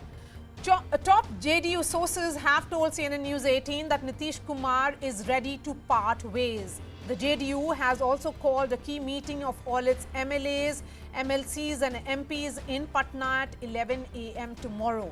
The Bihar Congress has also asked all its MLAs to be present in Patna. So has the instruction gone from the RJD side. All eyes are on the developments in the Bihar political potboiler in the next 24 to 48 hours. Remember, it was in 2017 when Nitish Kumar snapped ties with the RJD to ally with the BJP, claiming he was protecting his carefully crafted image of Sushasan Babu from the taint of corruption and Jungle Raj of Lalu Rabdi regime. However, in the next elections in 2020, the JDU became the little partner or the younger brother in that alliance with the BJP. Nitish Kumar's party won just 43 seats out of 115 seats they contested, while the BJP won 74 out of 110 they contested. The BJP dominated the cabinet formation, ensuring it got both the deputy chief minister's berths, including the post of the speaker. In fact, after the BJP sweep in the Lok Sabha elections in 2019, the BJP ally was given one ministerial berth despite its demand for two. Now the JDU has said it will not join the union cabinet in the next expansion. Sources also say that Nitish camp is unhappy with the projection of the state as a terror haven after the PFI terror cell was busted in the state. Sources say Nitish Kumar fears his political capital is waning as the BJP has become a formidable force in the state of Bihar. Remember, he snapped ties with the BJP in 2013, just ahead of the 2014 Modi wave, and then returned to the power in Bihar with the RJD in the 2015 elections. Nitish Kumar is known for his twists and turns and is often said that Nitish Kumar seeks political relevance. That has always been his prime agenda. The question remains, are we set to witness another switch by the Bihar Chief Minister? Before I get the guests, here's how the drama unfolded today.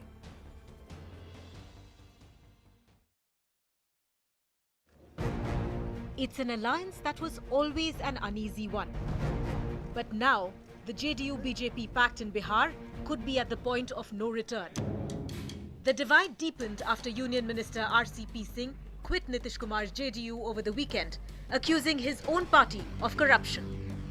Ahead of his resignation, Nitish Kumar had refused to extend Singh's term of his Rajya Sabha seat, which meant he had to resign as a union minister. चुनाव में खिलाफ काम किया, सब लोग महिमा मंडित हो रहे। जो चुनाव लड़ा, मुख्यमंत्री का उम्मीदवार बन के घूमा, वो सब महिमा मंडित हो रहा। और हमको बता रहा कूट संपत्ति, हमारा संपत्ति तो मैं बता ही दिया। हमारा संपत्ति तो ये बता दे कहीं पर संपत्ति। Then the JDU accused BJP of two conspiracies to weaken Nitish Kumar's government: the Chirag model and RCP Singh being a proxy for Amit Shah. एक मॉडल इस्तेमाल किया गया था 2020 के विधानसभा के चुनाव में, चिराग मॉडल, और दूसरा चिराग मॉडल तैयार किया जा रहा था।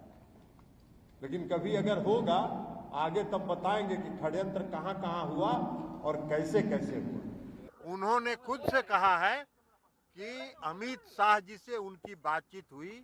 अमित शाह जी ने उनको कहा कि आप ही के नाम पर सहमति है। अरे भाई, भारतीय जनता पार्टी तय करेगा कि जदयू का कौन मंत्री होगा। तो अगर जदयू का मंत्री भारतीय जनता पार्टी तय कर रहा था तो ये तो मालूम है ना कि आप क्या कर रहे थे. The same person is trying to create Chirag model too. Having said, I think you should stop using my name to target Bharatiya Janata Party. You should come out and open and target Bharatiya Janata Party and say that they are the one. To register his protest, Nitish Kumar has skipped 4 key meetings called by the centre in a month, including Prime Minister's meeting with all chief ministers on Sunday. He claimed he was unwell, but was present at 2 government functions in Patna. Her meeting में मुख्यमंत्री जी शामिल हो ही यह भी कोई आवश्यक नहीं होता. What's playing on Nitish Kumar's mind is whether BJP will go the Maharashtra way. Uddhav Thackeray's government fell after a rebellion which was meticulously planned and implemented by the BJP. To plan his next move, Nitish Kumar has called a meeting of his party's MLAs. कल बैठक में क्या होती है मैं ये नहीं कह सकता हूँ. जरूर लगता है कुछ न कुछ भूचाल आएगा. Waiting in the wings is the RJD.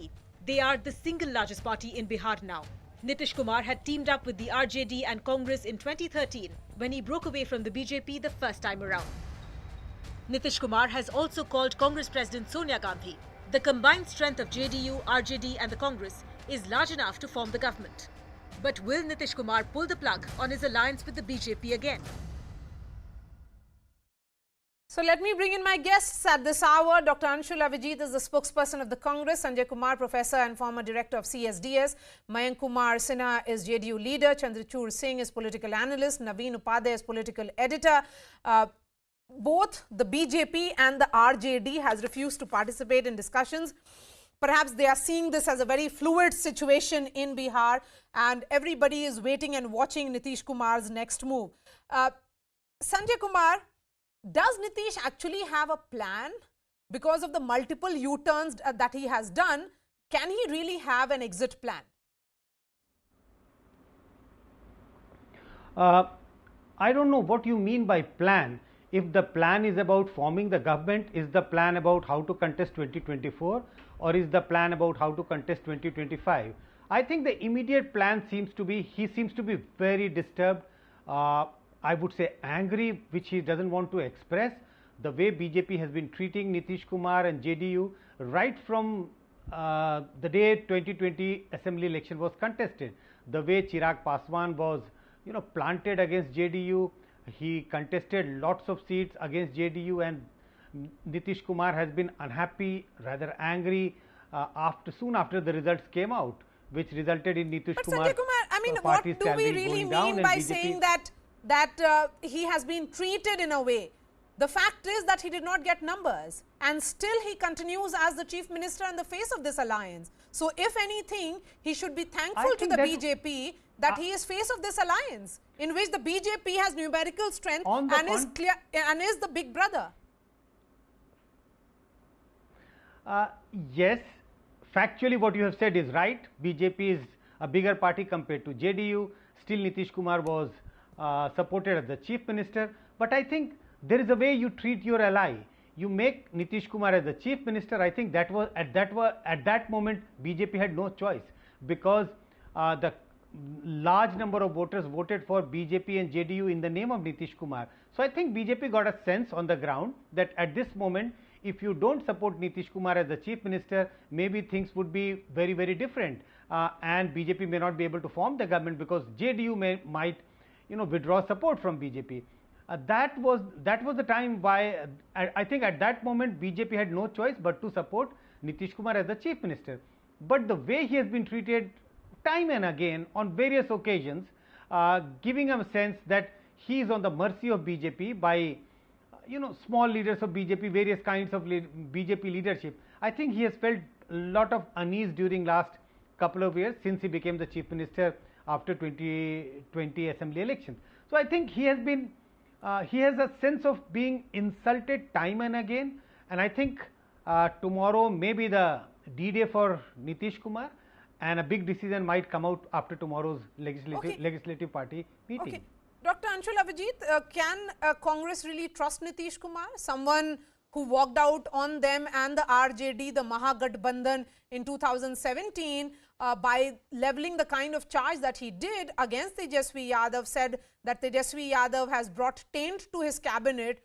How will he be able to forgive that taint or wash away those stains?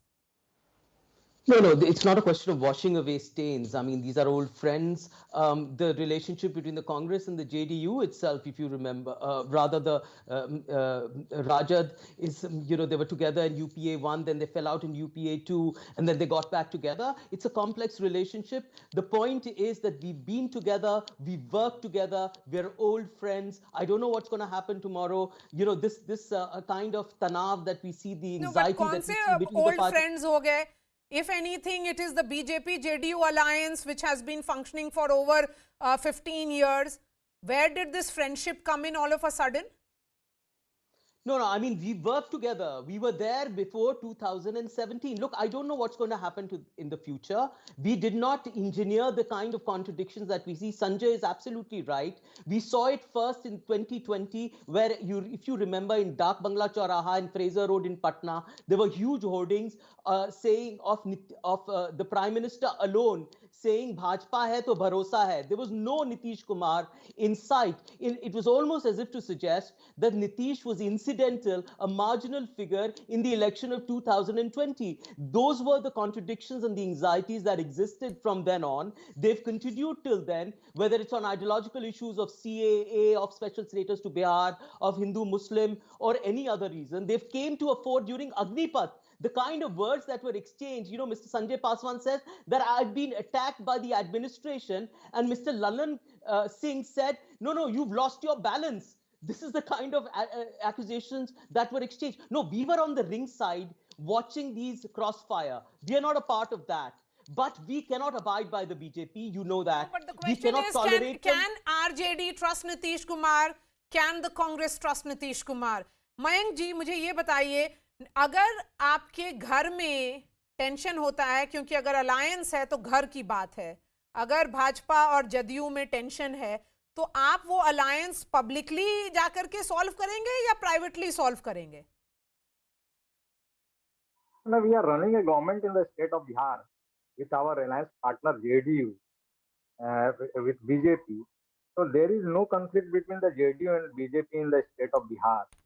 It is created by the total drama created by the media, and we are the intact in the Bihar. Okay. There is no issue in the state of the Bihar for we are running a government.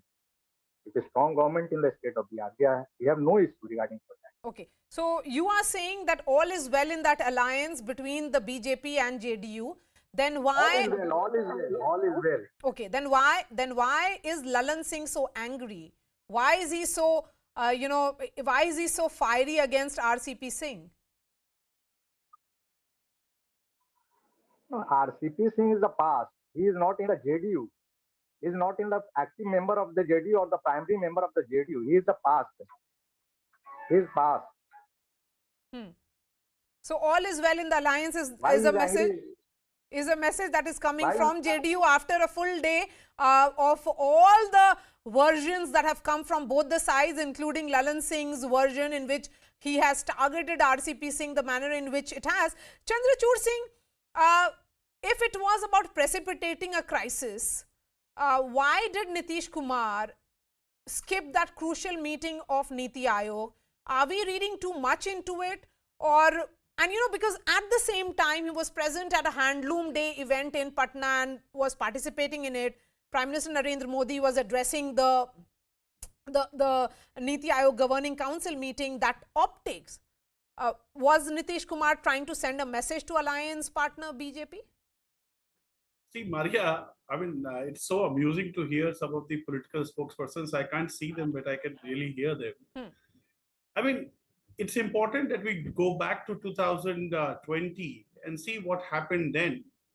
Normally, coalitions happen either on ideological compatibility, I'm saying stable coalitions, or if there's a party which is a big party and requires the support of some critical number, and the critical number party would therefore throw tantrums and the bigger party has to accept it. Now, neither of the two things happened in 2020. And yet Nitish Kumar and BJP came together primarily because both needed them. Both needed each other. Today, none of them need each other because the BJP wanted to create a strong social base in Bihar, which they knew what had happened in the election before, because the Mahagathbandhan experiment was already there. So they knew that they have to build a broad social coalition of OBC and the lower OBC votes, and which is what they have been doing.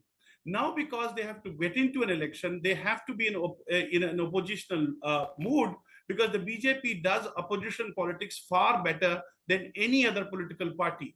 So therefore, looking to the 2019, this is exactly what they did in UP.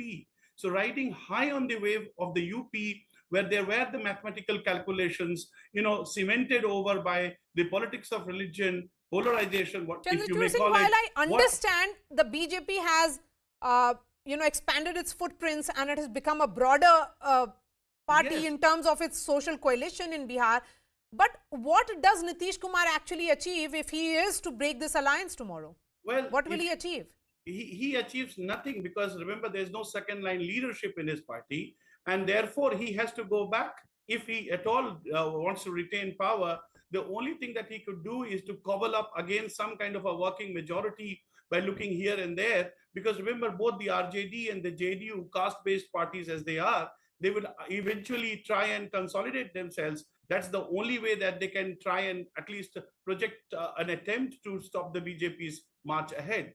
So, this was a politics of convenience. This was bound to break. Yes, I'm just saying that on one hand, Nitish Kumar says that he believes in secularism, then he does some alliance, then he walks out of that alliance. I think if anything, his entire political career has been checkered with conveniences. Naveen Upadhyay, when you look at these moves, are you of the opinion that Nitish Kumar will indeed break out of the alliance, or are you of that opinion that this is some kind of muscle flexing that he is doing with the alliance partner BJP?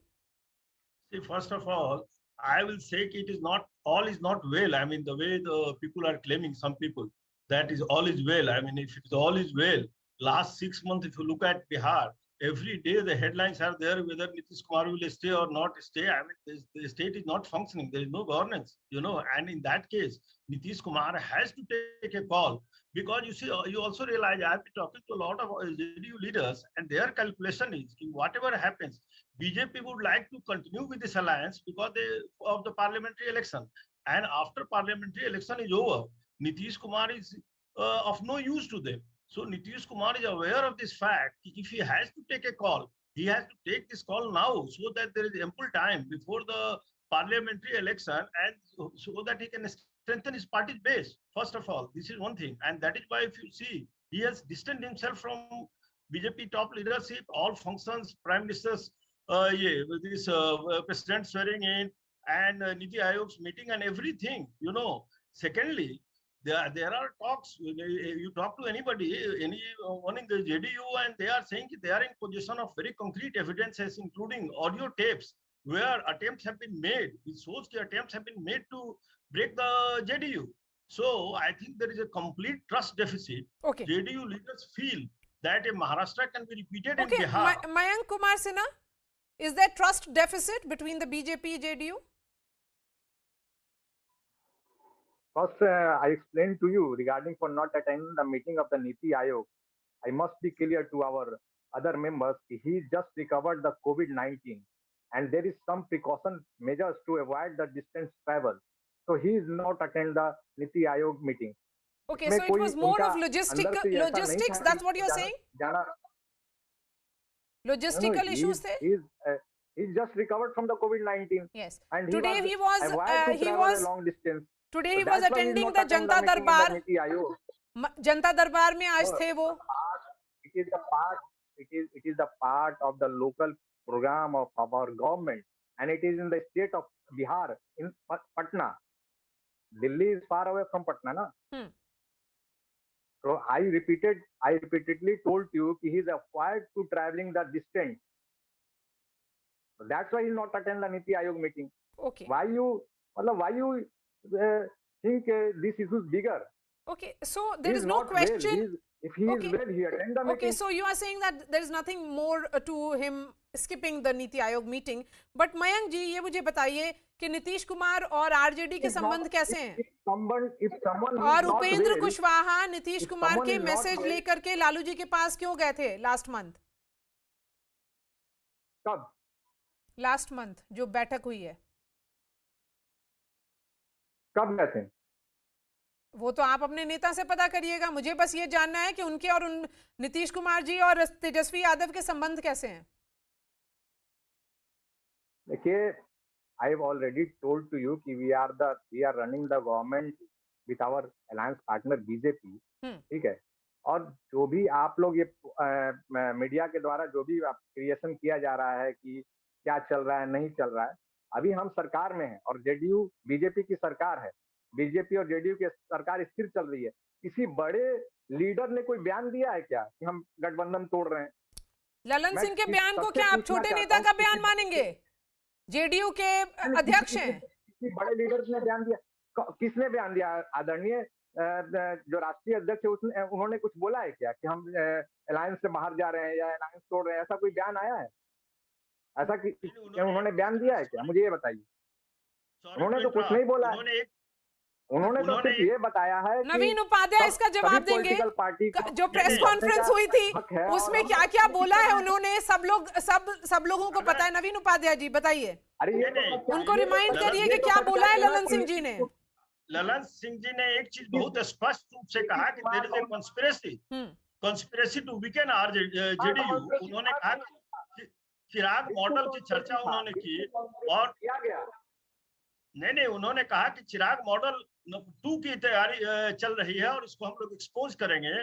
तो उनका तो स्पष्ट इशारा था BJP पर। उन्होंने स्पष्ट रूप से कहा कि वो लोग किसी भी हालत में union cabinet council of ministers BJP का नाम लिया गया था क्या? नहीं लिया। बीजेपी पॉलिटिकल पार्टी का नाम लिया गया था क्या? नहीं, तो आप ये बता सकते हैं कि किसके किसी भी पॉलिटिकल पार्टी का उसमें नाम लिया गया था क्या? नहीं, चिराग मॉडल कुछ भी बोल दे रहे हैं। राष्ट्रीय अध्यक्ष जी ने ये बोला कि कॉन्स्पिरेसी की गई थी, चिराग फैक्टर को लेके उन्होंने बताया था। किसी पॉलिटिकल पार्टी का उन्होंने नाम नहीं लिया। ऑनगोइंग कॉन्स्पिरेसी के बारे में वो बोले और उन्होंने कहा कि एक्सपोज करेंगे। ये सच्चाई है कि आदरणीय नीतीश कुमार जी ही नेता हैं और आदरणीय नीतीश कुमार जी ने आरसीपी सिंह को बनाया था। आरसीपी सिंह नेता नहीं थे, आईएएस ऑफिसर थे और वो जब आए एंट्री में तब हमारे यहाँ कार्यकर्ता बने। आरसीपी सिंह लीडर नहीं थे, वो एक आईएएस अधिकारी थे। तो जब आए तो नीतीश कुमार जी ने उनको बनाया था, नीतीश जी ने उनको राष्ट्रीय अध्यक्ष का पद दिया था। सब कुछ तो नीतीश जी ने उनको दिया है। आज जब उनका सत्ता चला गया, आज जब वो केंद्र मंत्री हट गए, ठीक है, रिपीट नहीं हुए राज्यसभा, तो उनको अपने सत्ता गंवाने का मलाल है कि उनको क्या था। आप मेरे एक चीज का कृपया जवाब देंगे। आज सारे न्यूज़पेपर्स में दिल्ली के और पटना के एक न्यूज छपी हुई है कि नीतीश कुमार ने सोनिया गांधी जी से बात की। क्या ये सही है या गलत है? क्योंकि अगर ये गलत रहती तो हम नीतीश जी को बहुत सालों से जानते हैं, उन्होंने नहीं, ये सारे न्यूज सोनिया गांधी जी एक बड़ी लीडर है। अगर हो सकता है कि नीतीश कुमार जी का हालचाल पूछी हो, तबीयत खराब था उनका, इसमें कौन से एक बहुत बड़ी बात है कि कोई भी पॉलिटिकल चलिए हालचाल के लिए पॉलिटिकल कर्टसी की आप बात करते हैं। अंशुल अभिजीत, ये पॉलिटिकल कर्टसी की बात हुई है। No, I'm not going to talk about any presumed call.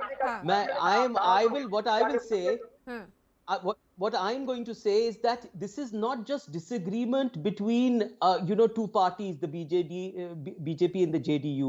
This is deep-rooted antagonism. You should have heard Sanjay Jaiswal ji's comments against the JDU leadership during the Agnipath. He said that I've been targeted, and this is not happening anywhere throughout India, where I rang up the fire station and they said, no, we don't have permission, we don't have this. He specifically said that I have been targeted when I'm a part of this government. Okay. And the reply by Mr. Lalan Singh was that, listen, this lost its balance. This does not happen between just mere disagreement. This is nothing superficial about it. This is deep-rooted antagonism between while you talk about antagonism, but let's not forget, whatever said and done, that is the functioning government in Bihar. सरकार नीतीश कुमार भाजपा के साथ ही चला रहे हैं, RJD और कांग्रेस उसमें नहीं है। जो महागठबंधन की बात थी उन्होंने 2017 में तोड़ दिया है, और जब 2020 का चुनाव था वो भाजपा के साथ ही चुनाव लड़े हैं। तो it's not going to be just a cakewalk that Nitish Kumar can just walk out of one alliance and then enter into another alliance and then walk out of another alliance. I mean, are we looking at just politics of multiple U-turns here, Sanjay Kumar? Nitish Kumar's own credibility is also on question. While we look at what you say, alliance partner not treating him well, but how do you look at Nitish Kumar's own politics? Can he continue to justify the multiple U-turns? No, I think he can't find any excuse to justify his multiple U-turns. We know that when Nitish Kumar became the chief minister of Bihar, he was referred as Sushashan Babu, and later on he is being nicknamed as Paltu Chacha. So that tag is already with him, and with his U-turns, I don't think these U-turns is going to help him build his image further. His image is going to see a further decline. We must also realize that Nitish Kumar doesn't has the same stature as it used to be, say 10-15 years ago. His popularity is on the decline, and if he takes the U-turn tomorrow or day after, whenever that moment comes, I think his image is going to dent further. But I think his choice is whether to suffer one more dent in his image or suffer day-to-day humiliation remaining the chief minister of Bihar. Okay, Chandrachud Singh, are we, while we look at Nitish Kumar's moves, one thing is very clear that nobody knows his moves because he is known to be give surprises. So what are we going to see tomorrow? You'll be making some guesses, but again, as I say, do you think 2022 can be as smooth as 2017 when Nitish Kumar walked out of alliance with Mahagathbandhan partners? Another moment he was in government, continuing as the chief minister, then with the BJP. This time the BJP is an assertive partner. It's an assertive political force. Do you think it will be easy for him to just walk out of an alliance with the BJP? No, this is where he is in a fix. Because if you look to the BJP has very clearly made inroads, or at least attempted to make inroads, writing pillion to Nitish Kumar or many other regional parties as it has done. But what it does is it tries and consolidate itself. It creates its booth level workers using whatever little power that it gains by having those kind of coalitions or having entry into the power structure. Or else look at it, the Prime Minister has a national image. Look at the organization of the party. Look at the fact that the BJP is the second largest party in Bihar, and yet it accepts a junior role for itself. That basically was a plan. Nitish Kumar fell into that trap, and now that he's in the trap, as Sanjay said, it's very difficult for him if he takes it's kind of a situation. It's between the devil and the deep sea. If he continues, he will be continued to be humiliated, to say. And if he decides to go away, remember, the RJD will be the laughing third party in that case. So therefore, he's got into that trap. God knows how he'll get out of it. Okay, Naveen Upadhyay, help me understand, how can Lalu Yadav trust Nitish Kumar again? Simple reason, both sides have too many dilemmas here. There are several unanswered questions. Nitish Kumar in 2017 said he doesn't want to be associated with so-called tainted Tejasvi Yadav. There is that corruption baggage that is associated with the RJD. And the question is that the RJD MLAs won only because they were opposing JDU, opposing Nitish Kumar. Do you think it will be easy for them to come together? Not at all. See, I don't think Lalu Prasad Yadav has anything to lose. I mean, there is no question of not having trust. I mean, because. But what does he gain? He gains everything. You see, as far as I understand, I think the sort of talks which have been going on, that Nitish Kumar will continue as chief minister in 2025, and then he will Tejasvi Yadav will be projected as the chief minister. Today, Lalu Prasad Yadav is in opposition, so he's against nothing. But if he comes to the power, then I think he has everything to gain if they are sharing power again with JDU. First thing. Secondly, how will he convince his MLAs? I think the MLAs will have no problem. I don't see anybody has any problem in his party, because his party is ideologically opposed to BJP, and if they can dislodge BJP from power, I think they'll be only too happy. First thing. Second thing, Lalu Yadav always believes, very strongly that BJP must be dislodged from national politics. I mean, the center. And for that, I think they will think if they can form an alliance in Bihar, it will be a very formidable alliance. And then they can stop BJP in Bihar. Once you stop BJP in Bihar, which is a very large state, it can have its ramification on Indian politics. So I think neither the Congress nor the... interestingly, Naveen Upadhyay ji, the axis that used to be the power center of Bihar, UP, 120 MPs, that has shifted completely. It is no longer Bihar. Unfortunately, in all these years, Bihar Chief Minister has ensured that the entire narrative around development projects of Bihar has also drained out. So I'm not too sure as to what is this axis that we keep talking about. Bihar doesn't have that political clout that it used to have. It's no longer there. Let's accept it. I'm going to have a piece of breaking news, and I'm going to go back to the JDU spokesperson in just a bit. Let's have this breaking news now. Sources are telling CNN News 18 that consensus has been reached with Congress legislators that if Nitish Kumar walks out of the alliance, then Congress will give unconditional support. Instructions have been given that to MLAs to stay united, and Congress has invited Nitish to leave NDA and join Mahagathbandhan. Saurav is joining me on the phone line. So Saurav, what exactly was this meeting where all this decision has been taken? Yes, Maria, actually this meeting was scheduled for tomorrow, but today the MLAs from different districts started arriving at Patna, and it was decided that Ajit Sharma, who is the leader of opposition for Congress in Bihar Assembly, he had called each and every MLA who had reached to Patna, and most of them had a meeting with him, and it was decided, and it was a consensus that the Congress party is going to support Nitish Kumar if he is going to join hands with the RJD and the Mahagathbandhan. So this was expected, as we had talked to the Congress president earlier in the day, and he said that that Congress is always ready for a united opposition, and then if Nitish Kumar is ready to join them, then he is going to welcome it.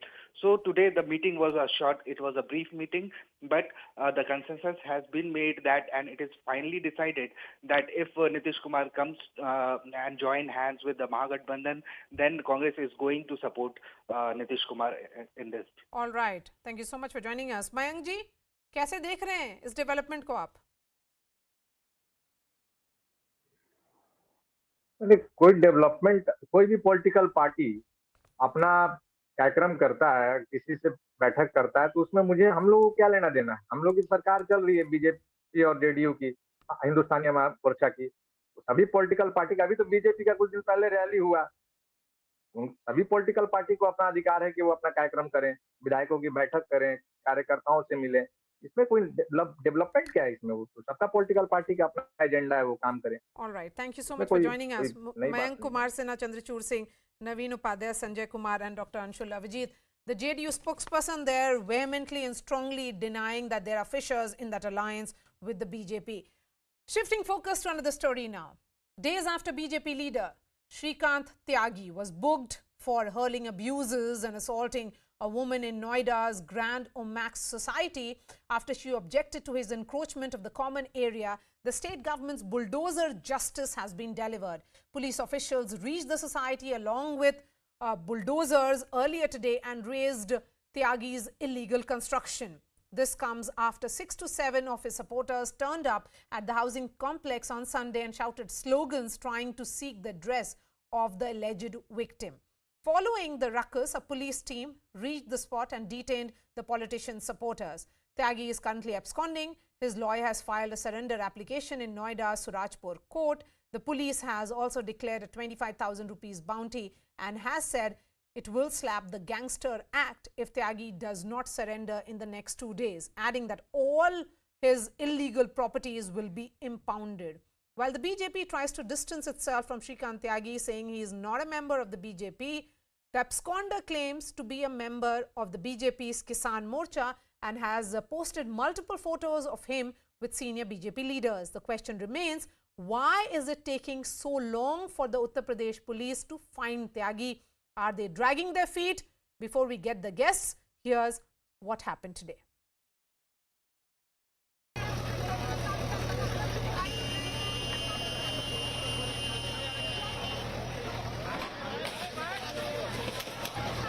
bulldozer justice at Noida's Omex Grand Housing Society Monday morning.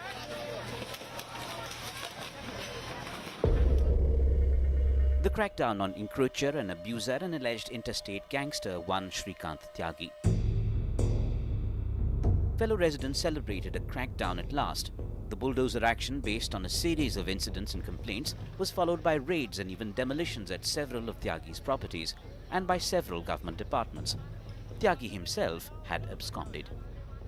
You can see that all the action has begun and the tiles have been broken right now, and everything from the scratch will be destroyed over here, which is part of the illegal encroachment. क्या हो गया भाई साहब? अरे अरे आराम से sir, आराम से.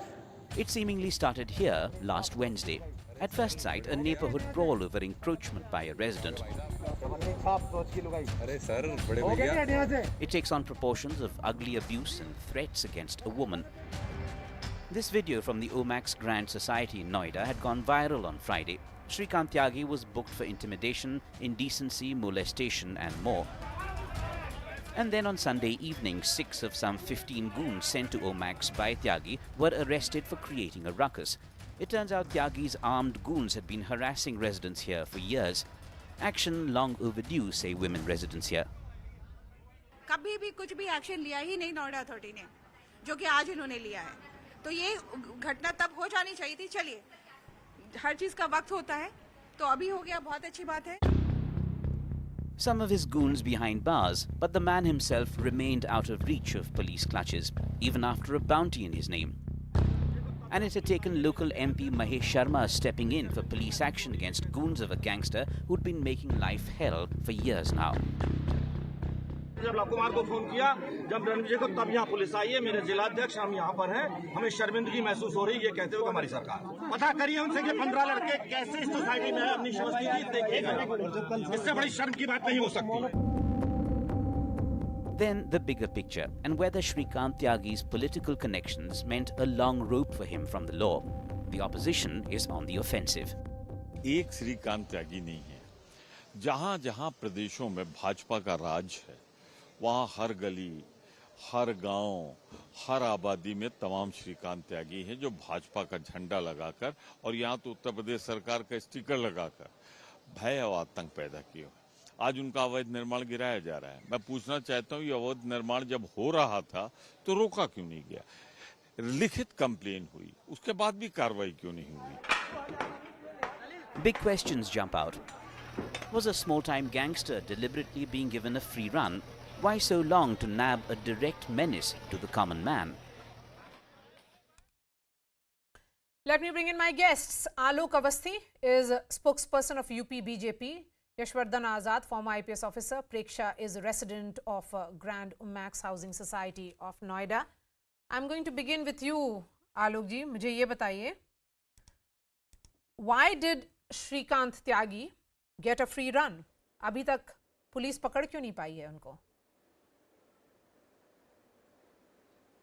देखिए मारिया जी, जिस समय ये घटना हुई उसी समय संज्ञान में हमारे लोगों के आ गया था. वहाँ पर हमारे लोकल लीडर्स गए थे, मेंबर ऑफ पार्लियामेंट गए थे, बाकी पुलिस भी हम लोगों ने वहाँ पे भेजी थी. और अब जो है उसके ऊपर 25,000 रुपये का इनाम रखा है हम लोगों ने. और ऐसे लोगों का समाज में कोई स्थान नहीं है.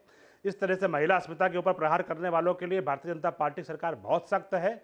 हमने उसके इनलीगल कंस्ट्रक्शन को गिराया है, उसकी जितनी भी और प्रॉपर्टीज़ है उसको सूचीबद्ध किया है, गैंगस्टर एक्ट लगाया है, उसकी सारी प्रॉपर्टीज़ को जब्त किया जाएगा, उसकी जितनी भी अवैध संपत्तियां हैं उनको जब्त किया जाएगा और ध्वस्त किया जाएगा.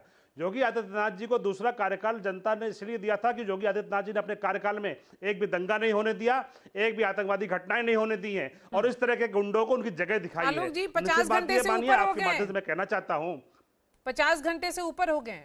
देखिए मैं आप अभी भी श्रीकांत त्यागी ओमैक्स में घुस करके उसके गुंडे लोगों को धमका रहे हैं. वो कैसे हो रहा है? आपकी सरकार है मारिया जी. मारिया जी, उसके पीछे पुलिस की 8 टीमें लगी हैं और जिन लोगों की पुलिस की ड्यूटी वहां लगाई गई थी उनकी जो यहाँ पे अनियमितता पाएगी, वो आदमी घुसे कैसे, उसके लिए 6 लोगों को वहां सस्पेंड किया गया है. तो ऐसा नहीं, हमारी सरकार कार्रवाई कर रही है और लगातार उसको ढूंढने में लगी है. सरकार ने ये वादा किया जनता से कि हम एक भी अपराधी को छोड़ेंगे नहीं और इस तरह के अपराधी जो सिविल सोसाइटी पे हमला करेंगे. Grand Omaxe satisfied with these actions? This is just the beginning. What happened today morning, it's a welcome move, something that we've been waiting for many, many years.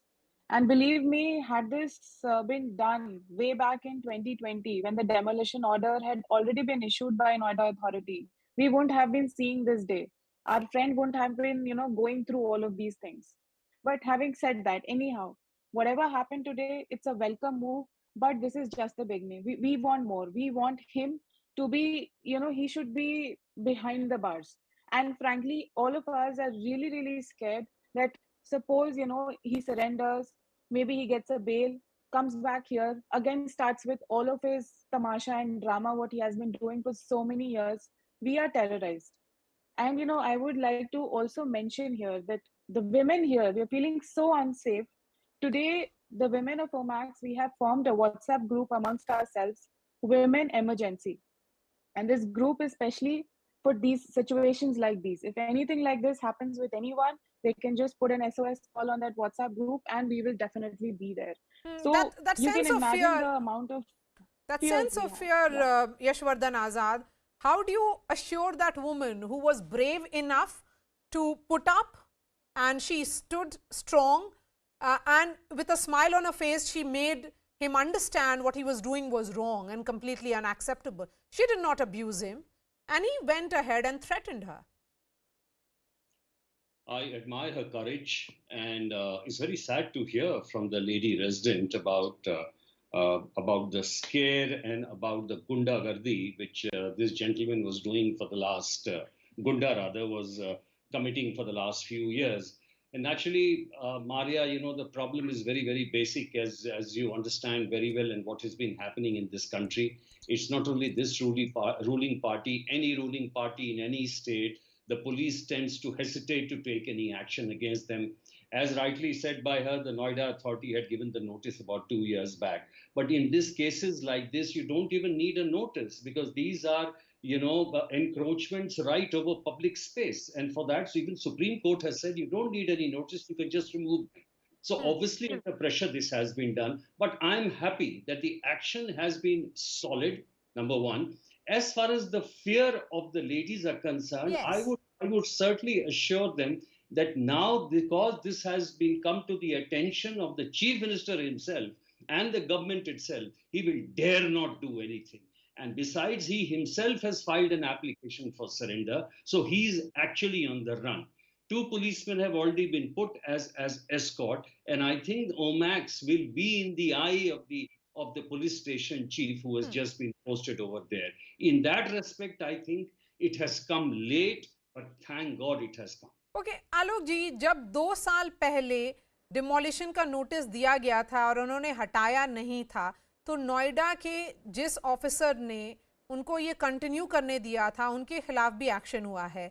लेकिन जो फियर प्रेक्षा की बात, जिसकी बात प्रेक्षा कर रही हैं, जो भय की बात वो कर रही हैं, आप विश्वास कैसे दिलाएंगे? ये लोग इन लोगों में एक अजीब सा डर आ गया है कि त्यागी वापस आएंगे, जेल जाएंगे, लेकिन फिर बेल होकर के वापस आएंगे तो फिर से धमकाएंगे. नहीं मारिया जी, मैं आपके माध्यम से जो रेजिडेंट हैं उनको ये आश्वस्त करता हूँ कि हमने जिस भी बदमाश के हमने पीछे पड़े हैं उसको पूरी तरह से बर्बाद करके हमने छोड़ा है.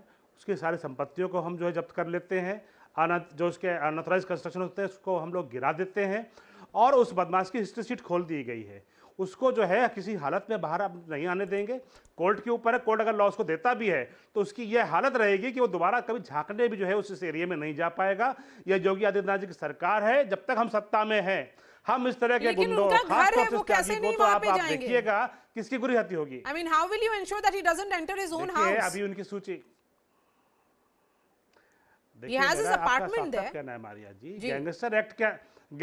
गैंगस्टर एक्ट के तहत पुलिस के पास एक कानूनी अधिकार है कि वह किसी की संपत्ति को जब्त कर सकती है अगर वह अवैध रूप से कमाई गई है. उनसे सवाल जवाब होंगे. अगर इस तरह की चीजें पाई गई कि ये अवैध संपत्ति से लिया गया है तो निश्चित रूप से वो फ्लैट भी उनका कुल्क किया जाएगा, उनको सुपुर्दगी में नहीं मिलेगा। और मुझे लगता है कि त्यागी आज जो है जो डराता था लोगों को, आज वो खुद डर के भाग रहा है, ये बहुत बड़ी बात है। और आपको पता है कि उत्तर प्रदेश की पुलिस इस मामले में बहुत सख्त है। बड़े बड़े माफिया हो, चाहे अतीक अहमद रहे हो, चाहे मुख्तार अंसारी रहे हो, इस प्रदेश से भाग गए थे, 2-2 साल तक कांग्रेस के मेहमान बनकर पंजाब की जेल में पड़े रहे, लेकिन हमने आखिरकार उनको भी बुला करके जो है हमने जहां की जेल में डाला है। और जितने भी सूचीबद्ध अपराधी हैं, 2,500 करोड़ रुपए की संपत्तियों को जब्त किया है, इनके गैंग को सब कुछ छिन्न भिन्न किया है और कई लोगों को इनकाउंटर में मार के गिराया है। तो ये पुलिस का रिकॉर्ड है और योगी आदित्यनाथ की सरकार है और एक ईमानदार मुख्यमंत्री है, 24 घंटे जो है जनता की सेवा के लिए रहता है, उसका अपना कोई परिवार नहीं है। कोरोना में भी उनके पिता की डेथ हुई थी, वो कोरोना में अपने पिता को देखने नहीं गए।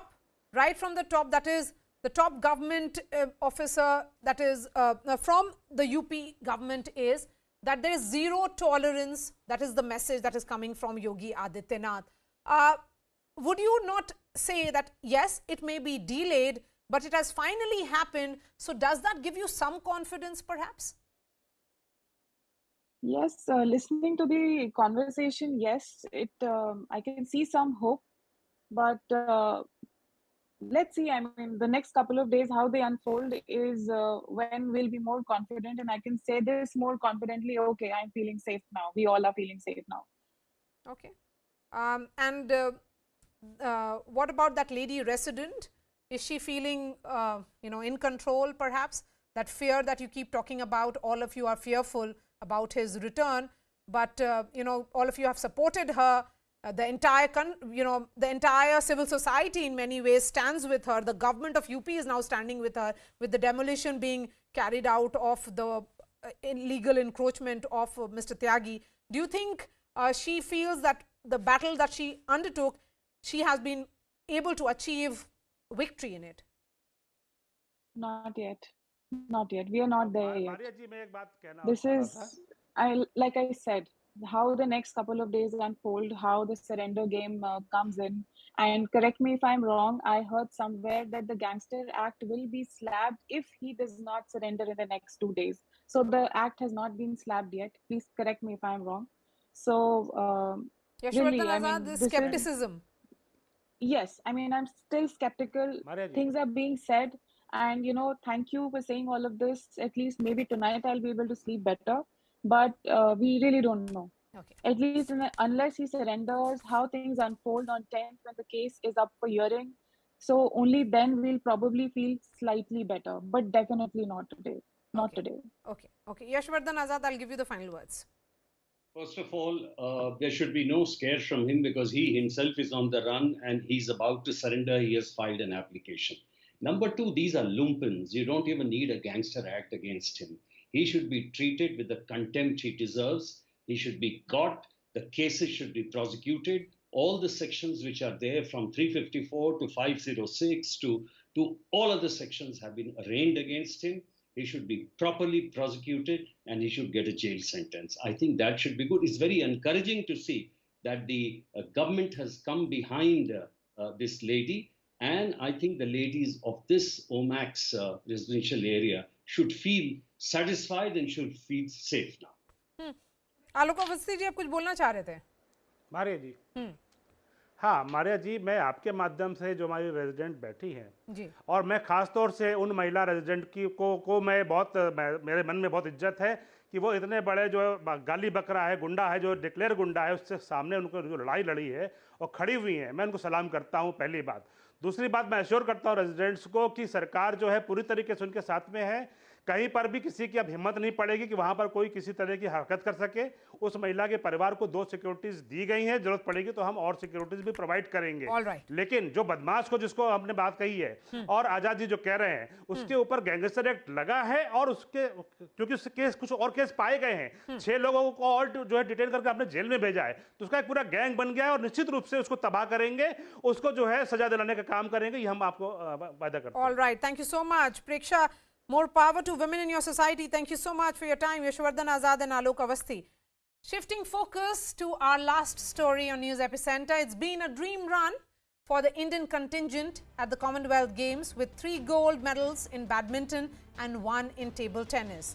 First, it was two-time Olympic medalist PV Sindhu who defeated the 2014 Commonwealth Games gold medalist Michelle Lee of Canada in straight games. Then it was the turn of former world junior number 1 Lakhsya Sen, who beat Malaysia's N.T. Yong in a thriller. Minutes later, the men's duo of Chirag Shetty and Ranki Reddy won the historic gold by beating their English counterparts. Veteran table tennis legend Sharad Kamal beat England's Liam Pitchford to clinch the gold. All those reactions coming after a very short break. Stay with us.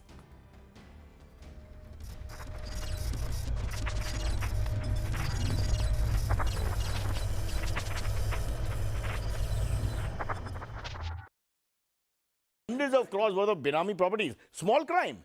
Ekta operad. But that is also small crime. Chota operad.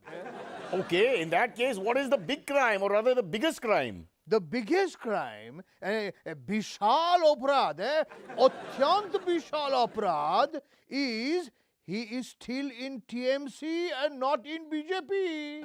Now that's a crime. Now that is really a crime. Yeah. Otherwise, washing machine would have cleaned up everything. Bishi, bishi, bishi, washi, washi, washi, clean.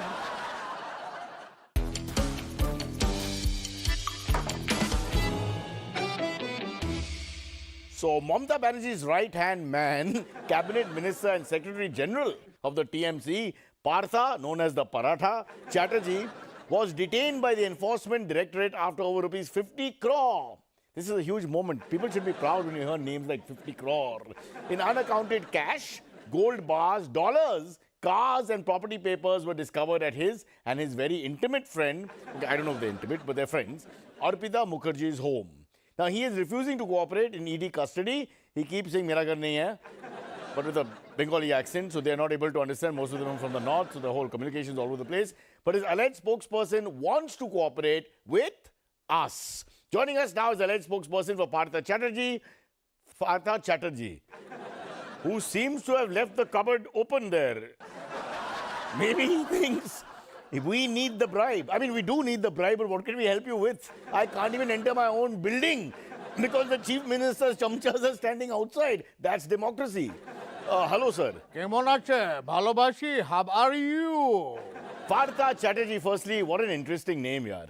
You see, what happened is that this name was given to me when I was suffering from very chronic disease. What disease would that be? Excessive flatulence, hence Partha Chatterjee. Such an unnecessary piece of information, but I suppose in terms of embarrassment, not the worst thing. Getting back to Partha Chatterjee.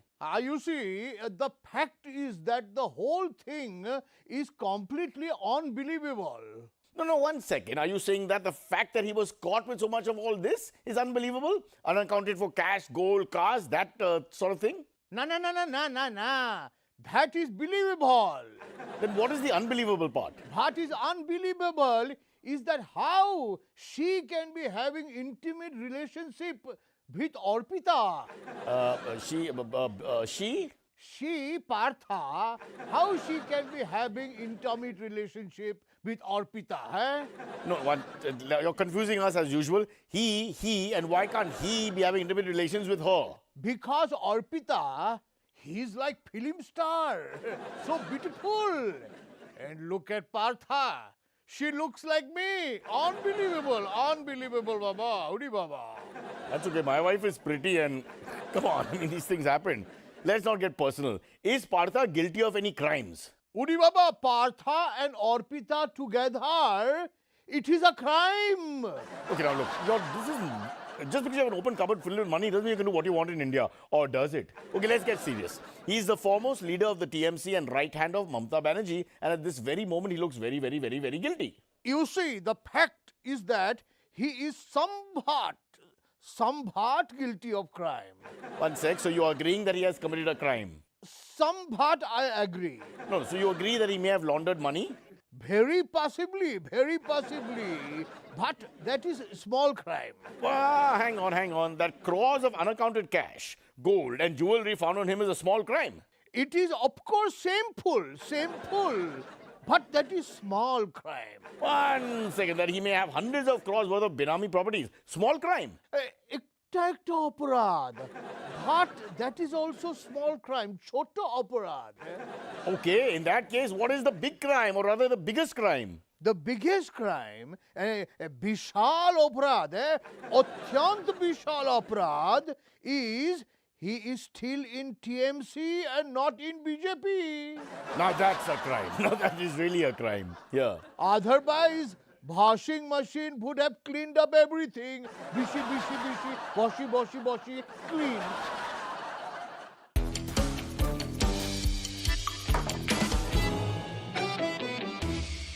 So Mamata Banerjee's right-hand man, Cabinet Minister and Secretary General of the TMC, Partha, known as the Paratha, Chatterjee, was detained by the Enforcement Directorate after over rupees 50 crore. This is a huge moment. People should be proud when you hear names like 50 crore. In unaccounted cash, gold bars, dollars, cars and property papers were discovered at his and his very intimate friend, I don't know if they're intimate, but they're friends, Arpita Mukherjee's home. Now, he is refusing to cooperate in ED custody. He keeps saying, Mera ghar nahi hai, but with a Bengali accent, so they're not able to understand. Most of them are from the north, so the whole communication is all over the place. But his alleged spokesperson wants to cooperate with us. Joining us now is alleged spokesperson for Partha Chatterjee, who seems to have left the cupboard open there. Maybe he thinks we need the bribe. I mean, we do need the bribe, but what can we help you with? I can't even enter my own building because the chief minister's chamchas are standing outside. That's democracy. Hello, sir. Kemon ache? Bhalobashi, how are you? Partha Chatterjee, firstly, what an interesting name, yaar. You see, what happened is that his name was given to me when I was suffering from very chronic disease. What disease would that be? Excessive flatulence, hence Partha Chatterjee. Such an unnecessary piece of information, but I suppose in terms of embarrassment, not the worst thing. Getting back to Partha Chatterjee. You see, the fact is that the whole thing is completely unbelievable. No, 1 second. Are you saying that the fact that he was caught with so much of all this is unbelievable? Unaccounted for cash, gold, cars, that sort of thing? No. That is believable. Then what is the unbelievable part? What is unbelievable is that how she can be having intimate relationship with Arpita. She? She, Partha, how she can be having intimate relationship with Arpita, eh? No, you're confusing us as usual. He, and why can't he be having intimate relations with her? Because Arpita...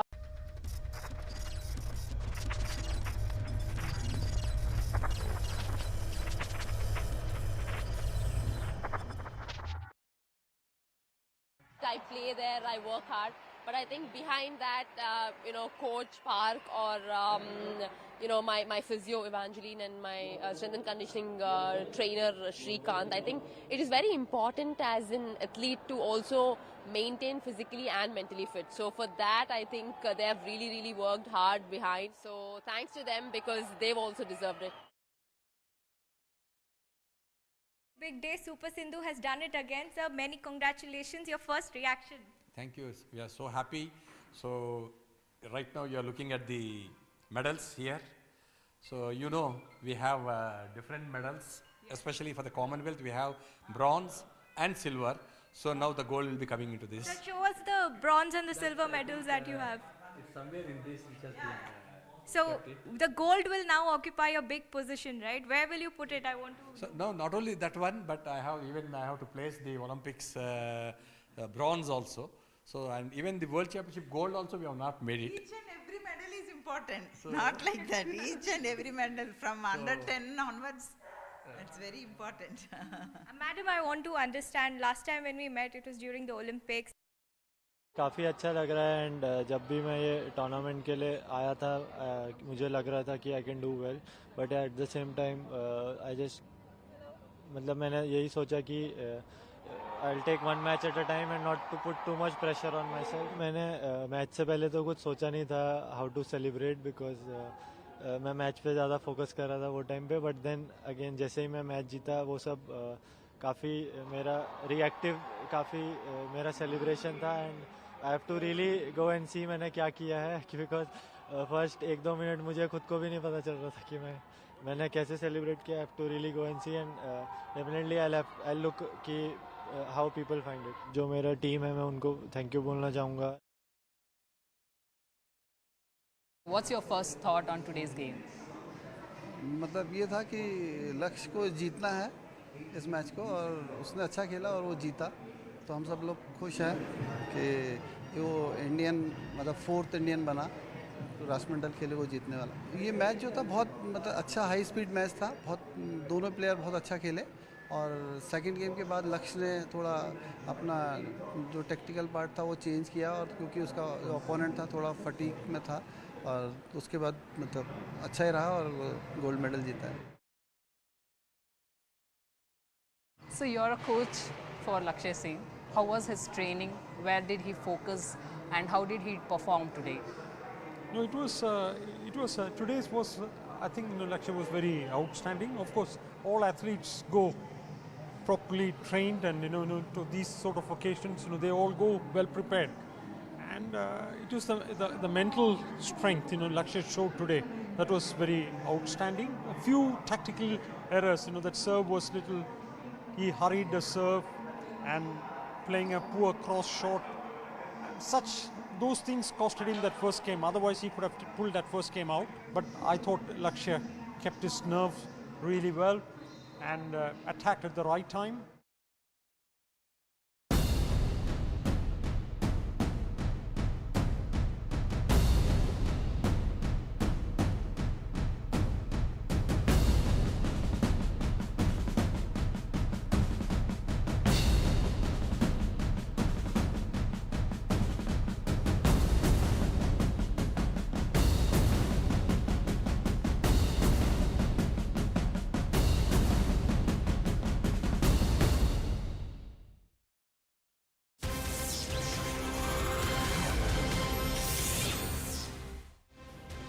Hello and welcome to the late night edition with me Ayushman Singh Jamwal, getting you some breaking news from the state of Maharashtra, where BJP National General Secretary C.T. Ravi held a closed door meeting with Maharashtra Governor Bhagat Singh Koshyari. Top sources tell CNN News 18 that the meeting lasted around 30 to 45 minutes. This meeting comes ahead of that critical cabinet expansion in the state of Maharashtra. Let's listen in to what C.T. Ravi had to say. मंत्रिमंडल विस्तार करना CM का जिम्मेदारी है. CM deputy CM तय करेंगे. संगठन मजबूत करना ये मेरा जिम्मेदारी है. सरकार चलाना सीएम और डिप्टी सीएम का जिम्मेदारी है, वो करेंगे, सभी जानता है. ये शिवसेना ओरिजिनल शिवसेना किसको है उसके वजह से कोर्ट में केस थी, इसके वजह से थोड़ा विलंब हो गया. मुझे लगता है आप सीएम के साथ पूछेंगे तो कब करेंगे वो आपको आंसर दे सकता है, मैं नहीं. So C.T. Ravi there keeping his cards very close to his chest. I'm joined by Mihir Trivedi on the phone line to get the latest from the BJP Shiv Sena camp, the Shinde Shiv Sena camp. Mihir, over to you. Absolutely. As far as what we know at this point is that, yes, that was Mr. C.T. Ravi from BJP keeping the cards very close. But what we heard that he also had a very closed-door meeting with the governor. And, of course, it lasted for around 30 to 45 minutes. Now, significance of this meeting was on the backdrop of the cabinet expansion tomorrow. Now, what we understand at this point is that there will be some 18 to 20 MLAs who will be getting berths, certain crucial positions in the cabinet. But there seems to be a sense of unhappiness within the BJP.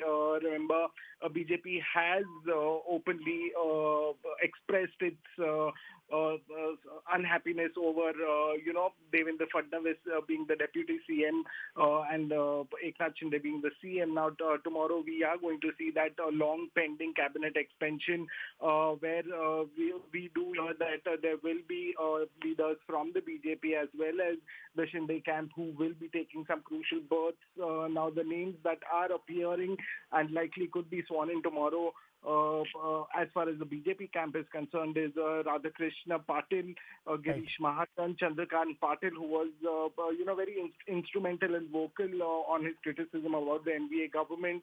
Sudhir, Mr. Sudhir and Vijay Kumar Gavit. These are the names from BJP.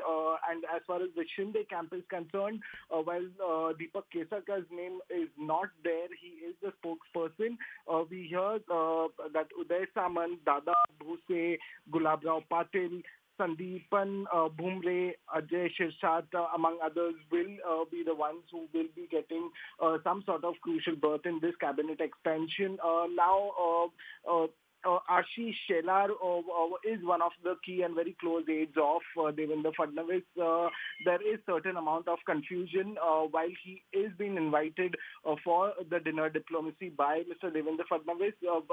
But what we are hearing and picking up at this point is that he will likely get a larger organizational role in the party rather than a berth in this particular expansion. So clearly, these are some of the factors where BJP is really unhappy about, and that's the sense we are getting at this point. But the cabinet expansion is happening tomorrow, and we will eventually get to know who all will be getting these crucial berths.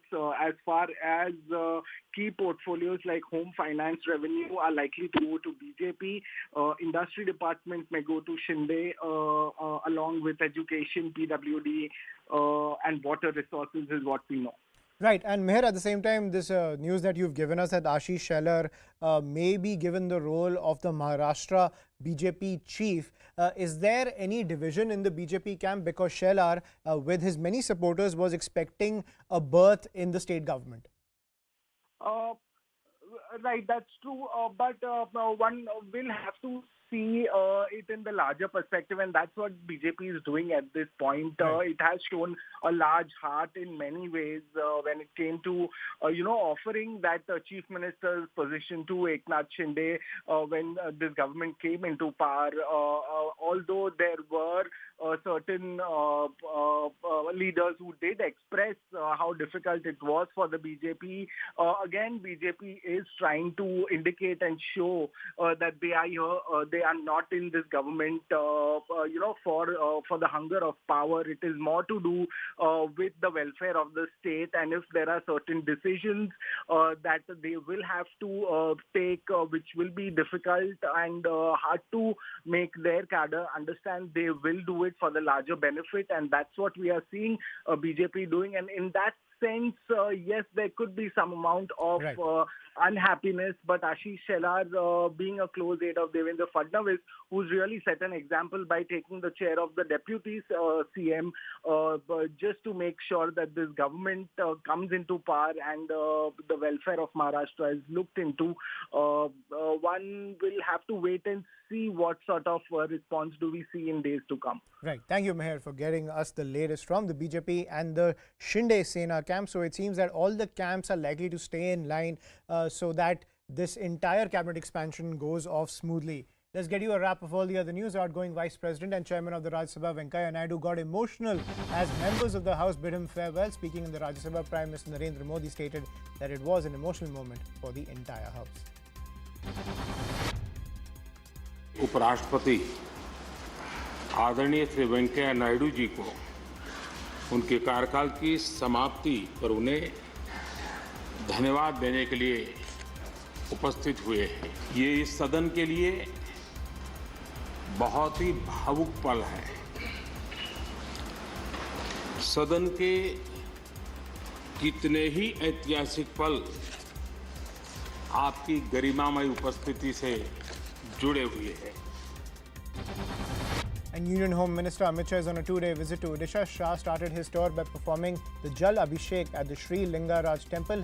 He next visited Netaji Subhash Chandra Bose's birthplace at Uriya Bazaar in Cuttack, where he paid tribute to the statue of the revolutionary leader. 3 people were killed following a stampede at the Khatu Sham temple in Rajasthan's Sikar. The incident occurred early in the morning as soon as the entrance of the temple was opened. 3 of the victims were female devotees. Today was the last Somvar of the auspicious Sawan month. Devotees performed puja at the Kashi Vishwanath temple. Hindus believe that doing Rudra Abhishek of Shiva during Sawan rids the world of its imperfections.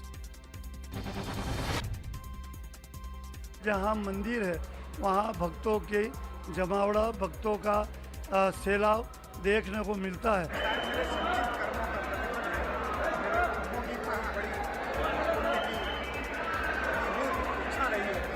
Shravan सोमवार का आखिरी सोमवार है। हमें बस माता के दर्शन प्राप्त हुए, सौभाग्य प्राप्त हुआ उनका।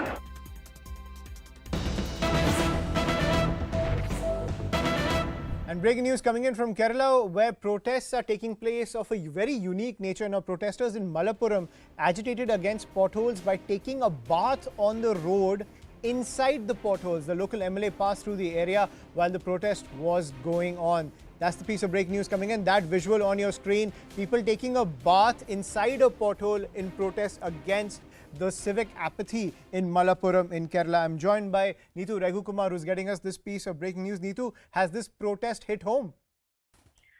Yes, see, these protesters, what they say is that they are fed up with this apathy, this potholes, and they say that not just in Malappuram but across the state there are issues that everybody has been talking about, and they say that this was the main road that they use mainly for all their activities, and this has been like this for quite some time.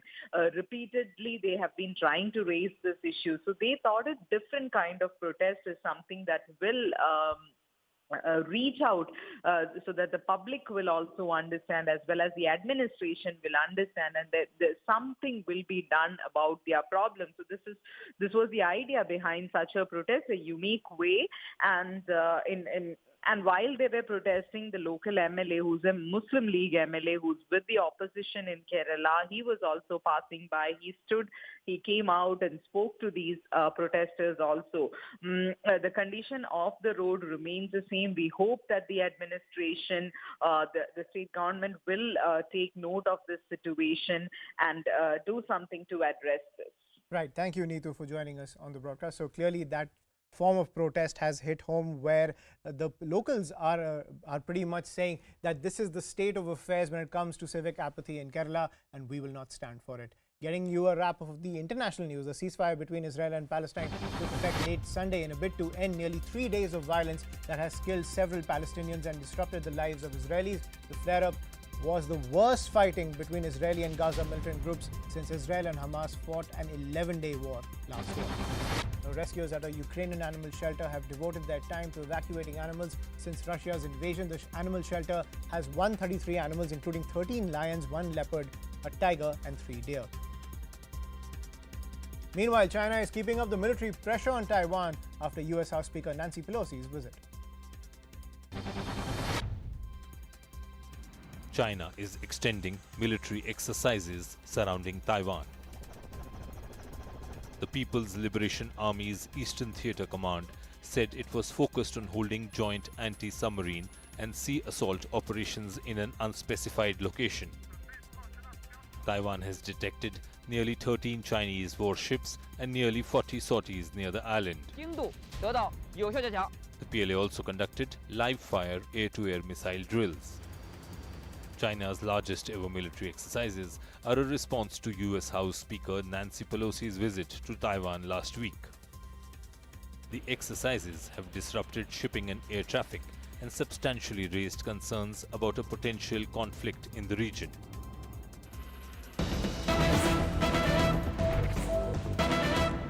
And more breaking news coming in amid the tensions between the United States and China. Now, after days of muscle flexing, as China has literally been bullying Taiwan with those military drills, US President Joe Biden has sent a message to the Chinese regime. He says his administration is not worried about the military exercises. He says China will not do anything more in its face-off with Taiwan. That's the message coming in from the US President. I'm joined by Abhishek Jha on the phone line. Abhishek, when it comes to foreign policy, Joe Biden has not had a great record. You look at Afghanistan, you look at Ukraine.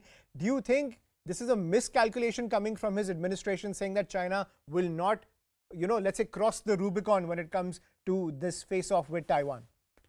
So talking about foreign policy initiative, of course, Biden could have had his say when Nancy Pelosi decided to visit Taiwan, because the unnecessary flare-up that we are witnessing in the bilateral relationship between US and China is something that the world was not waiting for right now, already especially after this Russia-Ukraine crisis. However, Biden, when asked the same question, like, what was this visit necessary, he said that that was her decision. So, Biden administration is trying to distance itself from Nancy Pelosi's visit as a decision by the Nancy Pelosi herself. However, talking about the Chinese aggression, Biden was very clear that he believes that China has done enough and he will not take it further. And the escalatory stances that Chinese side has been expressing in the past few days are not going to further heaten up or heighten the tension in the Taiwan Strait. This is what his commentary was. We have seen how Chinese side have been aggressively talking and blaming USA for this whole aggressive or tense situation in Taiwan Strait because of the Nancy Pelosi visit, and they have been saying that the U.S. administration is in a way abating and aiding the democratically elected government of Taiwan, which is kind of a rogue, island, and which needs to be reunified with China. So this is a Chinese aspiration that they have been nursing for very long, and this whole aggression that they have created around Taiwan Strait is something they have done in a very simulated manner that they can do maybe in sometimes in future when they would actually try to capture Taiwan by force. Right. So amidst all this tension, Biden's this statement is sort of relief that if the U.S. administration thinks that China is not going to aggravate the situation further, it's something that it looks like the both sides have had a diplomatic contact, and they believe that Chinese aggression is not going to get beyond what is currently we are witnessing. Right. Thank you, Abhishek, for joining us on the broadcast and decoding the diplomatic tussle between the United States and China, even though as those military drills continue, where China continues to hammer the point that Taiwan is not a separate country, it is a part of the Chinese nation. Now, getting you a wrap of all the other news, and namely the big political news that's coming in from Bihar, where a major political crisis is brewing in the state. Speculation is rife that all is not well in the BJP-JDU alliance. Top JDU sources have told CNN News 18 that Nitish Kumar is ready to part ways. The JDU has called a key meeting of all its MLAs, MLCs and MPs in Patna at 11 a.m. tomorrow. The Bihar Congress has also asked all of its MLAs and MLCs to remain present in Patna.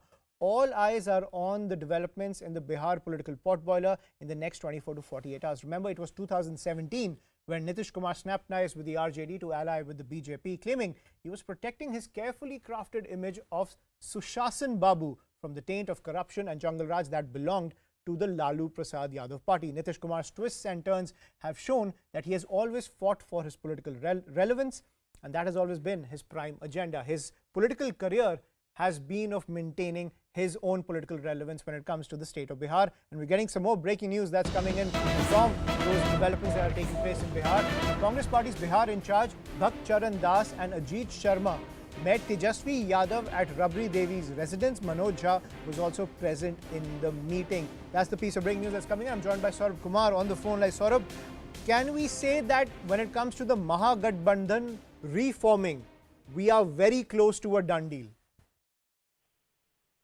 Yes, indeed, we can say this because RJD was trying hard to put its footprint in the mainstream politics when Bihar is concerned.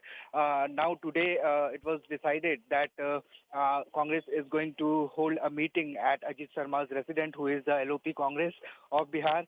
All the MLAs of Congress met at his residence, and it was a conscious... it was decided that if Nitish Kumar joins hands with Mahagathbandhan, then the Congress will give unconditional support to Nitish Kumar. And soon after the meeting, the Congress in charge of Bihar, who is Bhakt Charan Das, he visited Tejasvi Yadav and met with him for half an hour. And there Manoj Jha was also present at that time. The meeting went on. And after leaving, it was speculated that tomorrow, when JDU will conduct a meeting at 11 a.m. With all its MLAs and MPs, something big is expected in the state of Bihar. Right. Thank you, Saurabh, for joining us on the broadcast and getting us the latest that's coming in from Bihar. The developments keep coming in. The twists and turns continue. But it seems that, as Saurabh is pointing out, the deal to reform the Mahagathbandhan, that is the RJD, JDU and Congress, seems close to completion. Nitish Kumar just has to sign on the dotted line. We'll take a short break. More news and updates on the other side.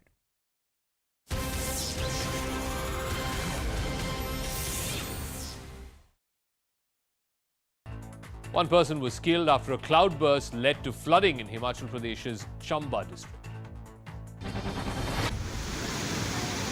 The cloudburst triggered flash floods, muddy water gushing down the hilly region. 2 villages were affected by the cloudburst and several homes were washed away, due to which one person was killed. Agricultural land was also damaged due to the flash floods. Heavy rains triggered landslides in Kinnaur in Himachal Pradesh. National Highway 5 was completely blocked after loose stones and debris fell on it. The highway has been closed for vehicular movement and machinery has been brought in to clear the road so that traffic can be restored. Bihar Chief Minister Nitish Kumar will be meeting all his JDU MLAs tomorrow and is likely to take a call on the future of his alliance with the BJP. The JDU has accused the BJP of working against Nitish Kumar in the 2020 elections and of disrespecting allies. Rajya Sabha MP and senior advocate Kapil Sibal says there is no hope left in the Supreme Court. He was expressing his displeasure over some of the recent judgments passed by the apex court.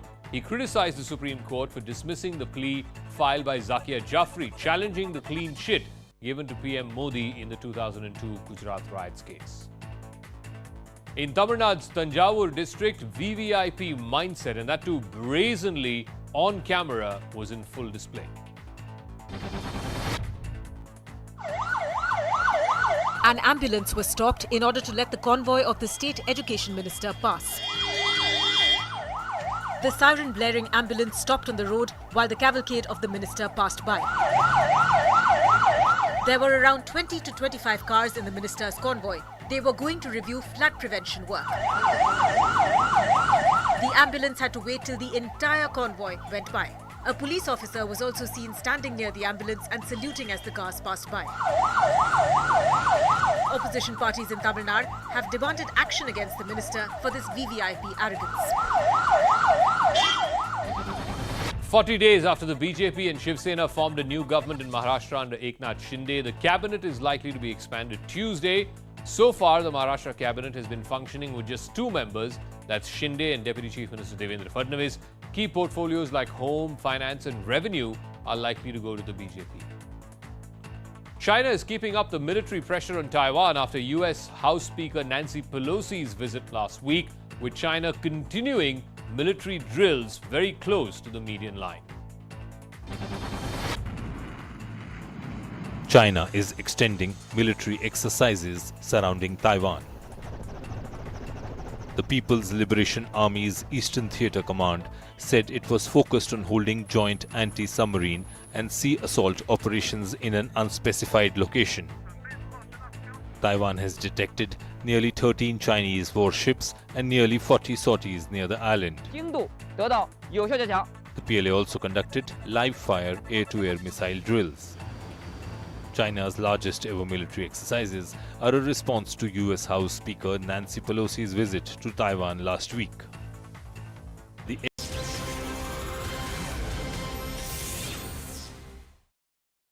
And welcome back. It's been a dream run for the Indian contingent at the Commonwealth Games with 3 gold medals in badminton and 1 in table tennis.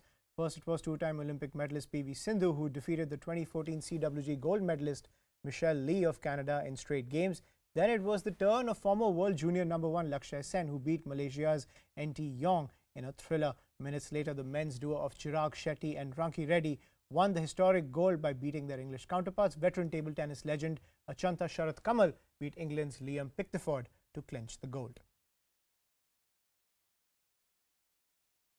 I play there, I work hard, but I think behind that, coach Park or, my physio Evangeline and my strength and conditioning trainer Shrikant, I think it is very important as an athlete to also maintain physically and mentally fit. So for that, I think they have really worked hard behind. So thanks to them because they've also deserved it.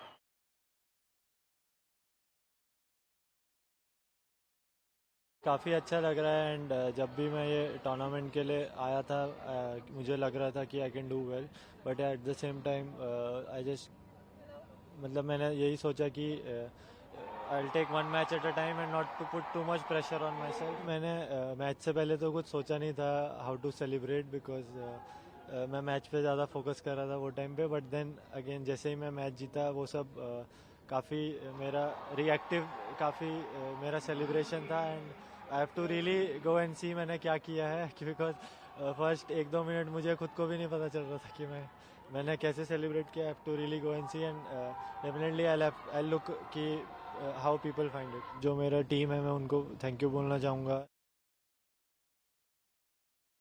So you're a coach for Lakhsya Sen. How was his training? Where did he focus and how did he perform today? No, it was today's was. I think Lakhsya was very outstanding. Of course, all athletes go properly trained, and to these sort of occasions, they all go well prepared. And it was the mental strength, Lakhsya showed today. That was very outstanding. A few tactical errors, that serve was little.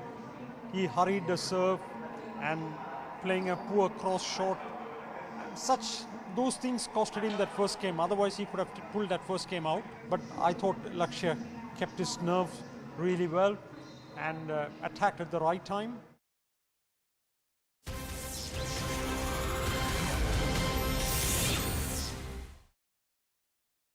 The end of the Commonwealth Games, India are currently at 4th position on the podium of Commonwealth 2022, an overall medal tally of over 60, 22 gold medals, 16 silver medals and 23 bronze medals in one of the best performances in the CWG Games that India has had. One person was killed after a cloudburst led to flooding in Himachal Pradesh's Chamba district. The cloudburst triggered flash floods, muddy water gushing down the hilly region. 2 villages were affected by the cloudburst and several homes were washed away, due to which one person was killed. Agricultural land was also damaged due to the flash floods. Heavy rains triggered landslides in Kinnaur in Himachal Pradesh. National Highway 5 was completely blocked after loose stones and debris fell on it. The highway has been closed for vehicular movement and machinery has been brought in to clear the road so that traffic can be restored. Bihar Chief Minister Nitish Kumar will be meeting all his JDU MLAs tomorrow and is likely to take a call on the future of his alliance with the BJP. The JDU has accused the BJP of working against Nitish Kumar in the 2020 elections and of disrespecting allies. Rajya Sabha MP and senior advocate Kapil Sibal says there is no hope left in the Supreme Court. He was expressing his displeasure over some of the recent judgments passed by the apex court. He criticized the Supreme Court for dismissing the plea filed by Zakia Jafri, challenging the clean chit given to PM Modi in the 2002 Gujarat riots case. In Tamil Nadu's Tanjavur district, VVIP mindset, and that too brazenly on camera, was in full display. An ambulance was stopped in order to let the convoy of the state education minister pass. The siren blaring ambulance stopped on the road while the cavalcade of the minister passed by. There were around 20 to 25 cars in the minister's convoy. They were going to review flood prevention work. The ambulance had to wait till the entire convoy went by. A police officer was also seen standing near the ambulance and saluting as the cars passed by. Opposition parties in Tamil Nadu have demanded action against the minister for this VVIP arrogance. 40 days after the BJP and Shiv Sena formed a new government in Maharashtra under Eknath Shinde, the cabinet is likely to be expanded Tuesday. So far, the Maharashtra cabinet has been functioning with just 2 members. That's Shinde and Deputy Chief Minister Devendra Fadnavis. Key portfolios like home, finance and revenue are likely to go to the BJP. China is keeping up the military pressure on Taiwan after US House Speaker Nancy Pelosi's visit last week, with China continuing military drills very close to the median line. China is extending military exercises surrounding Taiwan. The People's Liberation Army's Eastern Theater Command said it was focused on holding joint anti-submarine and sea assault operations in an unspecified location. Taiwan has detected nearly 13 Chinese warships and nearly 40 sorties near the island. The PLA also conducted live-fire air-to-air missile drills. China's largest ever military exercises are a response to US House Speaker Nancy Pelosi's visit to Taiwan last week. The exercises have disrupted shipping and air traffic and substantially raised concerns about a potential conflict in the region. More than a dozen cars were washed away in floods in Madhya Pradesh's Khargone district. People were enjoying a picnic at a forest near a river in Khargone, but the water levels rose suddenly after rains. The picnickers rushed to higher ground to save themselves and left their cars behind. At least 14 cars were swept away in the surging river waters. Police rushed to the spot and pulled out 10 with the help of tractors from local villagers. But the cars failed to start because water had entered the engines. So the picnickers were sent to their homes in other cars. Local police have been asked to put up a board in the area informing people about the danger of water.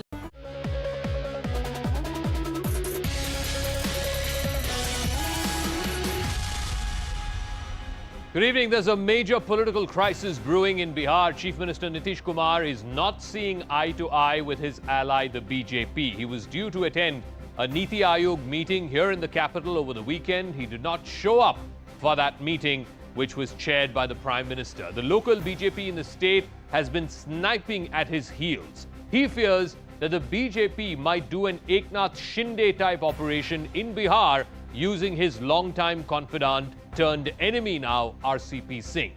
So the big question is it just a matter of time before there is a breakup in Bihar?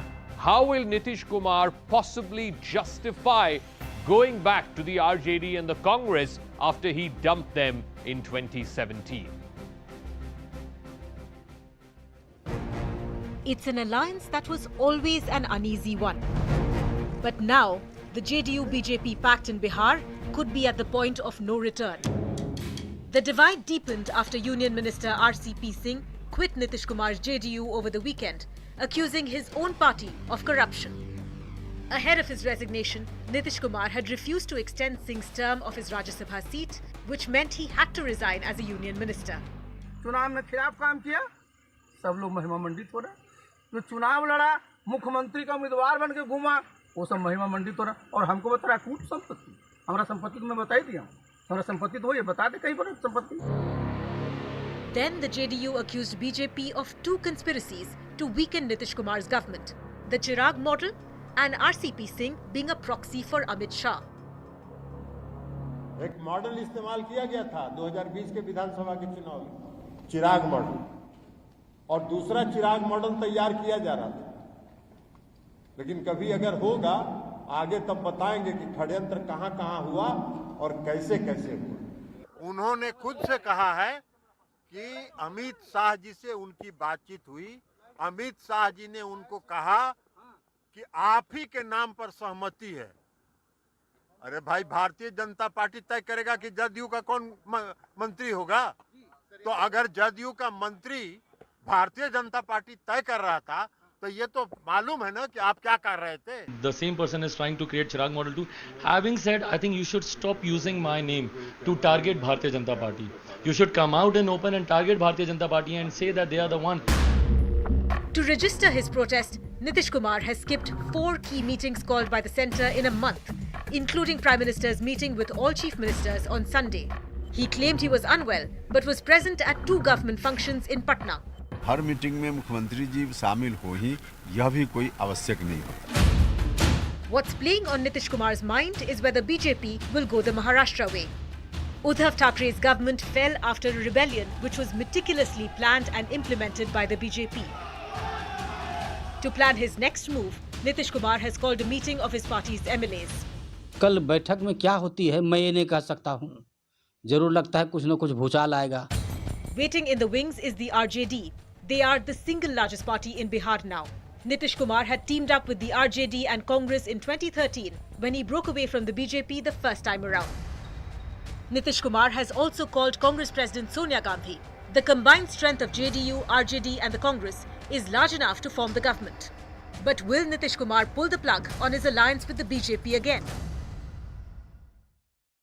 All right, there have been a series of meetings that Nitish Kumar has skipped in recent days, and that is giving rise to speculation about his possible pulling the plug on the NDA in Bihar. On the 17th of July, Nitish Kumar skipped a meeting called by the Home Minister in Rajasthan. This was of all chief ministers to discuss law and order issues. On the 22nd of July, Nitish Kumar skipped the dinner that was hosted for former President Ramnath Kovind. Remember, Ramnath Kovind used to be the governor of Bihar before he became president. This dinner was hosted by the Prime Minister. He skipped that. A couple of days after that, on the 25th of July, Nitish also skipped the President Draupadi Murmu's swearing in, despite the fact that all NDA chief ministers were there at that swearing in. On the 31st of July, Nitish Kumar skipped a BJP conclave that was hosted by both Home Minister Amit Shah and BJP Chief JP Nadda. Both of them were in Patna. There was no courtesy call between these individuals because Nitish Kumar had reportedly contracted COVID. And then over the weekend, which many are saying was the last straw, on the 7th of August, Nitish Kumar skipped a very crucial Niti Aayog meeting that was chaired by the Prime Minister here in New Delhi. So let's try and decode why Nitish Kumar is sending out these signals that all is not well in the NDA camp in Bihar. Number one, he is convinced that the BJP and the LJP, Chirag Paswan's party, was behind the JDU's poor showing in 2020. Remember, Nitish Kumar's party, despite being the ruling party, the senior alliance partner, ended up as the number 3 party in the 2020 elections. Second reason, he's upset that the BJP dominated the cabinet formation. Even though he was chief minister, the BJP got more representation in the cabinet, and of course they got 2 deputy chief ministers to go with it as well. He also sees RCP Singh, his longtime confidant turned bete noir now, as part of the BJP's conspiracy to uproot the JDU. He fears RCP Singh may pull off an Eknath Shinde in Bihar. Number 4, he feels he has not got enough support from the BJP despite the famous double-engine ki sarkar. And finally, he believes law and order, of course, was one of his strong suits. He believes that Bihar of late is being projected as a terror haven. Remember what happened in Fulwari Sharif, etc. Via these NIA raids. He feels that his own legacy, his own record is being questioned. Now, how do the numbers stack up? The numbers are very, very clearly with the BJP plus JDU. They clearly have gone past the halfway mark. If Nitish Kumar were to pull out, remember he's a number 3 party. He has fewer seats than the BJP. He has fewer seats than the RJD. In fact, RJD is the single largest party in the Bihar Assembly. He cannot possibly form a government without the support of the RJD, the Congress, the CPI-ML, and of course smaller parties. That is if Nitish Kumar decides to pull the plug. The question is, will he do that? And more importantly, how will he justify this, having walked